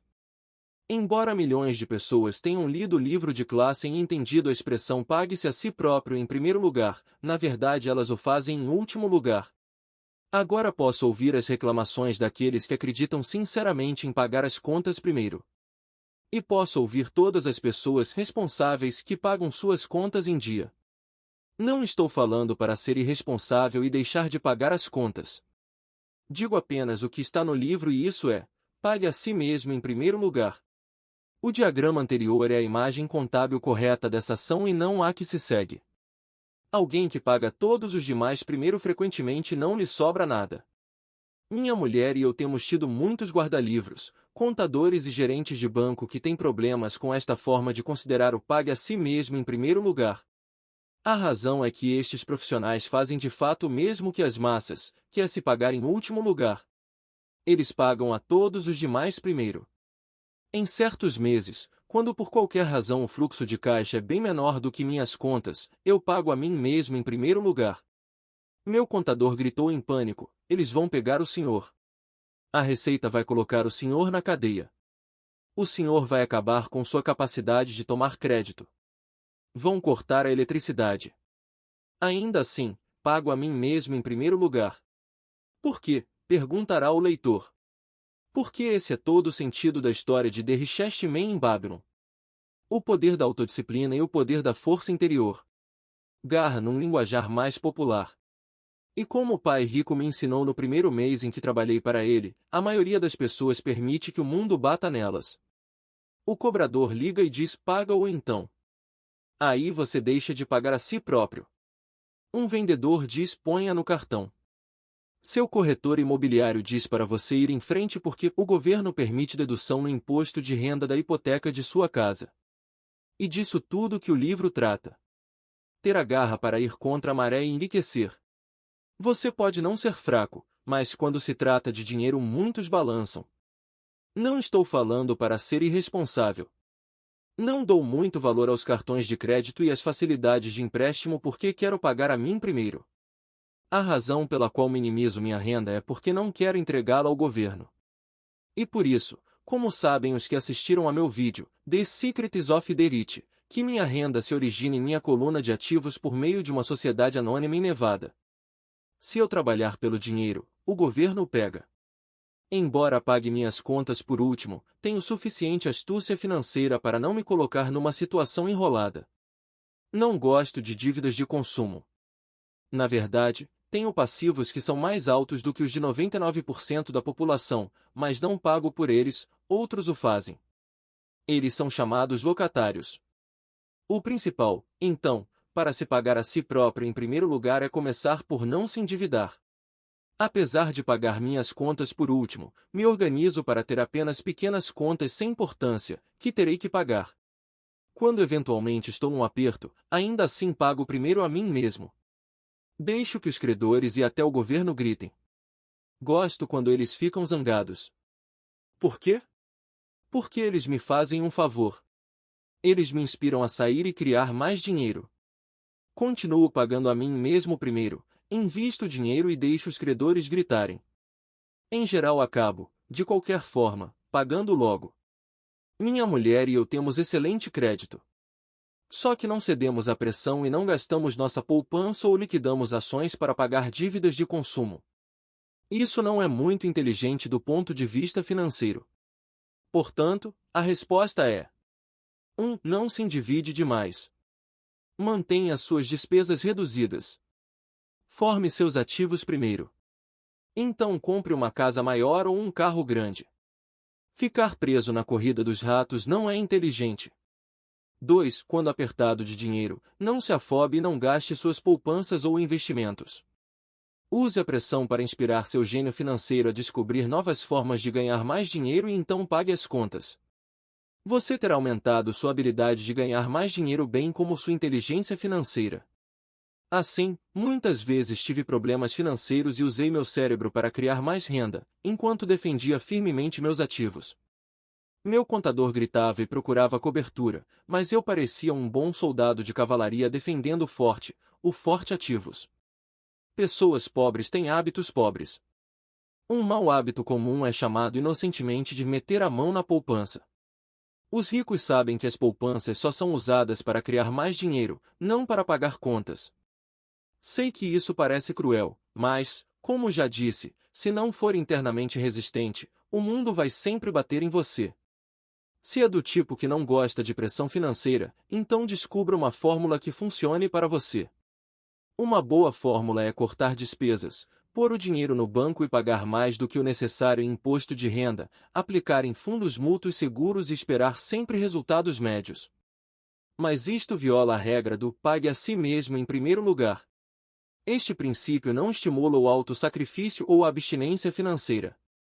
Não significa pagar a você mesmo primeiro e passar fome. A vida foi feita para ser desfrutada. Se você conjura seu gênio financeiro, pode ter todas as coisas boas da vida, enriquecer e pagar contas, sem se sacrificar. E isso é inteligência financeira. 6. Pague bem a seus corretores. O poder do bom conselho. Muitas vezes vejo pessoas colocando um cartaz na frente de casa. Proprietário vende. Ou vejo na televisão muita gente se anunciando como corretor de desconto, corretores que cobram comissões inferiores e prestam também menos serviços do que os corretores tradicionais. Cá muito comum amarem por meio de home pages na internet. Pai rico me ensinou a fazer exatamente o contrário. Ele acreditava que os profissionais deviam ser bem pagos e eu adotei a mesma política. Hoje, tenho a meu serviço advogados, contadores, corretores de imóveis e de ações caros. Por quê? Porque e destaco-se, as pessoas são profissionais, seus serviços devem render dinheiro para você. E quanto mais dinheiro ganharem, mais eu ganho. Vivemos na era da informação. A informação não tem preço.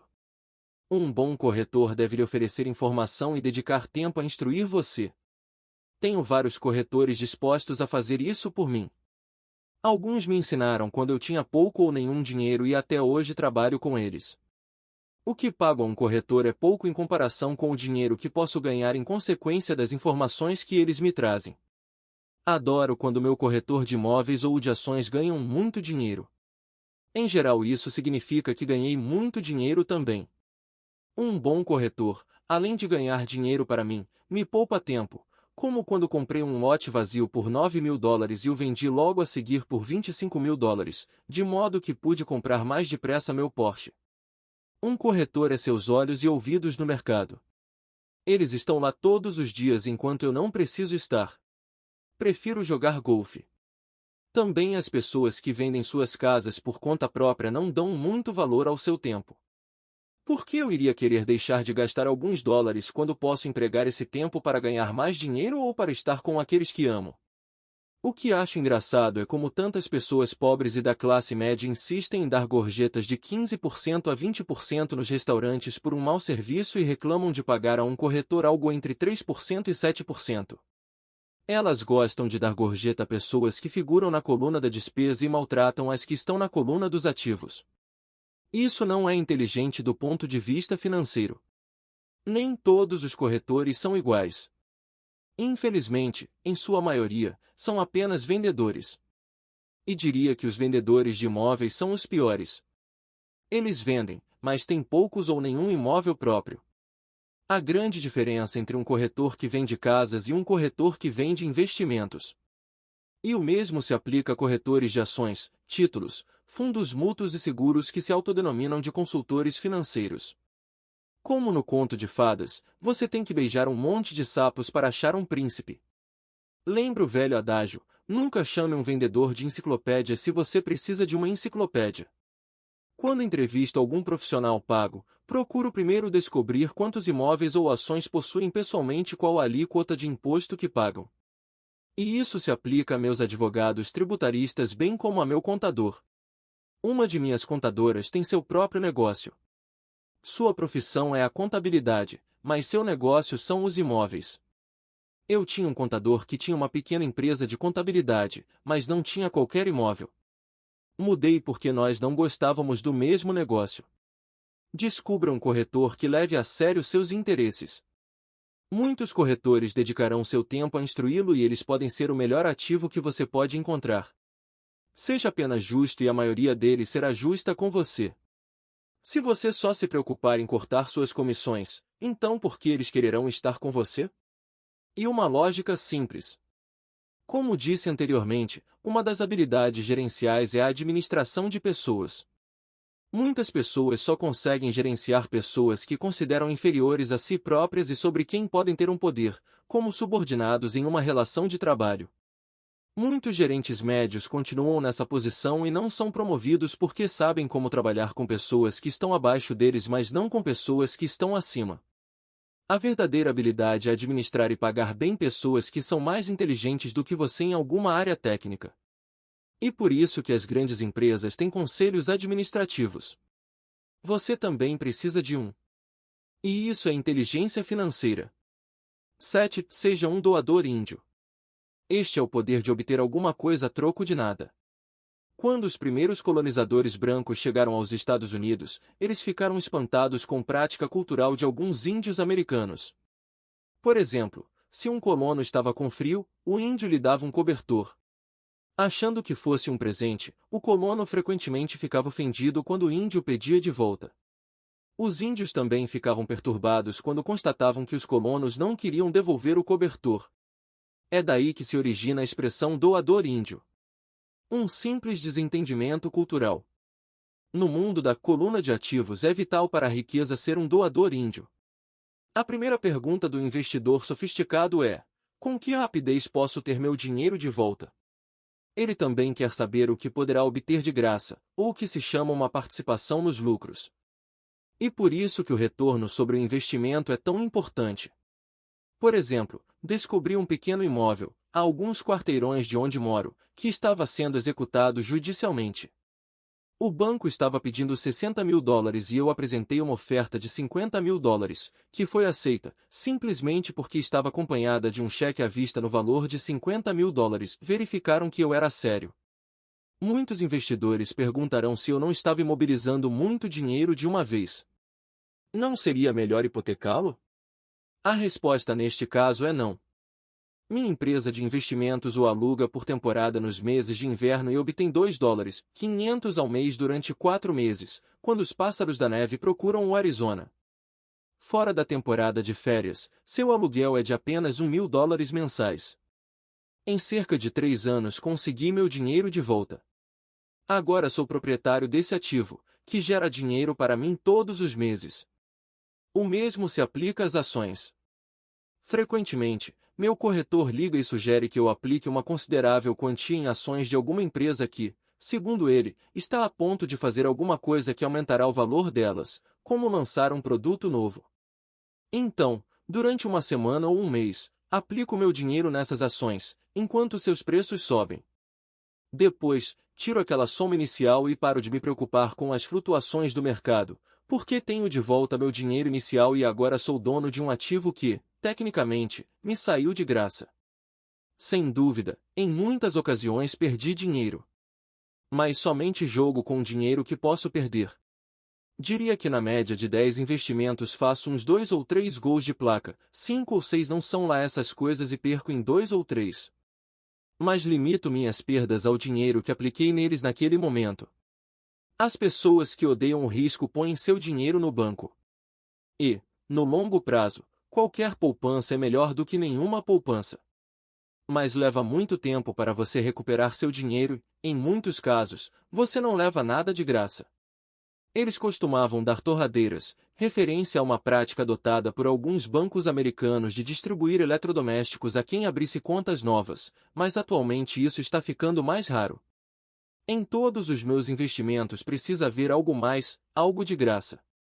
Um imóvel, um lote de terreno, uma casa, ações, escritórios. E o risco deve ser limitado ou deve ser uma ideia de baixo risco. Há livros inteiros que tratam deste assunto de modo que não me estenderei aqui. Ray Kroc, da McDonald's, vendia franquias de hambúrgueres não porque gostasse do sanduíche, mas porque queria os terrenos das franquias de graça. Investidores sábios devem dar mais atenção ao retorno sobre o investimento. São os ativos que você obtém de graça depois que você recebe seu dinheiro de volta. Isso é inteligência financeira. 8 ativos compram supérfluos. O poder do foco. O filho de um amigo estava desenvolvendo um hábito desagradável de gastar demais. Aos 16 anos naturalmente desejava ter seu carro. A desculpa: os pais de todos os seus amigos tinham comprado um carro para o filho. O garoto queria pegar suas poupanças e dar a entrada para o carro. Foi aí que o pai me procurou. Você acha que devo fazer o que ele quer ou deveria fazer como os outros pais e dar um carro para ele? Minha resposta: a curto prazo pode ser bom, mas o que você lhe terá ensinado a longo prazo? Você não pode usar seu desejo de ter um carro e incentivar seu filho a aprender alguma coisa? De repente se acendeu uma luz e ele foi correndo para casa. 2 meses depois voltei a encontrar meu amigo. Seu filho já está com o carro? Perguntei. Não. Mas lhe dei $3.000 para comprar o carro. Falei para ele usar meu dinheiro em lugar do seu dinheiro, reservado para a universidade. Você foi bastante generoso, respondi. Nem tanto. O dinheiro veio acompanhado de uma condição. Segui sua orientação para usar seu desejo por um carro como incentivo para que aprendesse alguma coisa. E qual foi a condição? Perguntei. Bom, primeiro voltamos a jogar seu cacholo. Jogamos e tivemos uma longa discussão sobre o uso sábio do dinheiro. Fiz para ele uma assinatura do Wall Street Journal e comprei alguns livros sobre mercado de ações. E daí? Indaguei. O que fez? Falei que os $3.000 eram dele, mas que ele não poderia comprar o carro direto. Ele deveria usar o dinheiro para comprar e vender ações, achar seu próprio corretor, e quando tivesse ganho $6.000, metade ele poderia usar para comprar o carro e o resto devia colocar na poupança para pagar a faculdade. E o resultado? Continuei. Bem, teve sorte nos primeiros negócios, mas daria a pouco perdeu tudo. Então começou a ficar interessado de verdade. Hoje, ainda lhe faltam uns $2.000 e está mais interessado ainda. Leu todos os livros que dei e pegou outros na biblioteca. Lê avidamente o Wall Street Journal, acompanhando os indicadores, e assiste a CNBC em vez da MTV e está aprendendo muito. Ele sabe que se perder dinheiro vai ter que andar a pé mais uns 2 anos. Mas não está muito preocupado. Já nem liga tanto para o carro porque encontrou algo mais divertido para fazer. E se ele perder todo o dinheiro? Perguntei. Aí vamos ver. Prefiro que ele perca tudo agora do que ter que esperar chegar à nossa idade para se arriscar a perder tudo.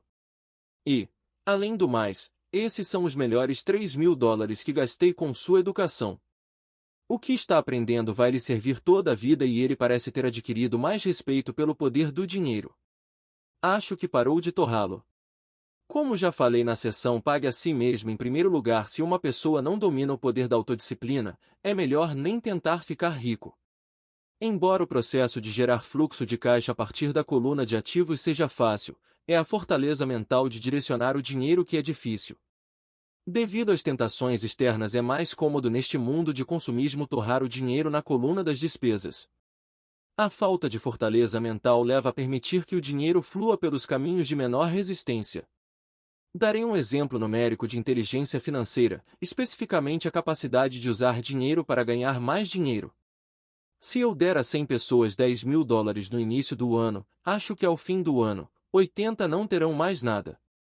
De fato, elas terão aumentado seu endividamento usando o dinheiro para dar entrada na compra de carro novo, geladeira, televisor, gravador de vídeo ou em viagem de férias.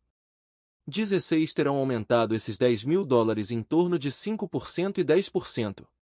4 terão aumentado a soma para $20.000 ou para alguns milhões. Estudamos para aprender uma profissão de modo a poder trabalhar pelo dinheiro. Na minha opinião, é também importante aprender a fazer o dinheiro trabalhar para nós.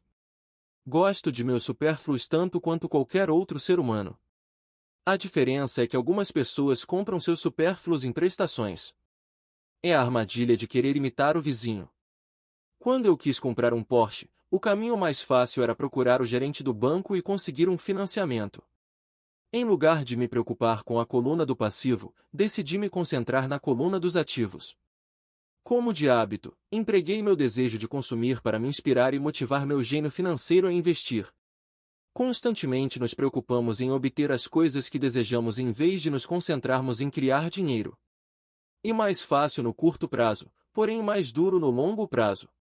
E um mau hábito em que incorremos como indivíduos e como nação. Lembre, o caminho mais fácil muitas vezes se transforma no mais áspero e o caminho árduo muitas vezes se torna suave. Quanto mais cedo você se disciplinar e aqueles que ama para dominar o dinheiro, tanto melhor. O dinheiro é uma força poderosa. Infelizmente, as pessoas usam esse poder contra elas mesmas. Se sua inteligência financeira for pouca, o dinheiro escorrerá de suas mãos, será mais esperto que você. Se o dinheiro for mais esperto, você trabalhará toda a sua vida. Para ser o senhor do dinheiro, você precisa ser mais esperto do que ele. Então o dinheiro fará o que você mandar. Ele lhe obedecerá. Em vez de ser escravo, você será o senhor. Isso é inteligência financeira. 9. A necessidade de heróis. O poder do mito. Quando eu era garoto, admirava profundamente Willie Mays, Ancaron e Oji Berra. Eles eram meus heróis. Quando garoto, jogando no beisebol infantil, queria ser como eles. Seus cartões de beisebol eram meu tesouro. Queria saber tudo a respeito deles. Conhecia suas estatísticas, suas jogadas, quanto ganhavam e como tinham ascendido aos times profissionais. Queria saber tudo porque queria ser como eles. Quando, aos 9, 10 anos de idade, pulava para arremessar ou apanhar a bola, não era eu, era Yoji ou Ant. É uma das formas mais poderosas de aprender que frequentemente esquecemos ao chegar à idade adulta. Perdemos nossos heróis. Perdemos nossa ingenuidade. Hoje, observo os garotos jogando beisebol perto de casa. Na quadra não é o Joãozinho, é Michael Jordan, Sir Charles ou Clyde. Copiar ou emular heróis é um aprendizado poderoso. E é por isso que quando alguém como O.J. Simpson cai em desgraça, há um clamor tão grande. É mais do que um simples julgamento. E a perda de um herói. Alguém com quem se cresceu, que se observou e se quis imitar. De repente precisamos nos livrar dessa pessoa. Quando cresci encontrei novos heróis. Tenho heróis como Peter Jacobsen, Fred Couples e Tiger Woods. Imito suas jogadas no golfe e faço o possível para ler tudo a respeito deles. Também tenho heróis como Donald Trump, Warren Buffett, Peter Lynch, George Soros e Jim Rogers. Em minha maturidade acompanho suas estatísticas como fazia com meus heróis do beisebol. Acompanho os investimentos de Warren Buffett e leio tudo sobre suas opiniões a respeito do mercado. Leio o livro de Peter Lynch para entender como ele escolhe suas ações. E leio sobre Donald Trump tentando descobrir como negocia e monta operações. Da mesma maneira que não era eu no campo de beisebol, quando estou no mercado ou fechando um negócio, estou agindo subconscientemente com a ousadia de Trump. Ou ao analisar uma tendência, procuro pensar em como Peter Lynch o faria. Tendo heróis, me aproprio de uma fonte imensa de gênio em estado puro. Mas heróis fazem mais do que simplesmente inspirá-lo. Heróis fazem com que as situações pareçam fáceis. Ao fazer parecerem fáceis, nos convencem a querer ser como eles. Se eles conseguiram, eu também posso. Quando se trata de investimentos, há gente demais para complicar. Procure heróis que façam as situações parecerem fáceis. 10. Ensina e receberás. O poder da doação. Ambos os meus pais eram mestres. Pai Rico me ensinou uma lição que me acompanha toda a vida, e essa foi a necessidade de ser caridoso ou de doar. Meu pai instruído doava muito na forma de tempo ou conhecimento, mas quase nunca doava dinheiro. Como já mencionei, ele costumava dizer que doaria quando tivesse algum dinheiro sobrando. Só que raramente sobrava algum dinheiro. Pai Rico doava tanto dinheiro quanto ensinamentos. Ele acreditava firmemente na troca. Se você deseja algo, primeiro você precisa dar, dizia sempre. Quando tinha pouco dinheiro, ele simplesmente doava dinheiro à igreja ou a alguma instituição de caridade. Se eu tivesse de passar apenas uma única ideia para o leitor, seria esta. Sempre que você sentir falta ou escassez de alguma coisa, doe, antes, o que você quer e isso retornará para você aos montes. Isso é verdadeiro para dinheiro, sorrisos, amor, amizade. Sei que muitas vezes isso é a última coisa que se deseja fazer, mas, para mim, sempre funcionou. Apenas confio em que o princípio da reciprocidade funciona e do que desejo. Se quero dinheiro, dou dinheiro e ele volta multiplicado. Se desejo vendas, ajudo alguém a vender e as vendas aparecem para mim. Se desejo contatos, ajudo alguém a obter contatos, e como num passe de mágica, os contatos vêm para mim. Há muitos anos ouvi algo assim: Deus não precisa receber, mas os homens precisam doar. Pai Rico dizia com frequência: os pobres são mais gananciosos do que os ricos. Ele então explicava que se uma pessoa era rica, essa pessoa oferecia algo que os outros desejavam. Ao longo de minha vida, em todos estes anos, sempre que senti necessidade de dinheiro ou de auxílio, procurava no fundo de meu coração o que eu queria e decidia doá-lo antes. Ao fazê-lo, o que eu doava sempre retornava para mim. Isso me lembra a história do cara sentado com lenha nos braços numa noite gelada. E ele gritava para a lareira à sua frente: quando você me esquentar um pouco, eu ponho um pouco de lenha dentro de você. Quando se trata de dinheiro, amor, felicidade, vendas e contatos, tudo o que a gente precisa lembrar é doar primeiramente o que se deseja e isso retornará aos montes para nós. Muitas vezes apenas o processo de refletir sobre o que você deseja e como você o poderia doar para alguém desencadeia uma torrente de generosidade. Sempre que sinto que as pessoas não estão sorrindo para mim, simplesmente começo a sorrir e a cumprimentar e, como por milagre, de repente há mais gente sorrindo à minha volta. É verdade que seu mundo é apenas um espelho de você. Por isso, digo, ensina e receberás. Descobri que quanto mais sinceramente ensino aos que estão desejosos de aprender, tanto mais aprendo. Se você quer aprender sobre dinheiro, ensine a alguém. Uma torrente de novas ideias e distinções mais sutis surgirá. Houve momentos em que doei e nada retornou ou em que o que recebi não era o que eu desejava. Mas depois de refletir e examinar minha alma, concluí que em vez de doar por doar, eu estava doando para receber. Meu pai ensinava professores e se tornou mestre dos mestres. Pai Rico sempre ensinava aos jovens seu jeito de fazer negócios. Em retrospecto, foi a generosidade deles com o que eles sabiam que os fez melhores. Há neste mundo poderes muito mais fortes do que nós. Você pode chegar lá por si mesmo, mas chegará mais rápido com auxílio dos poderes superiores. Tudo de que precisa é ser generoso com o que você tem e os poderes superiores serão generosos com você. Capítulo 10. Ainda quer mais? Muitos podem não achar suficientes meus 10 passos. Eles os veem mais como filosofias do que como ações. Penso que entender a filosofia é tão importante quanto a ação. Há muita gente que quer fazer, em lugar de pensar, e há gente que pensa, mas não faz. Eu diria que sou ambos. Adoro ideias e adoro agir.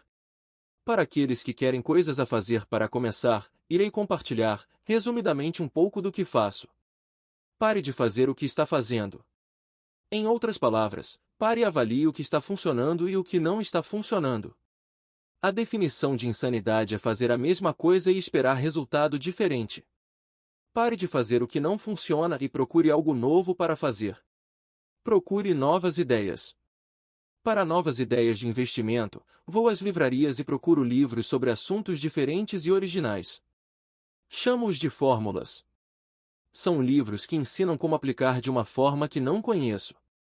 Por exemplo, em uma livraria encontrei o livro The 16% Percent Solution, de Joel Moscovitz. Comprei e li.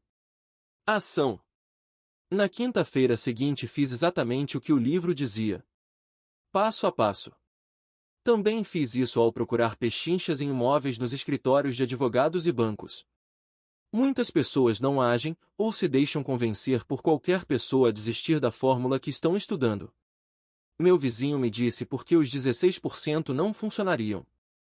Não dei ouvidos, porque ele nunca tinha experimentado isso. Descubra alguém que já tenha feito o que você quer fazer. Convide-o para almoçar. Peça dicas, macetes do negócio. No caso dos certificados de gravames de impostos de 16%, fui à repartição de impostos municipais e procurei a funcionária que trabalhava na respectiva seção. Descobri que ela também aplicava em gravames de imposto. Imediatamente a convidei para o almoço. Ela ficou encantada de me contar tudo o que sabia e como fazer. Depois do almoço ela passou a tarde me mostrando tudo. No dia seguinte, com seu auxílio encontrei 2 ótimos imóveis e desde então estou recebendo juros de 16%. Levei um dia para ler o livro, um dia para agir, uma hora para almoçar e um dia para fechar 2 bons negócios. Faça cursos e compre fitas. Procuro nos jornais cursos novos e interessantes. Muitos são de graça ou baratos. Também pago seminários caros sobre o que quero aprender. Sou rico e não preciso de um emprego devido ao que aprendi. Tenho amigos que não fizeram esses cursos e me dizem que estou perdendo dinheiro enquanto continuam no mesmo emprego. Faça muitas ofertas. Quando quero um imóvel, procuro muito e em geral faço uma oferta por escrito. Se você não sabe exatamente quanto oferecer, eu também não. Isso é tarefa do corretor imobiliário. Eles fazem as ofertas. Eu procuro trabalhar o mínimo. Uma amiga queria que eu lhe mostrasse como comprar apartamentos. Num sábado, ela, seu corretor e eu visitamos 6 edifícios. 4 eram uma droga, mas 2 eram interessantes. Aconselhei que ela enviasse por escrito uma oferta para cada um deles, mas oferecendo metade do que os proprietários pediam. Ela e o corretor quase sofreram um infarte. Eles pensaram que não seria educado, que os proprietários poderiam sentir-se ofendidos. Acho mesmo que o corretor não queria tanto trabalho assim, de modo que não fizeram nada e continuaram procurando um negócio melhor. Não se fizeram ofertas e a pessoa ainda está procurando o negócio certo pelo preço certo. Bom, você não saberá qual é o preço certo até que você encontre a outra parte que deseja fechar o negócio.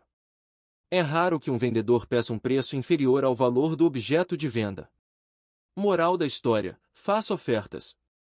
As pessoas que não são investidores não têm ideia do que é tentar vender alguma coisa. Tive um imóvel que procurei vender durante meses. Teria ficado contente com qualquer proposta. Não estava preocupado com o quanto baixo fosse o preço. Eles poderiam ter me oferecido 10 porcos e eu teria ficado feliz. Não pela oferta, mas porque alguém estava interessado. Eu teria feito uma contraproposta, talvez aceitasse uma criação de porcos. Mas é assim que o jogo funciona. O jogo de compra e venda é divertido. Não se esqueça disso. É divertido e é só um jogo. Faça ofertas. Alguém pode dizer sim. Eu sempre faço ofertas com ressalvas. Em imóveis, faço ofertas com a ressalva de que está sujeita à aprovação do sócio no negócio. Nunca especifico quem é o sócio no negócio. A maioria das pessoas não sabe que o sócio é meu gato. Se eles aceitam a oferta e eu não estou disposto a fechar o negócio, ligo para casa e falo com o gato. Faço esta declaração absurda para ilustrar como o jogo é incrivelmente fácil e simples. Gente, demais o dificulta e o leva demasiado a sério. Descobrir um bom negócio, o negócio certo, os investidores certos ou o que quer que seja é como namorar. Você precisa ir ao mercado e falar com um monte de gente, fazer um monte de ofertas, contrapropostas, negociar, rejeitar e aceitar. Conheço solteiros que ficam em casa e esperam que o telefone toque, mas a menos que você seja Cindy Crawford ou Tom Cruise, penso que é melhor ir ao mercado, mesmo que seja apenas o supermercado.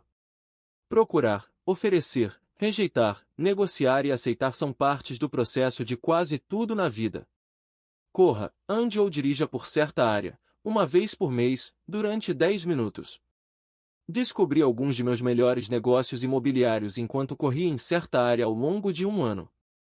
O que procuro é mudança. Para que um negócio seja lucrativo são necessários 2 elementos, pechincha e mudança. Há montes de pechinchas, mas é a mudança que transforma a pechincha em oportunidade lucrativa.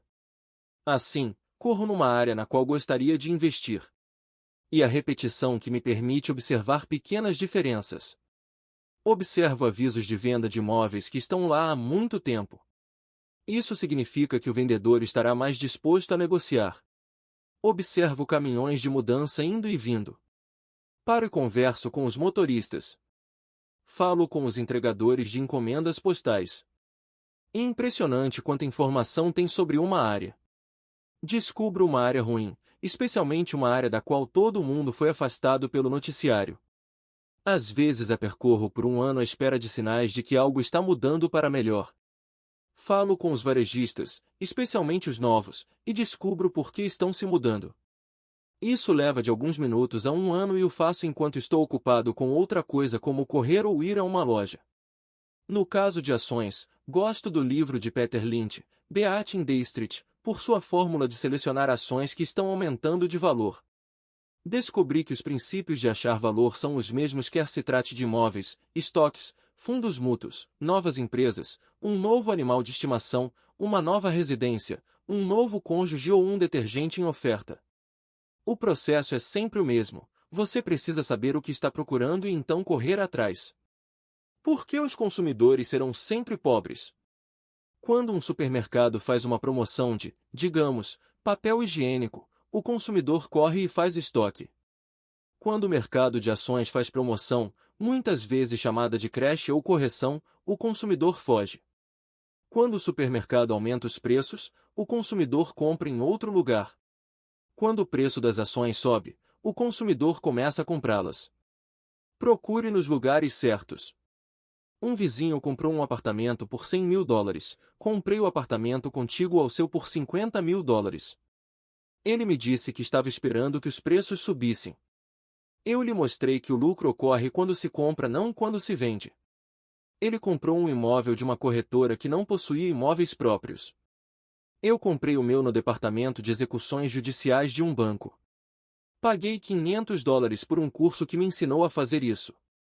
Meu vizinho acreditava que pagar essa quantia por um curso sobre investimento em imóveis era muito caro. Ele disse que não tinha dinheiro para isso, nem tempo, de modo que está esperando o preço aumentar. Primeiro, procuro alguém que queira comprar, então busco o vendedor. Um amigo estava querendo um terreno. Tinha o dinheiro, mas não tinha tempo. Descobri um terreno maior do que o desejado por meu amigo, reservei e liguei para ele que decidiu ficar com uma parte do terreno. Então vendi para ele e comprei o terreno. Assim o restante do terreno me saiu de graça. Moral da história: compre o bolo e corte em fatias.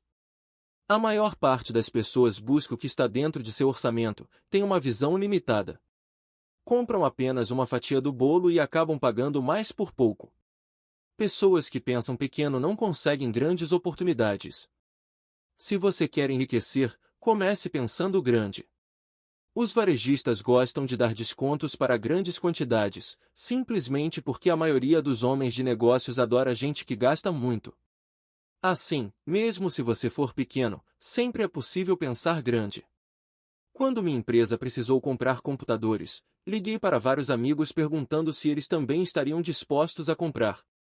Então fomos a diversos vendedores e acabamos fechando um bom negócio porque estávamos comprando várias unidades. Já fiz o mesmo com ações. Pessoas pequenas permanecem pequenas porque pensam pequeno, agem sozinhas ou não fazem nada. Aprenda com a história. Todas as grandes empresas listadas na bolsa começaram como pequenas empresas. O Coronel Sanders não ficou rico até ter perdido tudo aos 60 anos. Bill Gates era um dos homens mais ricos do mundo antes dos 30 anos. Agir é sempre melhor que ficar parado. Estas são apenas algumas das coisas que fiz e continuo fazendo para reconhecer as oportunidades. As palavras importantes são fiz e faço. Conforme repeti inúmeras vezes ao longo do livro, você precisa agir antes de poder receber recompensas financeiras. Age agora. Conclusão. Como pagar a faculdade dos filhos com apenas $7,000? Enquanto o livro chega a seu fim e se aproxima da publicação, gostaria de dividir um último pensamento com o leitor. A principal razão que me fez escrever este livro foi a de partilhar percepções quanto à maneira como uma maior inteligência financeira pode ser empregada para resolver muitos dos problemas comuns da vida. Sem treinamento financeiro, frequentemente recorremos a fórmulas padronizadas para levar a vida, como trabalhar com afinco, poupar, fazer empréstimos e pagar impostos demais. Hoje precisamos de melhor informação. Recorrerei à seguinte história como um exemplo final de um problema financeiro com que se deparam tantas famílias em nossos dias. Como você pode proporcionar boa formação para seus filhos e preparar-se para sua própria aposentadoria? E um exemplo do uso da inteligência financeira em vez de trabalho árduo para atingir o mesmo objetivo. Um amigo meu estava reclamando de como era difícil poupar para garantir o pagamento da faculdade de seus filhos. Ele estava aplicando todo mês $300 em um fundo mútuo e já tinha acumulado $12.000. Ele calculava que precisaria de 400 mil dólares para financiar a faculdade dos 4 filhos. Ele tinha 12 anos para conseguir isso, pois o mais velho dos filhos estava então com 6 anos. O ano era 1991 e o mercado de imóveis de Phoenix estava péssimo. As pessoas estavam se desfazendo de suas casas. Sugeri a meu colega que comprasse uma casa com parte do dinheiro acumulado em seu fundo mútuo. A ideia o deixou intrigado e começamos a discutir a possibilidade. Sua grande preocupação era que não tinha crédito no banco para comprar outra casa, já que estava muito endividado. Eu lhe assegurei que havia outras formas de financiar imóveis sem recorrer ao banco. Durante 2 semanas procuramos uma casa que se encaixasse nos critérios que estabeleceramos. Havia muitas a escolher, de modo que foi bastante divertido. Finalmente encontramos uma casa de 3 quartos e 2 banheiros em um bom bairro. O proprietário tinha sido demitido da empresa e precisava vender naquele dia pois ele e a família estavam de mudança para a Califórnia onde outro emprego o aguardava. O proprietário queria 102 mil dólares, mas oferecemos apenas 79 mil dólares. Ele aceitou imediatamente. A casa estava comprometida com um financiamento chamado de não qualificado, o que significa que até um vagabundo desempregado poderia comprá-la sem aprovação de qualquer banco. O proprietário estava devendo 72 mil dólares, e tudo que meu amigo precisou desembolsar foi 7 mil dólares, a diferença entre o preço de venda e o financiamento pendente. Logo que o antigo proprietário se mudou, meu amigo alugou a casa. Depois de pagas todas as despesas, incluindo a hipoteca, meu amigo ficava com 125 dólares mensais. Seu plano era ficar com a casa por 12 anos, acelerando o pagamento da hipoteca com aqueles 125 dólares mensais. Imaginamos que ao fim desse tempo a maior parte da hipoteca estaria paga e ele obteria uns 800 dólares líquidos mensais na época em que o primeiro filho entrasse na faculdade. Se a casa se valorizasse também seria possível vendê-la. Em 1994, o mercado de imóveis de Phoenix registrou uma súbita recuperação e o inquilino que morava na casa e gostava muito dela lhe ofereceu 156 mil dólares pela mesma. Novamente o amigo me perguntou o que eu achava e eu o aconselhei a vender, recorrendo ao mecanismo de deferimento de imposto da seção 1031. Agora meu amigo tinha cerca de 80 mil dólares para fazer alguma coisa. Liguei para uma amiga em Austin, Texas, que pegou esse dinheiro e o aplicou em uma sociedade limitada de uma empresa que estava montando. Dentro de 3 meses meu amigo passou a receber mensalmente cerca de 1 mil dólares que ele imediatamente aplicava no fundo mútuo. Em 1996, minha amiga vendeu sua pequena empresa e meu amigo recebeu cerca de 330 mil dólares por sua parte, os quais foram reinvestidos em um novo projeto de minha amiga, rendendo agora cerca de 3 mil dólares mensais, que eram novamente aplicados no fundo mútuo. Assim, meu amigo está agora confiante que seu objetivo de juntar 400 mil dólares será alcançado facilmente, para o que bastaram os 7 mil dólares iniciais. E um pouco de inteligência financeira. Seus filhos poderão ter a instrução que desejam e ele poderá usar o ativo remanescente, mediante sua sociedade anônima C, para financiar sua aposentadoria. Em decorrência de sua bem-sucedida estratégia de investimento, ele poderá aposentar-se cedo. Obrigado por ler este livro. Espero que lhe tenha oferecido algumas percepções quanto à utilização do poder do dinheiro trabalhar para você.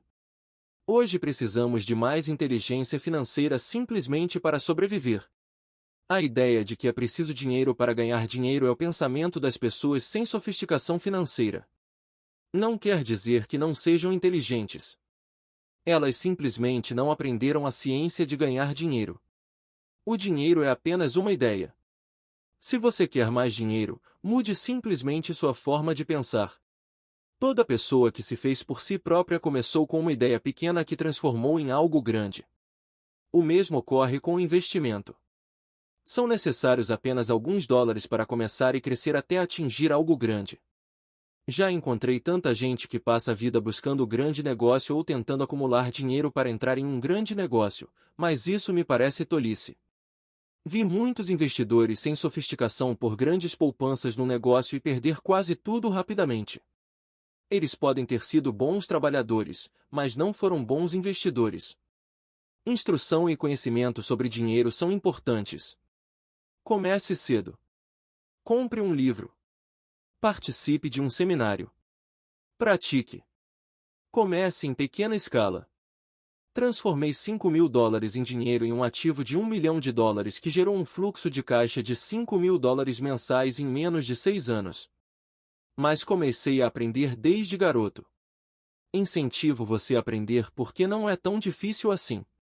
De fato, é até fácil, uma vez que se pega o jeito da coisa. Penso que minha mensagem ficou clara. E o que está em sua cabeça que determina o que está em suas mãos? O dinheiro é só uma ideia. Há um livro chamado Pense e Enriqueça, Editora Record. O título do livro não é Trabalhe Arduamente e Enriqueça. Aprenda a fazer o dinheiro trabalhar com afinco para você e sua vida será mais fácil e mais feliz. Nos dias de hoje, não procure segurança, seja esperto. Sociedade Anônima enquadrada no capítulo 100 da Legislação do Imposto de Renda dos CAUA. N. T. Haja. Todos receberam 2 grandes dons, sua mente e seu tempo. Cabe a você fazer o que quiser com ambos. Você e só você tem o poder de determinar o destino de cada nota de dólar que chega às suas mãos. Gaste-a tolamente, você escolheu ser pobre. Gaste-a com passivos, você fará parte da classe média. Invista-a em sua mente e aprenda a adquirir ativos e você estará escolhendo a riqueza como seu objetivo e seu futuro. A escolha é sua e apenas sua. A cada dia, a cada dólar, você decide ser rico, pobre ou classe média. Escolha dividir este conhecimento com seus filhos e você os estará preparando para o mundo que os aguarda. Ninguém mais o fará. O seu futuro e o de seus filhos serão determinados pelas escolhas que você faz hoje, não amanhã. Desejamos para você muita riqueza e muita felicidade com este fabuloso dom chamado vida. Robert Kiyosaki e Sharon Lecher. Os autores: Robert T. Kiyosaki. A principal razão que leva as pessoas a enfrentar dificuldades financeiras é que passam anos na escola sem aprender nada sobre dinheiro. O resultado são pessoas que precisam trabalhar pelo dinheiro, mas nunca aprenderam a fazer o dinheiro trabalhar para elas, diz Robert. Nascido e criado no Havaí, Robert faz parte da 4ª geração de uma família nipo-americana. Provém de uma destacada família de educadores. Seu pai foi diretor de ensino do estado do Havaí. Concluído o 2º grau, Robert prosseguiu sua formação em Nova York e depois de formado entrou para a Marinha dos Estados Unidos, indo para o Vietnã como oficial e piloto de helicóptero de combate. Voltando da guerra, teve início sua carreira de negócios. Em 1977, fundou uma empresa que colocou no mercado a primeira carteira para surfistas de nylon e velcro, que se transformou em um sucesso multimilionário sendo vendida em todo o mundo. Ele e seus produtos foram matérias em Runners World, Gentleman's Quarterly, Success Magazine, Newsweek e até Playboy. Abandonou o mundo dos negócios, em 1985, para ser o cofundador de uma empresa internacional de material educativo que opera em 7 países, tendo ensinado negócios e investimentos a milhares de graduados. Aposentado aos 47 anos, Robert faz o que mais gosta, investir. Preocupado com o crescente ato entre os que têm e os que não têm, Robert criou um jogo de tabuleiro chamado Cacholo, que ensina o jogo do dinheiro, até então só conhecido pelos ricos. Embora o negócio de Robert sejam imóveis e desenvolvimento de pequenas empresas, sua verdadeira paixão é o ensino. Já dividiu o palco com palestrantes destacados como Og Mandino, Zig Ziglar e Anthony Robbins. A mensagem de Robert Kiyosaki é clara: assuma a responsabilidade por suas finanças ou receba ordens por toda a sua vida. Você é senhor do dinheiro, ou seu escravo. Robert dá aulas que duram de 1 hora a 3 dias, ensinando às pessoas os segredos dos ricos. Seus temas vão do investimento com altos retornos e baixo risco a como ensinar seus filhos a serem ricos e a como iniciar empresas e vendê-las, mas sua mensagem é sólida e impressionante. E essa mensagem é: desperte o gênio financeiro que está dentro de você. Seu gênio espera revelar-se. Eis o que diz do trabalho de Robert o mundialmente famoso palestrante e autor Anthony Robbins. O trabalho de Robert Kiyosaki na educação é poderoso, profundo e altera vidas. Saúdo seus esforços e o recomendo sinceramente. Nestes tempos de grandes mudanças econômicas, a mensagem de Robert não tem preço. Sharon L. Lesher. Esposa e mãe de 3 filhos, formada em contabilidade, gestora e consultora profissional de editoras e fabricantes de brinquedos, Sharon Lesher dedicou seus esforços profissionais à educação. Diplomou-se summa cum laude em contabilidade na Florida State University. Foi uma das primeiras mulheres a entrar em uma das então 8 maiores empresas de contabilidade, foi diretora financeira de uma empresa de computadores, diretora tributária de uma empresa de seguros nacional e fundadora e editora associada da primeira revista regional feminina do Wisconsin, enquanto prosseguia suas atividades de auditora pública. Enquanto via seus filhos crescerem, seu interesse foi se voltando cada vez mais para as questões educacionais. Lutava para incentivá-los a ler. Eles preferiam assistir à televisão. Juntou-se ao inventor do primeiro livro falante eletrônico e ajudou a expandir o ramo dos livros eletrônicos, que atualmente é uma atividade internacional geradora de milhões de dólares. Continua sendo pioneira no desenvolvimento de novas tecnologias que visam a trazer o livro de volta à vida das crianças. Esteve profundamente envolvida com a educação de seus filhos. Tornou-se uma ativista incansável da educação nas áreas de matemática, informática, leitura e escrita. Nosso sistema de ensino não tem conseguido acompanhar o ritmo das mudanças globais e tecnológicas do mundo atual. Temos que ensinar aos jovens as habilidades acadêmicas e financeiras de que precisarão não só para sobreviver, mas para desenvolver-se no mundo com que se deparam. Como colaboradora de Pai Rico, Pai Pobre e Cachorro Quadrã, ela agora concentra seus esforços no auxílio à criação de instrumentos educacionais para os interessados em melhorar sua educação financeira. Leituras recomendadas para melhorar sua inteligência financeira. As a Man Think It, inspirador, James Allen, Ed Bryce, O Homem é Aquilo que Ele Pensa. Editora Pensamento. Beat Industries, Seleção de Ações, Peter Lynch. Chaos, Make a New Science, Geral, James Gleick, Ed Bryce, Caos, A Criação de uma Nova Ciência. Campus. Creating Wealth, Imóveis, Robert Allen. EMYTH, Negócios, Michael Gerber. Incorporate and Grow It, Incorporações, C. W. Allen. Investment Banker, Investimentos, Jim Rogers. Market Wizards, Negócios em Bolsa, Jack Schlavager. Over the Top, Estratégias de Sucesso, Zig Ziglar, Ed Bryce, Além do Topo. Record. The New Positioning, Marketing, Jack Trout, Ed Bryce, O Novo Posicionamento. Macron Books. The Wall Street Journal Guide to Understanding Money Investing, ACES, Títulos, Fundos Mútuos, Futuros, Dinheiro, Kenneth M. Maurice, Alan M. Seigel. Estratégias de Investimento, Robert Agstrom, Ed Bryce, Warren Buffett. Macron Books. Trading for a Living, Negócios em Bolsa, Dr. Alexander Elder. Unlimited Power, Estratégias de Sucesso, Anthony Robbins, Ed Bryce, Poder Sem Limites. Best-seller. Unlimited Wealth, Riqueza, Pouzane Piuzer. Para maiores informações sobre o Cachorro ou sobre o sistema de ensino do autor, escreva para Cachorro Technologies, Inc. 6611 N64 *. Place Paradise Valley, Arizona 85253 ou visite o site www.cashflowtest.com. Pai Rico, Pai Pobre é o ponto de partida para quem quer controlar seu futuro financeiro. Usa toda e. Para chegar ao topo, financeiramente, você precisa ler Pai Rico, Pai Pobre. Neste livro, sabedoria e bom senso estão a serviço de seu futuro financeiro. Zig Ziglar, conferencista e autor de sucesso para Dumies, Campus. Se você quer saber como ficar rico e continuar rico, leia este livro. Mark Victor Hansen, coautor da série Canja de Galinha para a Alma. Pai Rico, Pai Pobre não é um livro comum sobre dinheiro. É de leitura fácil e suas mensagens, como, por exemplo, para ser rico é necessário definir uma meta, manter o foco e ter nervos de aço, são muito simples. Honolulu Magazine.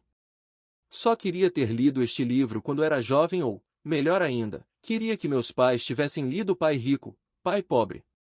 É o tipo de livro que você compra e dá a cada um de seus filhos e compra mais exemplares para guardar e presentear os netos, que ando eles tiverem 8 ou 9 anos.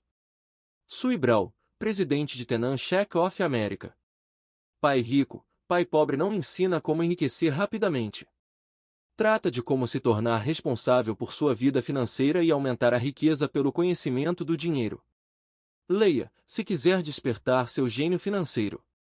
Dr. Ed Cocking, professor de finanças, Heath University, Melbourne.